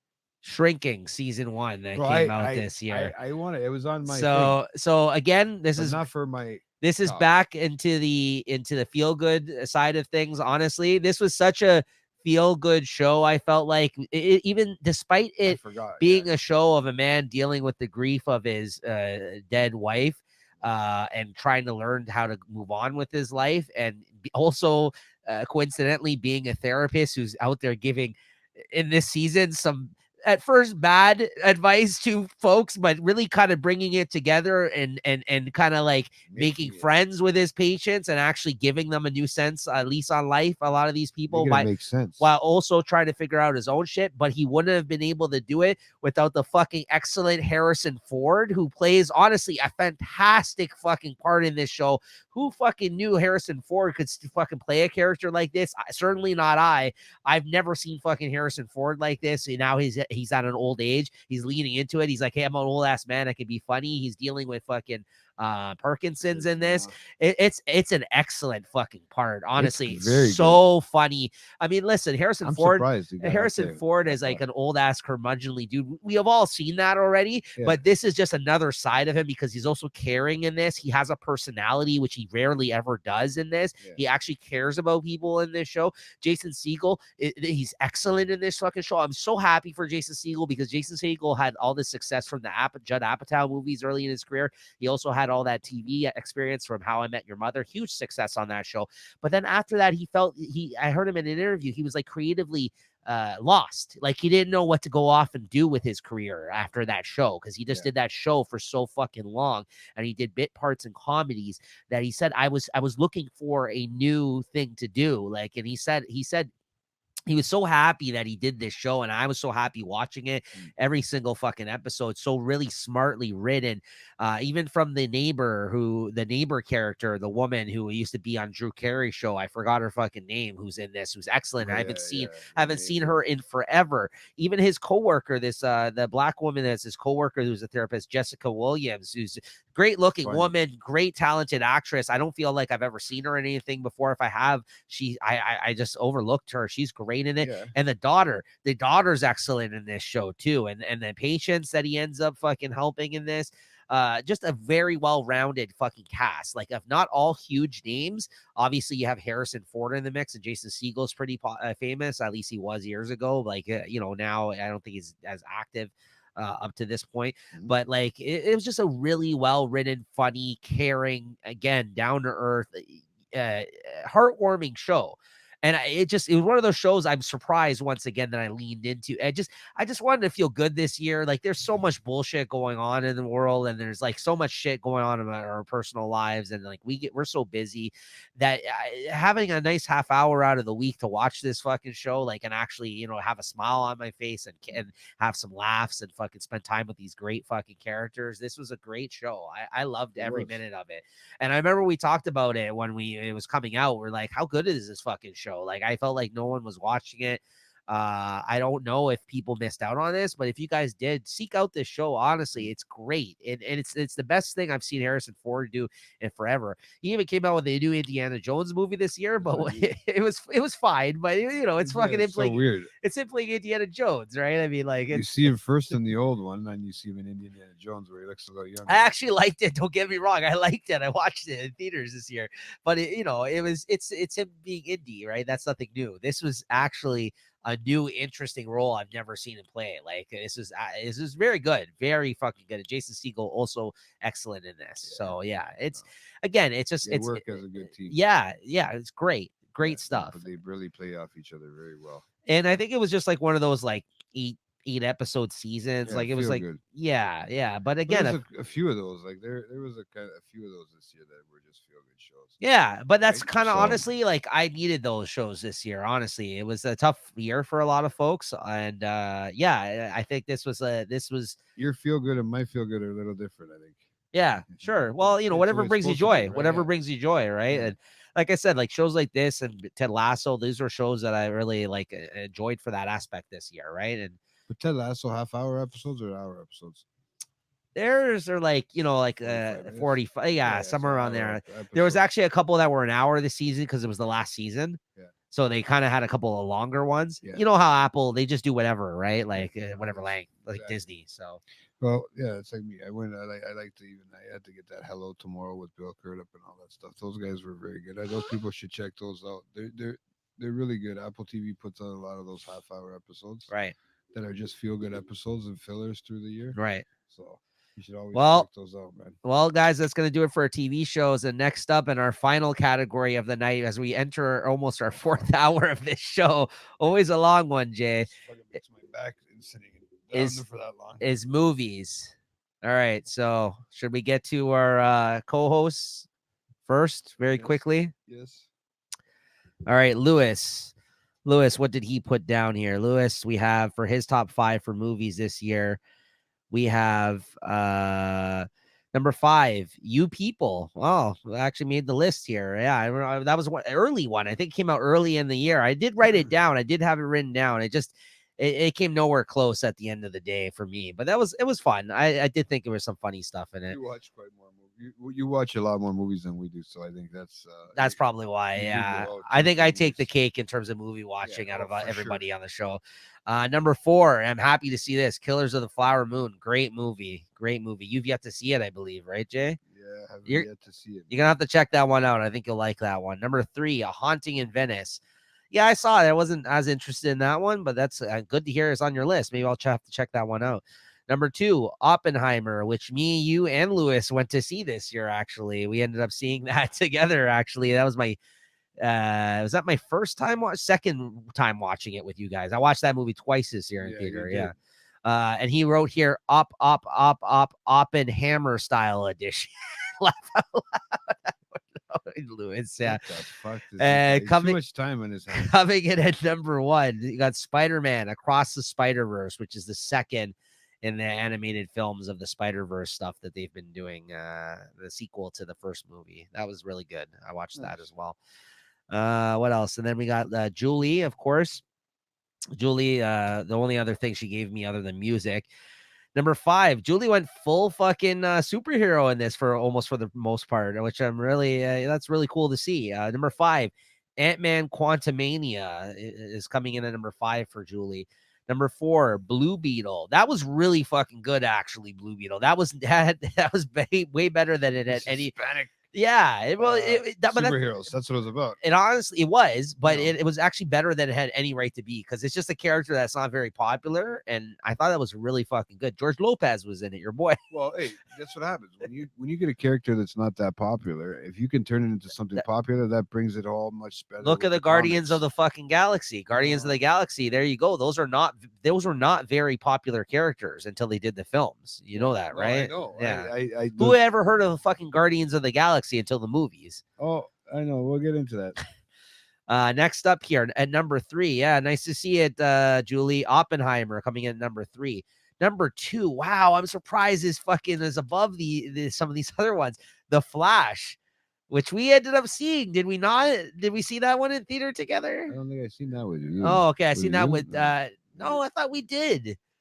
Didn't you come with me and Oh Christine? yeah, I did. Yes, You, in the little theater. you were I was trying to figure out which one I watched in the little theater with you. yeah, that one. Yeah, We yeah, watched yeah, The Flash. yeah, We yeah. enjoyed it, but I thought it was good. I thought it was because Yeah. it's another DC fucking Yeah, one, number so- 2 though, I'm surprised. Yeah, and then we remember because we've seen all the other people in it. Yeah, yeah, that's right. And number 1 on Julie's list, 2 for 2, Spider-Man Across the Spider-Verse, also number 1 for Julie on her list this year. Her and Lewis. All right, and then finally Rob. Good list though, guys. Rob for movies this year, number 5. Happiness for Beginners. Can't say that I've seen that one. Not too familiar with Oh, that. it's probably gonna be Hallmark movies. I think he gets conned into doing Hallmark stuff. Yeah, he likes that stuff, eh? Yeah. Coming in at number 4, I watched this. This was a good movie, Air, which was the movie about the invention, the creation of the Air Jordan, the first Air Jordan, right? Yeah. Which Yeah, is yeah. what your boy there, Ben Affleck. It was a good movie. I It's liked all it. my boys. Why is all Matt my Damon, boys? Matt Damon, and Ben Affleck. Matt Damon, yeah. I Number only liked 3. them in the No, I know it's all my boys. They're always my boys. Number 3, one that he just recently told us to watch on. I think it's on Netflix. Leave the World Behind, which I've yet to watch. Yeah, I have it downloaded on my phone, but I haven't watched it yet. I haven't had a chance to. Number 2, a movie that I've yet to see, and JT said wasn't that good earlier. Extraction number 2. It wasn't like as good the- as the first one, bro. I have heard the same actually. I really like the first one. I've heard the same thing that it wasn't as good as the first one. No. And number 1, another movie I've heard is good that I've yet to watch, Reptile for Rob. Yeah, very different, but that's my Justin Timberlake doesn't sing in that one. Why don't So- you hit us with Leslie's list there, JT? I have number 5. I have Come On Barbie, Let's Go Party.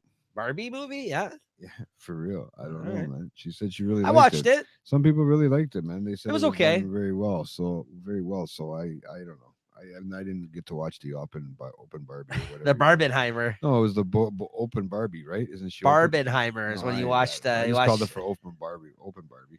It's called Barbenheimer, but okay, go ahead. I'm just doing it the other way. That's all. The Haunting in Venice. which I've never yet to. Oh, I've that yet was to on see. Lewis's list. Yeah. The Killers of the Flower Moon. She's watched that one, so it's everybody I think ahead of me with that one. So, Yeah.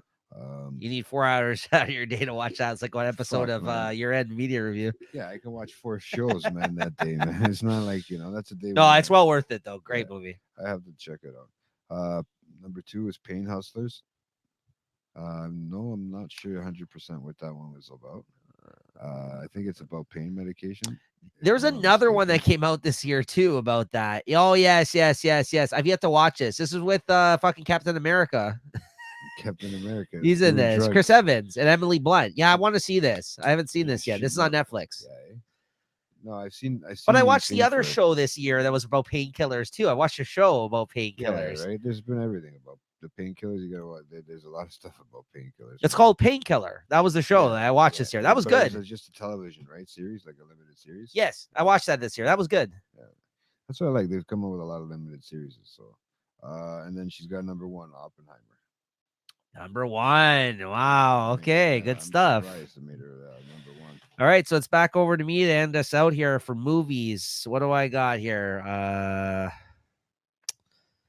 What do I got here? Okay, so here's honorable mentions very quickly. Probably the best horror movie I've seen this year. That's Talk to Me. That was pretty fucking good. Very new, interesting I indie. haven't watched it yet. Good one. A good one. Very different. Very dark. Fucking tragic It movie. just came out, didn't it? No, a few months ago, probably a couple months ago. But yeah, it's about like there's like a hand that people like grab. Oh, I did watch that. Yeah. It's pretty good. I liked it. It was very interesting in terms of indie horror films. It Like, was a good one. It was getting. it was I think it's an like A24 movie too, if I'm not Yeah, and mistaken. it was like sort of like a Ouija board style. thing. Kinda, yeah. The person went into the person's body essentially. Yeah, it was I remember fucking that. weird. Yeah. Dark though, fucking tragic ending. But yeah, that's good for a horror movie, right? So Yeah. Oh yeah. another one I don't think a lot of people saw or talked about that I wanted to give a shout out here too is Blackberry. Great movie. This was about the creation of the BlackBerry phone. Of course, that was done on Canadian soil, guys. Don't forget. Oh yeah. It's a Canadian invention. And it's down the drain now. did you end up watching this at all? I know. I remember you brought it up in your mid-year review. I did, and it didn't make the top 5, but it was very good, and it starred Glenn Howerton from It's Always Sunny in Philadelphia, who's honestly, this is like this part of his career other than the character that he plays on that show. I thought he was really fucking good in this. He fucking was such a prick and over the top, like he is like on It's Always Sunny in Philadelphia. Yeah. But he was actually basing it on the guy who funded this whole BlackBerry thing to begin with, right? And Jay Baruchel, who played like the creator of it essentially in the movie, that was also really good. But he was outstanding though. Glenn Howerton, I think that was the highlight of the film for me.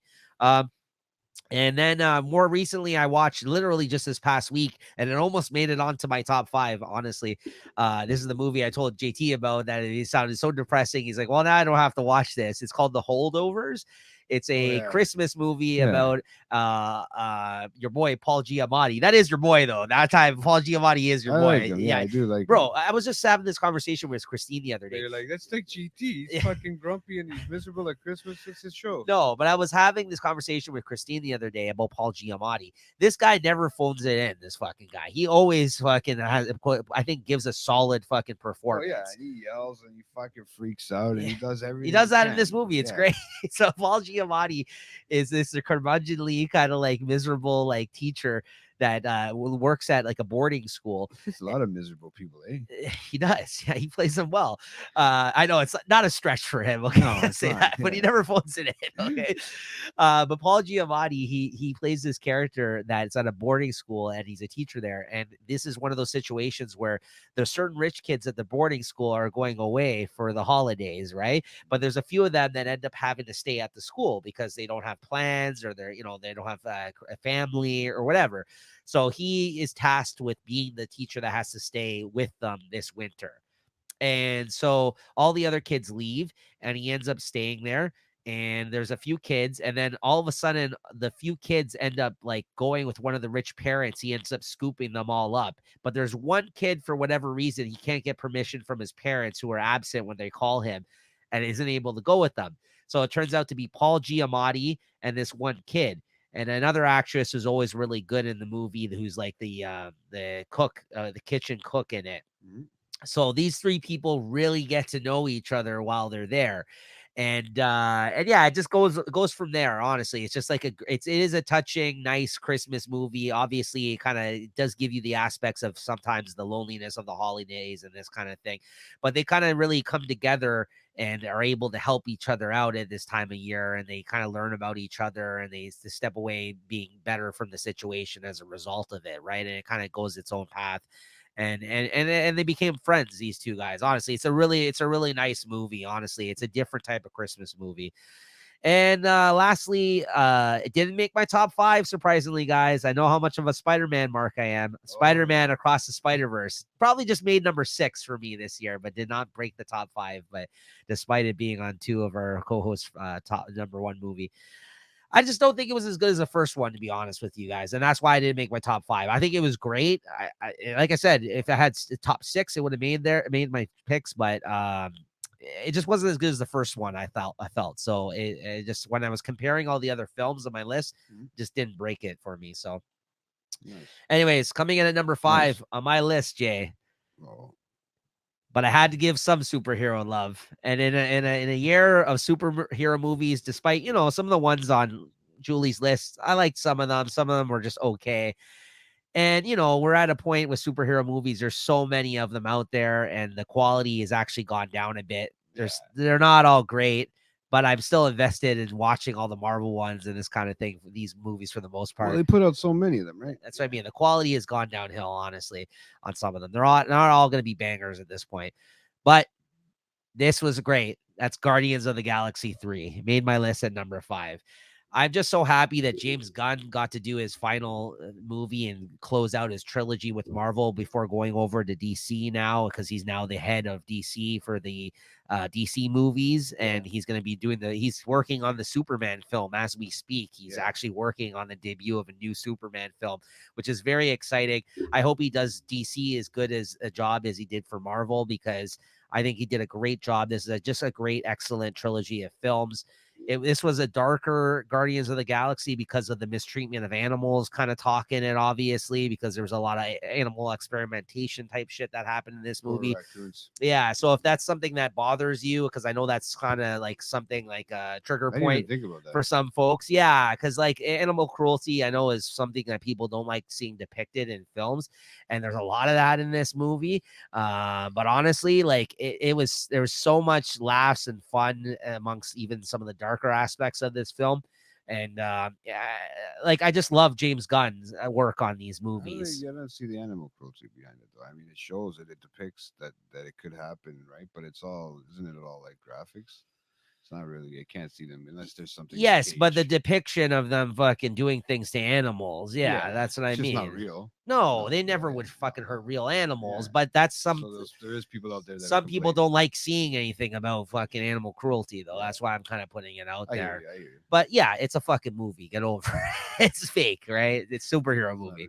Exactly. So these are genetically modified, fucking actual, not real animals in this film, right? Actual, not real animals. You hear that? That's it. That was good. Yeah. That was good, man. Sorry. Listen, this is 4 hours into recording. I'm not going to start making sense soon. Right? I'm going to sound like JT after fucking 2 minutes of recording. Yeah, my eyes are actually open now, guys. Look. Anyways, great movie, and I had to put it on the list because I've loved what James Gunn did for Marvel. I've loved every superhero thing he's worked on, including Peacemaker, the TV show. And I just think this was like, it was a nice, it was a nice critique of and wrap up of his time on these films. I thought there was a little messaging, I felt like, in this about how Marvel is, or how kind of things are, honestly, that he was trying to tell the audience throughout this film. Quite honestly, I felt so. I just think that his relationship got a little soured there towards the end, because let's not forget, they almost didn't let him come back and do this third film. That's what made him go to DC, do the Suicide Squad film. And guess what? Once he did that for them, they're like, well, you did a great job. You should just come work for us. And he's like, yeah, well, Marvel already burned me because they fucking tried to cancel me amidst, me trying to plan their third film of the most popular fucking franchise probably out of the Avengers that they've ever had. So guess what? You fucked up, Disney. You had your chance, and now you lost James Gunn, who's probably the best thing that ever happened in terms of directors in your superhero. Well, that's in my opinion, that's the That's case. what I was gonna say. In your opinion, right? In I my don't. opinion, Yeah, I don't know. I don't have an opinion when it comes to that. Like, you love those movies, though. You love but the I really Guardians do. movies. Yeah. So, So so there you go. All right, enough said. Go ahead, Jay. I got a couple. I want to just give some honorable mentions. Like, I really like that Gran Turismo movie this year. I didn't see that. Yeah, I didn't see Very it. good. Very good. Based on the guy who plays video games that learns how to Yeah, drive, right? Yeah. I feel like there's a lot of them that are gonna come out. Like, I think that's a lot of races that are gonna come out in the future. And your boy Orlando Bloom. Yeah, and your boy fucking you went to the what's it called place with the tequila shop place with Lewis. yeah, but what's his name? What's his name from what do they call him in Oh, yeah, he's right. You're right. He's in that. Yeah. yeah, what do you call From him? Stranger Things. Yeah. Yeah, Stranger Things guy. Well, he's also in the new Fargo season too, though. There's another guy from Fargo. Oh, he's in that? No, not him, but there's David another. Harbour's character. That's his that's not his character in Stranger Things. David Harbour's the actor though. That's the guy. What's his name in Stranger Things? I Harper. forgot. Yeah. Harper, or whatever. Harper. Yeah, yeah. Hooper. Whatever Yeah, it is. David Harbour's the actor's Yeah. name though. Hooper. But no, they're in the Fargo is that other guy, that young kid, one of the young kids that's in there from Stranger Things. Okay, cool. Yeah, you'll see him as more of an adult. But Cool. so yeah, Gran Turismo was one. I like the creator too. That's what the Disney one with the space and then all that stuff. Yeah. That one, I think people should check it out. It was interesting. Mhm. Had a little bit of a storyline to it. Yeah, we were I supposed don't- to go see that, but then we didn't end yeah, up I going to ended see up it. watching it on like a test screening thing. Even with that, the test screening was pretty good. So Yeah, it's Denzel Washington's son in that. that's how it was. David Washington or whatever He the fuck looked his so name familiar, is. man. He looks so familiar, but it was really interesting. It's just saving. Yeah, I don't know if people are gonna get that much into it. I just want to get through these honorable mentions with people. But I also liked the Pope's Exorcist. That'll go on my. No, that was shit. I don't know. I liked it. I liked the whole storyline. Anyways, I like all the Exorcist storylines. I mean, listen, I watched it. It was There's, fine. there's But three Exorcists that came out this year, man. I mean, the other two were the other two, right? But I also no, the other one was way better than that came out that I seen. even you people one- is The one with two fucking girls in the it two girls was were way different. better. That Yeah, was but way no, but better it than ended those. stupid, Bro, that was way better than the Pope's fucking Exorcist. Shut the fuck ended up with that stupid, way. man. Just because you watched I like Russell Crowe. Russell man. Crowe speak a fucking Italian. That was the worst. I had to watch it with subtitles still. No, but I like the little Ferrari Vespa. Russell Crowe used to be a good actor. I don't know what happened. Go ahead. Sorry, I'm not gonna shut your pics. You people was another one. That I liked it. I enjoyed it. I checked that one out. I mean, I think it was on Rob's list or Lewis's list, Lewis's number list. 5. Yeah. yeah. Yeah, little things like the Machine. I watched the Machine. That was fucking funny, but it's just him, man, just being him. Yeah. Right. Telling that story, the same story over again. But that and my favorite one with Woody, my boy Woody, the Champions. Oh, yeah, that yeah, was sure. another one that I'll give an honorable Champions, mention to. yeah. Because they had a lot of, good actors, even though they weren't actors, man, in that movie. So Sure. I think they did a good job. I of liked it. portraying It was good, yeah. I think they did a good job of portraying it, and just making it fun all around. Right? Could have been stressful. There's a lot of movies I didn't get to see, like those new ones that are coming Sure. out. Where's what's it called coming out? It still hasn't come out. That we're waiting for. What are we waiting? There's a new one coming out this week, probably or next week. The Ferrari. Ferrari comes out Christmas. Yeah, yeah. Motherfuckers, man. They waited till Christmas. Adam Driver, I know. I want to see that too. I've been dying, Yeah. to see that one. Yeah. So, All right, but what came in at number 5 for number you? 5 is the Megan movie, man. I like that one. It was on my honestly. I think I said it in the mid-year, the only possibly. AI thing I really yeah, it just didn't make the cut. I liked it a lot, though. I liked it a lot. I don't blame you for putting it there. I liked it. I didn't get much other stuff that I enjoyed like that. But I enjoyed that one. I really did. I enjoyed that whole horror. That may series. have made my top 10, like at If the you- top. if you had Yeah, the top yeah, 10, yeah, You might yeah. have had it as on. I thought it was going to be somewhere right with it on, but you watch more movies than me. Well, too, I only right? gave like 3 honorable mentions though, because that would have probably been after that, right? Yeah. But yeah, like it was between that and Talk to Me for Horrors this year. I thought were the best. Megan was great. Megan was great. Megan's always, that one. It seemed realistic. It seemed, I mean, I like all that stuff with AI. I mean, I didn't even mention the honorable mention for Chucky, but yeah, So I just think you know, coming to this new year, there's going to be a lot of new stuff. There is apparently a new Chucky movie coming out. So there's going to be a whole new series again like that of a movie. And, let's see where that goes. But yeah, Megan was my fifth one this year. All right. What's No, her I don't name? blame you. I What's her like name that. again? That chick's name, the girl's name that played the part Oh, I don't know. That's what was the best part about AI. that movie though is because she looks so because it's an actual person in the suit of the actual robot. But Like it has to make it look like a robot, right, right? because but so they have this stuff on her that makes her look like that. So she has some like actual robot parts, but then there's actual person moving around it. So that's why like the movement of it is so fucking off-putting because it looks like a robot because some of it is like her face and shit, but then other parts of her obviously is her person underneath there. So it's really fucking bizarre. Yeah, if you watch the behind the scenes kind of video of like how they put it together, it's actually very interesting that movie. And they're actually going to do a sequel. They already said it. That's an A24 movie too, I Yeah, believe. Yeah, yeah. they already announced that there's going to be a Well, I sequel. didn't So know there was going to be a sequel, so yeah, that'd be interesting. yeah, I think it comes out. They said I think 2025. I think. Yeah. All right. Next up, my number four. Fuck, probably the most fucked up movie I seen this year, Infinity Pool. Hmm. This movie was fucked, bro. Like honestly, like it's too strange of a fucking concept for me to get into because we've already gone 4 fucking hours now on this show.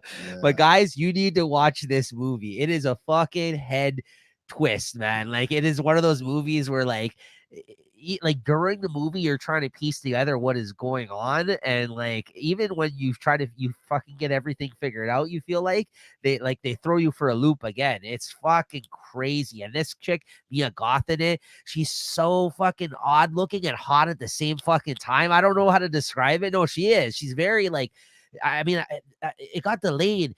I can't wait for Triple X, the trilogy, the I end the remember trilogy you of were telling me about that one. of X and whatever the fucking second one was called, Yeah. Pearl.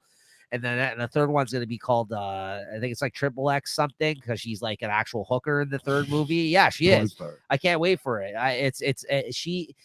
Mia Goth is such a unique like look to her. Like she's so fucking talented too. Like out of all those movies that I've seen, and I caught up with her this past year. She's really fucking good, and she plays different characters in X and Pearl. Mhm. She's very, very fucking good actress. Like at this point, I'll watch anything I feel like with her after seeing all those movies for the first time this like past year because those two movies came out in the same year, I think, X and Pearl, or like just opposite years of each other, and they're both really fucking good.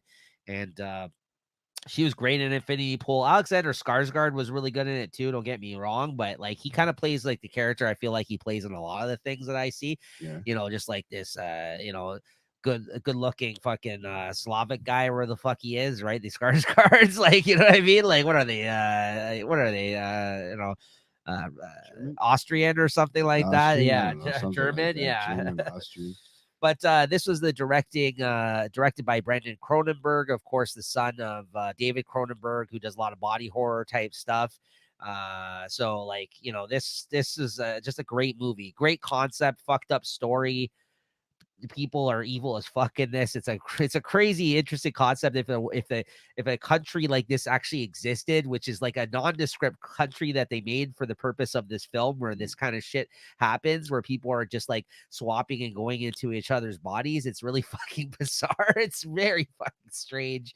Not even going into each other's bodies, they're like creating new ones. It's really fucking weird. It's hard to explain. Different Yeah, style. yeah. Anyways, check it out, guys. I won't even get into it because it's been a while since even I watched it. It was earlier in the year when this came out. Yeah, But that was on my next pick. That's the shit thing too. That is that your next yeah, pick? because Go ahead. Yeah, add to said it. I Just a had bit. Yeah. horrors, man, right? Because I said maybe I'll get the horrors out of the way in the beginning, right? Because I knew I seen a Oh, it couple was of them, great right? movie. Great Yeah. movie. So Visually too, very cool. visually, uh, making you innuendo things, everything. Remember we had talked about it in the fucking mid-year review Yeah. about it, about the jerk off scene. Like this Yeah. girl, like this whole movie, and like you feel dirty still.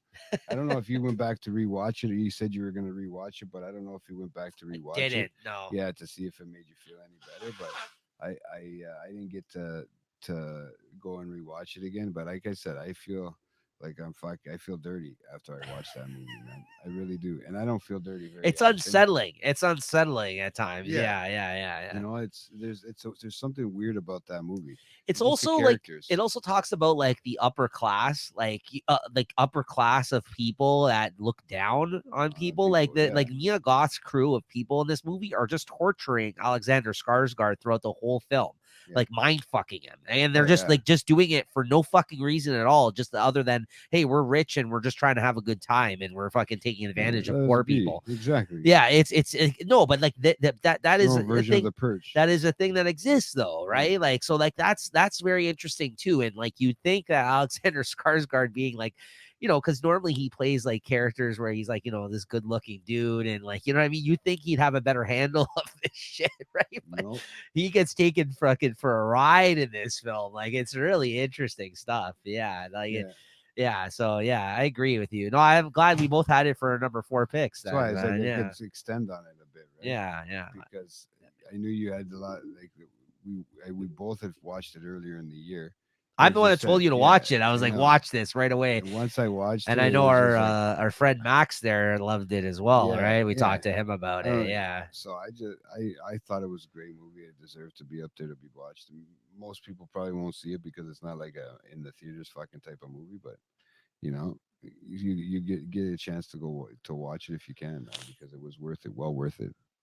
My number 3 then back over to me film was John Wick 4. Have you Oh seen it yet? no, Oh, I fuck. I gotta go back and watch the whole series again. I think, So dude. this may be other than the You first can one. talk about it. It's okay because Yeah, I'm gonna have to no, watch I'm it not like gonna the get whole into thing. it too much though. I mean, most people know what John Wick is already. So this movie quite possibly, other than the first one, I Yeah. think is the best movie in the series, and maybe even better than the first one. This is the longest one, Mhm. and this is the end cap of this whole story of the 4 films. Now, they've already recently mentioned that they are working on a 5th and a 6th film now, but without spoiling anything, they could have ended it with this movie, and they weren't sure if they were going to do more apparently at the end of this movie because like Keanu's getting older, so like I don't think they were sure about like whether or not he was going to come back and do this because he actually really trains for these films. Like he does all the shit with Yeah. the ballistics, like the things with the guns and all that shit. Like he actually knows how to do all this shit now from training apparently and like doing these films. Like how to But fucking like wield all these like fucking guns and all this, like you know what I mean? Like he knows how to like do all this crazy like hand movement type shit. You know what I mean? Like I've seen like videos of him like yeah, actually doing this kind of stuff. true. At Yeah, a certain so age, you gotta keep your shape, right? right. So like, he's getting up there a bit, but he's still doing his thing in these movies. He fucking kicked a fucking crazy amounts of ass in this movie. And just as the culmination of all the past 4 films, every film has been fun and entertaining, don't get me wrong. Mhm. But I think with the 3rd film, I was just like I think like as good as every film has been, I think since the first movie, each one was not as good as the last Mhm. while still being good. But this one, I think, was just as good as the first, if not better. Honestly, like as a culmination of the whole thing, as this not even a trilogy, it's 4 films now. I would have been fine if they ended it here. So I'm interested to see what what happens now. Of course, the Lance Reddick, the guy who plays he's the big black dude who's the front desk of the Continental, unfortunately died before Yeah. this movie came out. I was a huge fan of him from everything from The Wire and other things that I've seen him in. Obviously, first starting out from The Wire, though, for me. And, they dedicated this movie to him at the start because by the time the movie had come out, he had, I guess, already shot like some scenes for it. But you got to check out the movie to see what happens. But the fact that he kind of dedicated the movie at the start of the film to him, I was really happy about that. I was like, oh, that's good. Oh Because I think he was a great part about this show. And I've yet to watch the show, but I've heard it's bad. The Continental spinoff show. Have you watched it? no, I watched the first 2 episodes, but I didn't enjoy it. That's what I've heard. But the problem Yeah. is I didn't know who everybody was, right? Because it goes These are back. new characters, So right? And but it it's also the jumps start of the time. Continental, Yeah, right? it's a time Yeah. jump, So right? so I don't think I'm gonna like it either. I've heard bad things about it. That's too bad because it sounded like an interesting spinoff because the whole Continental like idea is really cool in the world of John Wick. Mhm. But yeah, I mean, listen, there's not much else to say. This is just a great action packed fucking film from start to finish, Yeah. and I love these movies, and I think it's possibly the best ones. There you go, John Wick 4. Oh, I got the killer for the next one, buddy. Wow, made your top 5, Yeah, because I didn't eh? want, like I said, I didn't For go too number 3, The crazy. Killer. Okay. For number 3, The Killer, Listen, I love David Fincher. It was a good I movie. I like the way that they didn't have to talk about much. They didn't have to really say the dialogue. Sorry, the dialogue was very good. It was well done, as opposed to because a lot of it was just there was parts that were there was just standstills.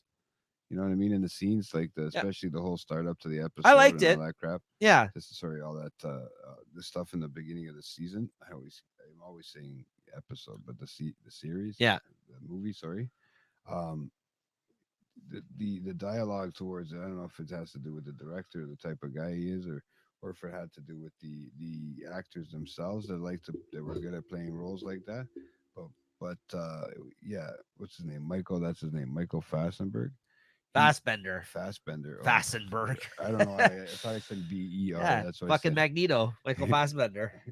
Fassbender. He played a great role, just He was being good. himself, just being like a regular everyday. It almost seemed like just a regular everyday person, but with like these long stretches of time where you didn't need the you just had the dialogue in the background where they were talking about stuff. I feel like it was Executed.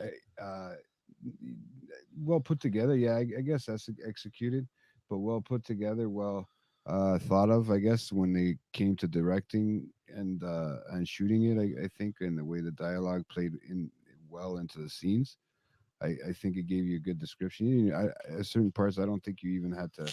You could have closed your eyes and listened, and it would have made you. You know what I mean? It would have made you could still understand what was going on in that scene. So I don't know. I like I said, and for me, it was a really interesting movie. I'm glad that it came out this year for the Netflix, and that's all it was, right? A Netflix and Netflix movie. Yeah, yeah. So yeah, that's all it was. It never came even out in theaters, right? yeah. No, no, they went straight to Netflix. This is part of his David Fincher his deal. Oh Oh, yeah, nice. We he's just got got a money. new subscriber. Nice, nice. So fair, but yeah, no, it was really good. I enjoyed it. I could go back and watch it again and still probably enjoy it, Yep. right? Yep. Uh, but yeah, that was mine for number 3. I I mean, liked it. Yeah, I liked it. It pretty didn't, much everybody's didn't make seen my it. list, but I did like it. I like David Fincher. Yeah, like I said, and you also watch a lot more than me too. So when it comes to For movie sure, for stuff, sure. but yeah, Coming the in number clients and 2 stuff. for me, that I feel like if I had time to watch it again before this recording, it may have made number 1, but I'm still not certain on that. But I do want to watch this movie again just to soak it in more and appreciate the performances in it and the story. Oh, excuse me, just blow my fucking nose. I'm really stuffed up right now. Yeah, everybody in here, it's just the same air. After a while, it gets to blowing. Oh, shut up about the air. No, it's because we get in here, it gets hot, man. Of course, stuffy in here. And that's Killers of the Flower Moon as my number 2 pick on my list here. I haven't I got to mean, watch it. Yeah, it sucks. what's there to say? This is a fucking Martin Scorsese movie. He's 80. He's in the fucking top of his game. His movie styles has kind of changed over the last fucking, like, even 5 years or so with longer films and more time that he takes in the story that he's telling. I think, if you look at The Irishman and you look at this movie, like he's definitely taking more time to actually like let the characters like it develop and breathe on the screen and like kind of tell his story and kind of and like obviously the patience and the way that he approached this material, it was out of respect to the Osage people, because this is a story about like in the 1920s about how in Oklahoma, um, a series of murders basically went down involved with the Osage people, these Native Americans that were kind of like they hit oil essentially on their reservation, Okay. and then they all became stinking rich because they had all this oil money. But of course, the evil white men Evil white man. then come in because they smell the money that's happening. They start ripping off the Osage, and then they get acquainted with the Osage people. And then they start fucking banging the fucking Osage people and fucking making kids with them. And then all of a sudden They become rich. they become rich. Yeah. So it's about a string of murders that followed. And not only They all that, killed their wives. And not only that, it's also about the desecration of their culture as a result, because the money also changed them from who they were, Mhm. from kind of getting together with all these white people, and then they lose their culture as a result, as somewhat as they kind of, as time goes on, and they change their ways, and they kind of become, also different people because they have money. And then they get introduced to all the other evils that greed will bring, the alcohol, and you know what I mean, like everything yeah. else. Obviously, Native Americans, not, that's never good with the alcoholism and stuff like that, Yeah. like in their, you know what I mean, in their Yeah, they, in they their have that. culture. No, it's true. I mean, It is. yeah, it It's is. not a It's not a facade. joke. It's No, not. Yeah, I know. That's actually something that it's exists the within white there. man tricked them. So, no, but no, it I get really it. I get it. basically great fucking roles in it, played by Robert De Niro. He does an excellent fucking job in this movie, as always. And honestly, Leonardo DiCaprio, who plays a character who's kind of a despicable fucking person. It's a character I don't feel like I've ever really seen him play. Like, I mean, yes, I know he played a slave owner in fucking Django. Django, but well, I guess that's the most despicable person he's played. But this is pretty bad in this movie too. He's kind of, but he's stupid in this. Like, you got to watch it. Like, he's an idiot in this. He kind of gets hustled. It seems like he gets, but he's part of the shenanigans that are going on. Like, he's part of it, right? Oh So, yeah. just great performances. And then, oh man, hold on, I got to bring up the cast. The woman who plays the I don't wife, even know who they are. Yeah. I gotta bring her I know name it's up. Leo and Lily something, I think her name is. Hold on. It's such a shame. I'm not really familiar. Lily Gladstone. She's excellent. She plays the Osage wife of Leonardo DiCaprio in this. She's just excellent. Honestly, probably one of the best, if not the best performance in the film. She plays a really fucking good part. But Robert De Niro basically plays like the guy that becomes cool. He has the end with the Osage people. They all respect him and like him, but he's the one that, as a result, that opens the door for all of his men. And it basically becomes like, after a while, like the Goodfellas of fucking no, really, it does. By the end of the movie, it just feels like Goodfellas, but in the 1920s of this 1920s. of this Native American reserve. Like, it's because there's all this like shit going on where people are systematically getting taken out. Like the scene in Yeah. Goodfellas where Robert De Niro was like, all these people from the fucking Look at heist, this we got to person, kill them. yeah. It's without spoiling anything, there's a scene, because this is already documented. This happened in real life. This is based on a novel of the true events. Yeah. And that's why kind of Scorsese went in there and kind of tried to treat the material with respect, right? Because he had to meet with the Osage people and all this other shit. They allowed him to make this movie. Like, he was like, and they weren't sure, because obviously they seen all of his other violent films.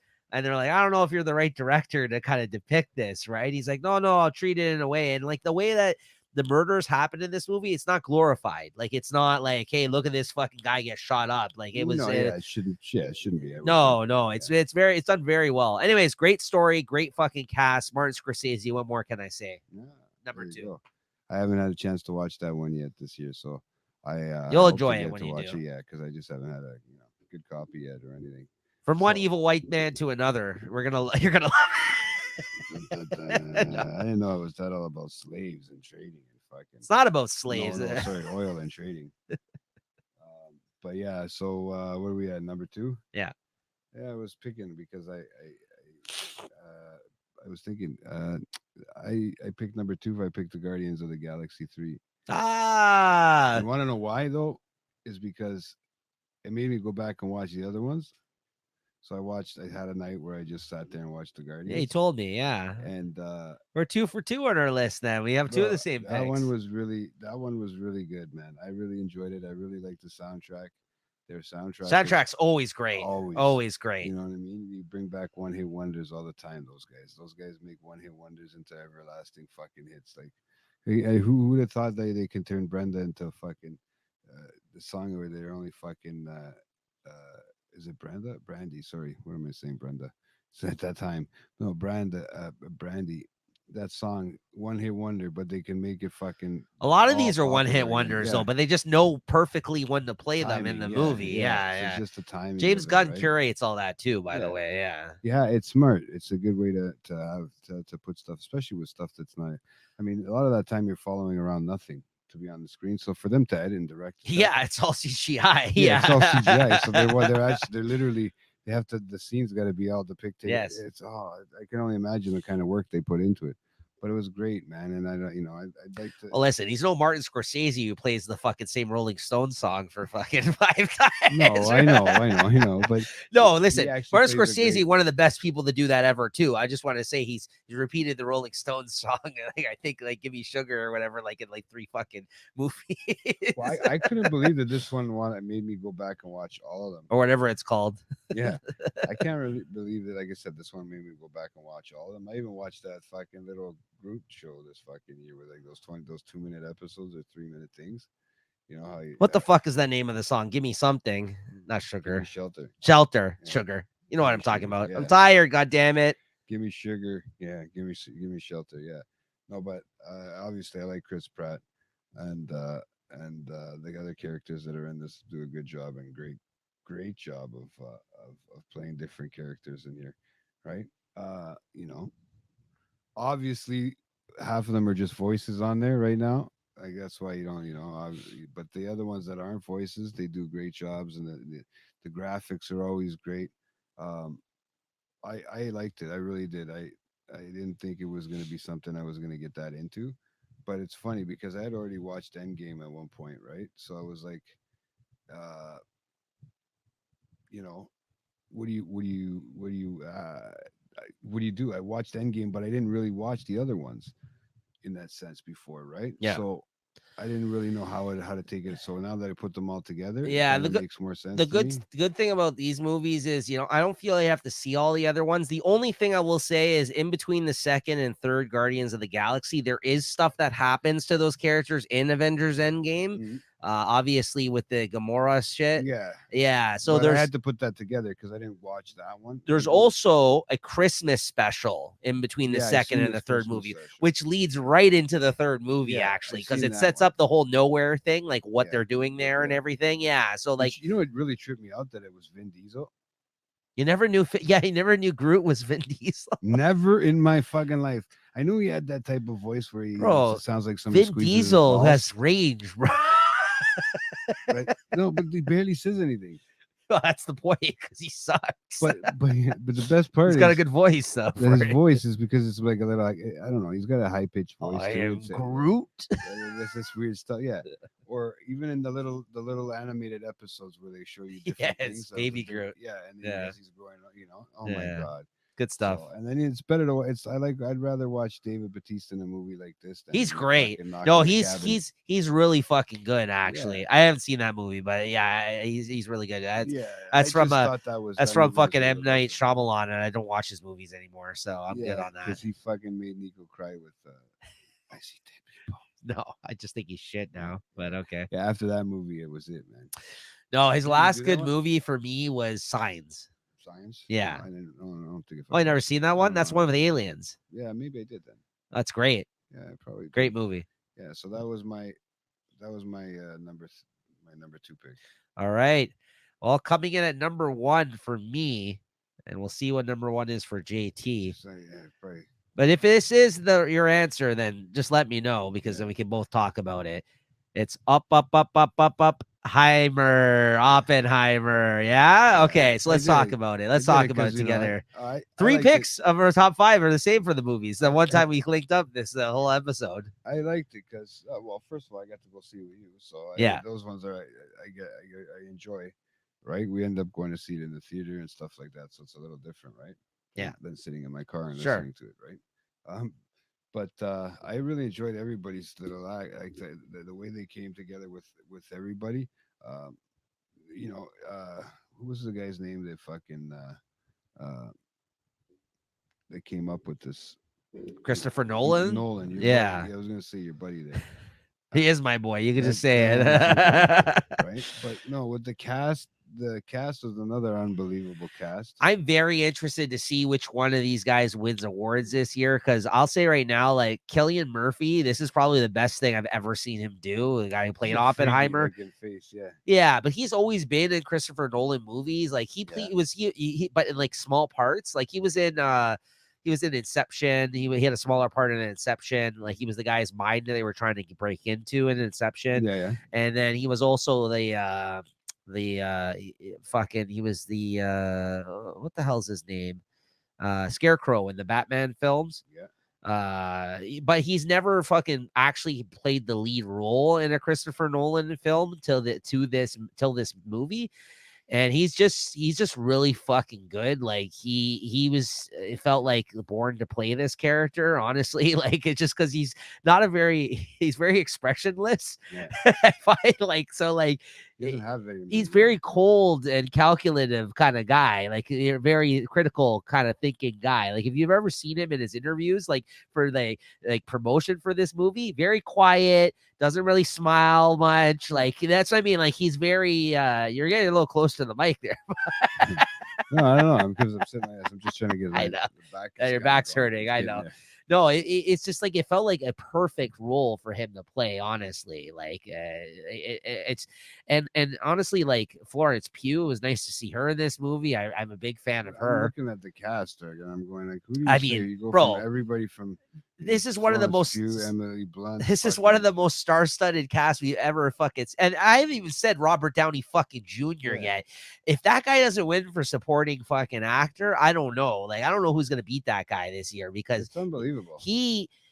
this reminded people that Robert Downey fucking Jr. can act like outside of a Marvel movie. Because remember, he has not been in something other than a Disney movie, other than Marvel or a Disney fucking production, Sherlock Holmes, all these other fucking movies he's been in all over the years have all been like Disney type movies. Yeah.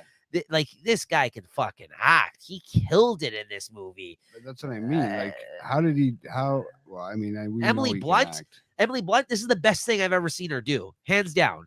The best fucking thing I've ever seen. Emily, she was so fucking good as the wife of Oppenheimer in this. Yeah. She actually might have been better than them. I honestly, that's how good she fucking was. Like, Well, you got everybody in this. Like, I don't even know how you can even. Everyone is in this movie. Matt That's Damon. the problem. How do you separate anybody Bro, from supporting actor?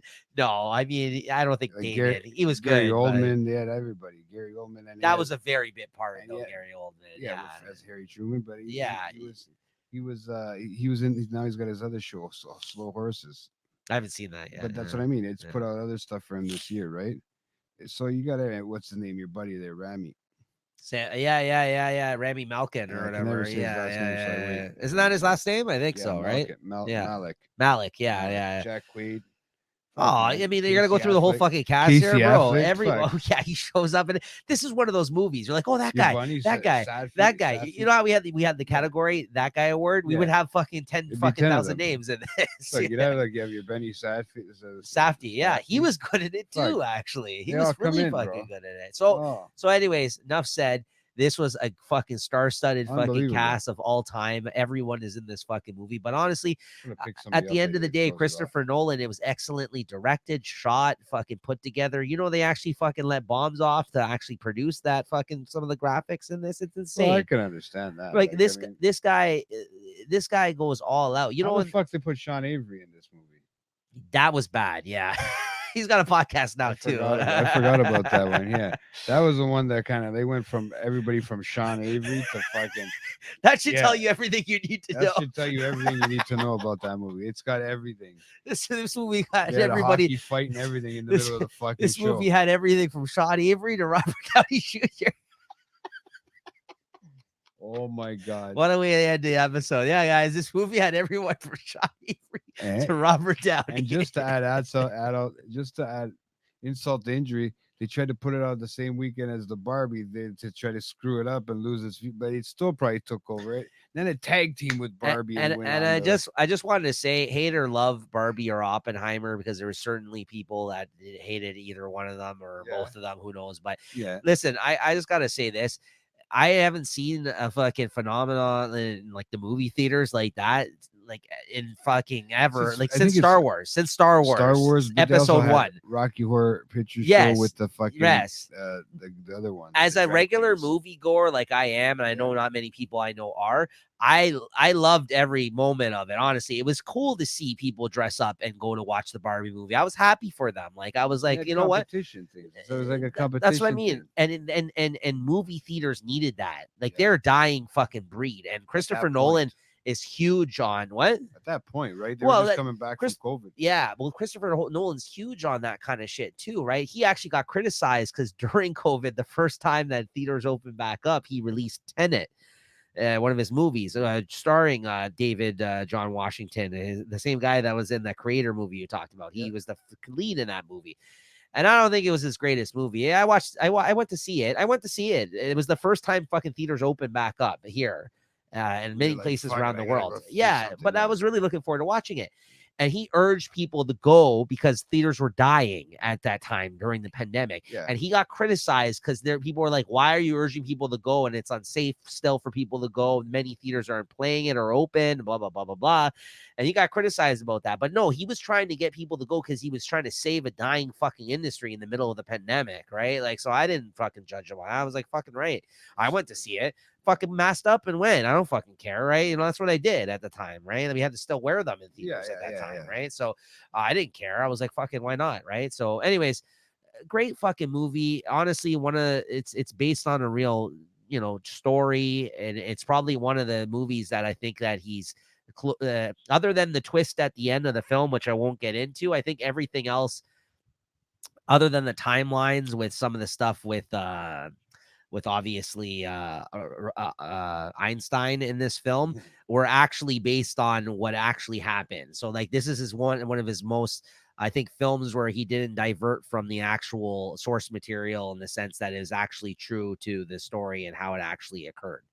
Okay. So yeah, so I think it's just an excellent film. I'm a huge Christopher Nolan fan. I'm glad you liked it too. But like you said, it was part of the experience. Like we experienced that. We went out. I watched the movie twice in theaters. When's the last time I fucking seen a movie twice in theaters? Right? Well, last year, but I was willing to go see this. it would be prior to COVID. You're good, man. You're used to seeing movies. The twice. same movie? Well, No. I've heard you say that before. No, very rare. Yeah. Very rare. Very Well, rare. maybe Very that's- rare. Yeah, maybe that's my younger brother too. He goes to watch the double. No, I never superhero movies. I never go to see movies more than once usually. Yeah. This is like I happily seen this again with you and Lewis Yeah. because I was like, oh fuck, I gotta see that again. Yeah, I remember we went all. This three was of my us. most highly anticipated film that came out this year, other than probably Killers of the Flower Moon. And obviously they made my 1 and 2. The other one that never even made anywhere near my list, unfortunately, was Beau is Afraid, because I thought the second half of that movie shit the bed. I didn't get to watch it, and I was going to ask you if it did make it, how you felt about the second half. No, it just. But you remember the synopsis about it, man. It's just it right now. You weren't in the right headspace for it. I'm I not in get the that. right headspace Yeah. for that. This year has not been my year to watch that movie. I'm gonna end up being Beau is Afraid. It's gonna be JT's Afraid. So But there you have it, guys. That's our year end. I don't know if there's anything else you want to add to it. I know no, I I'm got a probably million fucking- other fucking TV shows, but we're not done that. We're 4 hours of recording. Well, this But, is usually the length of these episodes. So thank you everybody if you tuned stayed in through and and stuck actually through. stuck through and watched this with us. We hope we gave you some great recommendations. Us and the rest of the hosts. One more time, on January 5th in the new year 2024, we are going to be doing our 5-year anniversary of the Late Night Chat Network, along with all of our other hosts, for a live in-person show. Please make sure to check that out, guys. January 5th. Follow us on Instagram for up-to-date timing or any changes in the schedule at Late Night Chat Network on Instagram. And to 5 years of Late Night Chat Network, Jay. Congrats. coming. Thank you. It's coming. They will be fun, Good bro. stuff. Good stuff. All the fucking... Yeah, let's see what happens. This was always a fun conversation. I had a lot of fun talking about this, Jay. I hope you did too. I always do. with And, the year-end stuff. It's always, like I The said, year-end just movies. we're always tired by the end of it, but like it's always good to talk about stuff we enjoyed, right? Rather than shit we did not enjoy this year. So 2:00. Start at 6:00, so it should be a good one. Then I got a show tomorrow night, guys. And I think for this year, I might actually also split this up and maybe put out individual shows on each topic. Yeah, it could be because with the way we do it now, and because 4 hours, that's 4 things. After the airing of the actual full episode, I might go and do that for you guys. So Yeah, stay 'cause tuned. Yeah, because we could pull that off. It could be a whole episode itself. That's what I mean. So there you go, guys. There's your pre-records for the whole season. Oh, and before I forget, sorry to leave you out to the last minute, but I'm sure you're never gonna see this. Lewis also gave a video game favorites list. Okay. Now, wow. I obviously never have time to play my fucking games, even though I buy them. I've probably bought half the games that are on his list here. Yeah. I'll tell you which ones I've bought Let's that hear I've the barely games. played. Okay. His top 5 games, guys. Number 5, Hogwarts Legacy. I own that, but that was Christine's game. But I wasn't interested in playing that, but I have it. Okay. Number 4, God of War Ragnarok Valhalla DLC. I have the main game. I don't have the additional DLC that he bought this year, but I bought that game. Just bought it a couple weeks ago. It was on sale. God of War Ragnarok. Okay, I own that. I've never played it. The shrink wrap's still on. Number 3, Resident Evil 4. No, I don't own that. Yeah. Number 2, The Legend of Zelda Tears of the Kingdom. That's my favorite fucking video game franchise. I own it. I played a bit of it this year, but not nearly enough to fucking actually put it on my list. But yeah, I'll throw that on my list as number 1. Fuck it. And number 1, Marvel Spider-Man 2. Own it. I've never fucking played. Wasn't the other one that he played all the time? 4 of the 5 games he put here. What was the other one that he was always playing all the time that we kept seeing him on? Oh, that was Assassin's Creed, but that was last year. Yeah. Well, there you have it, guys. Shout out to He has Lewis. time to play video games. Thank you for Nice. sharing your list with us. No, those are all fucking good games. I know they are because I've bought. That's it. His will be wrapped up soon and still stuck in the plastic. He won't have time.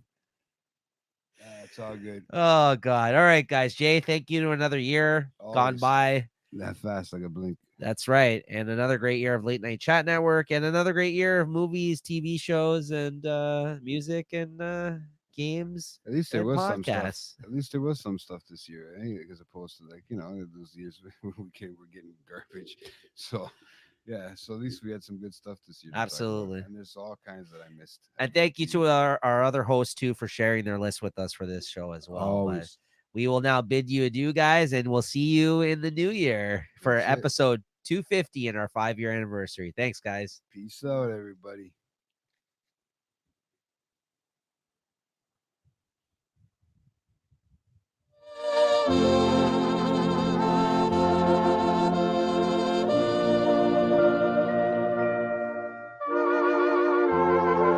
Oh my goodness. Farewells.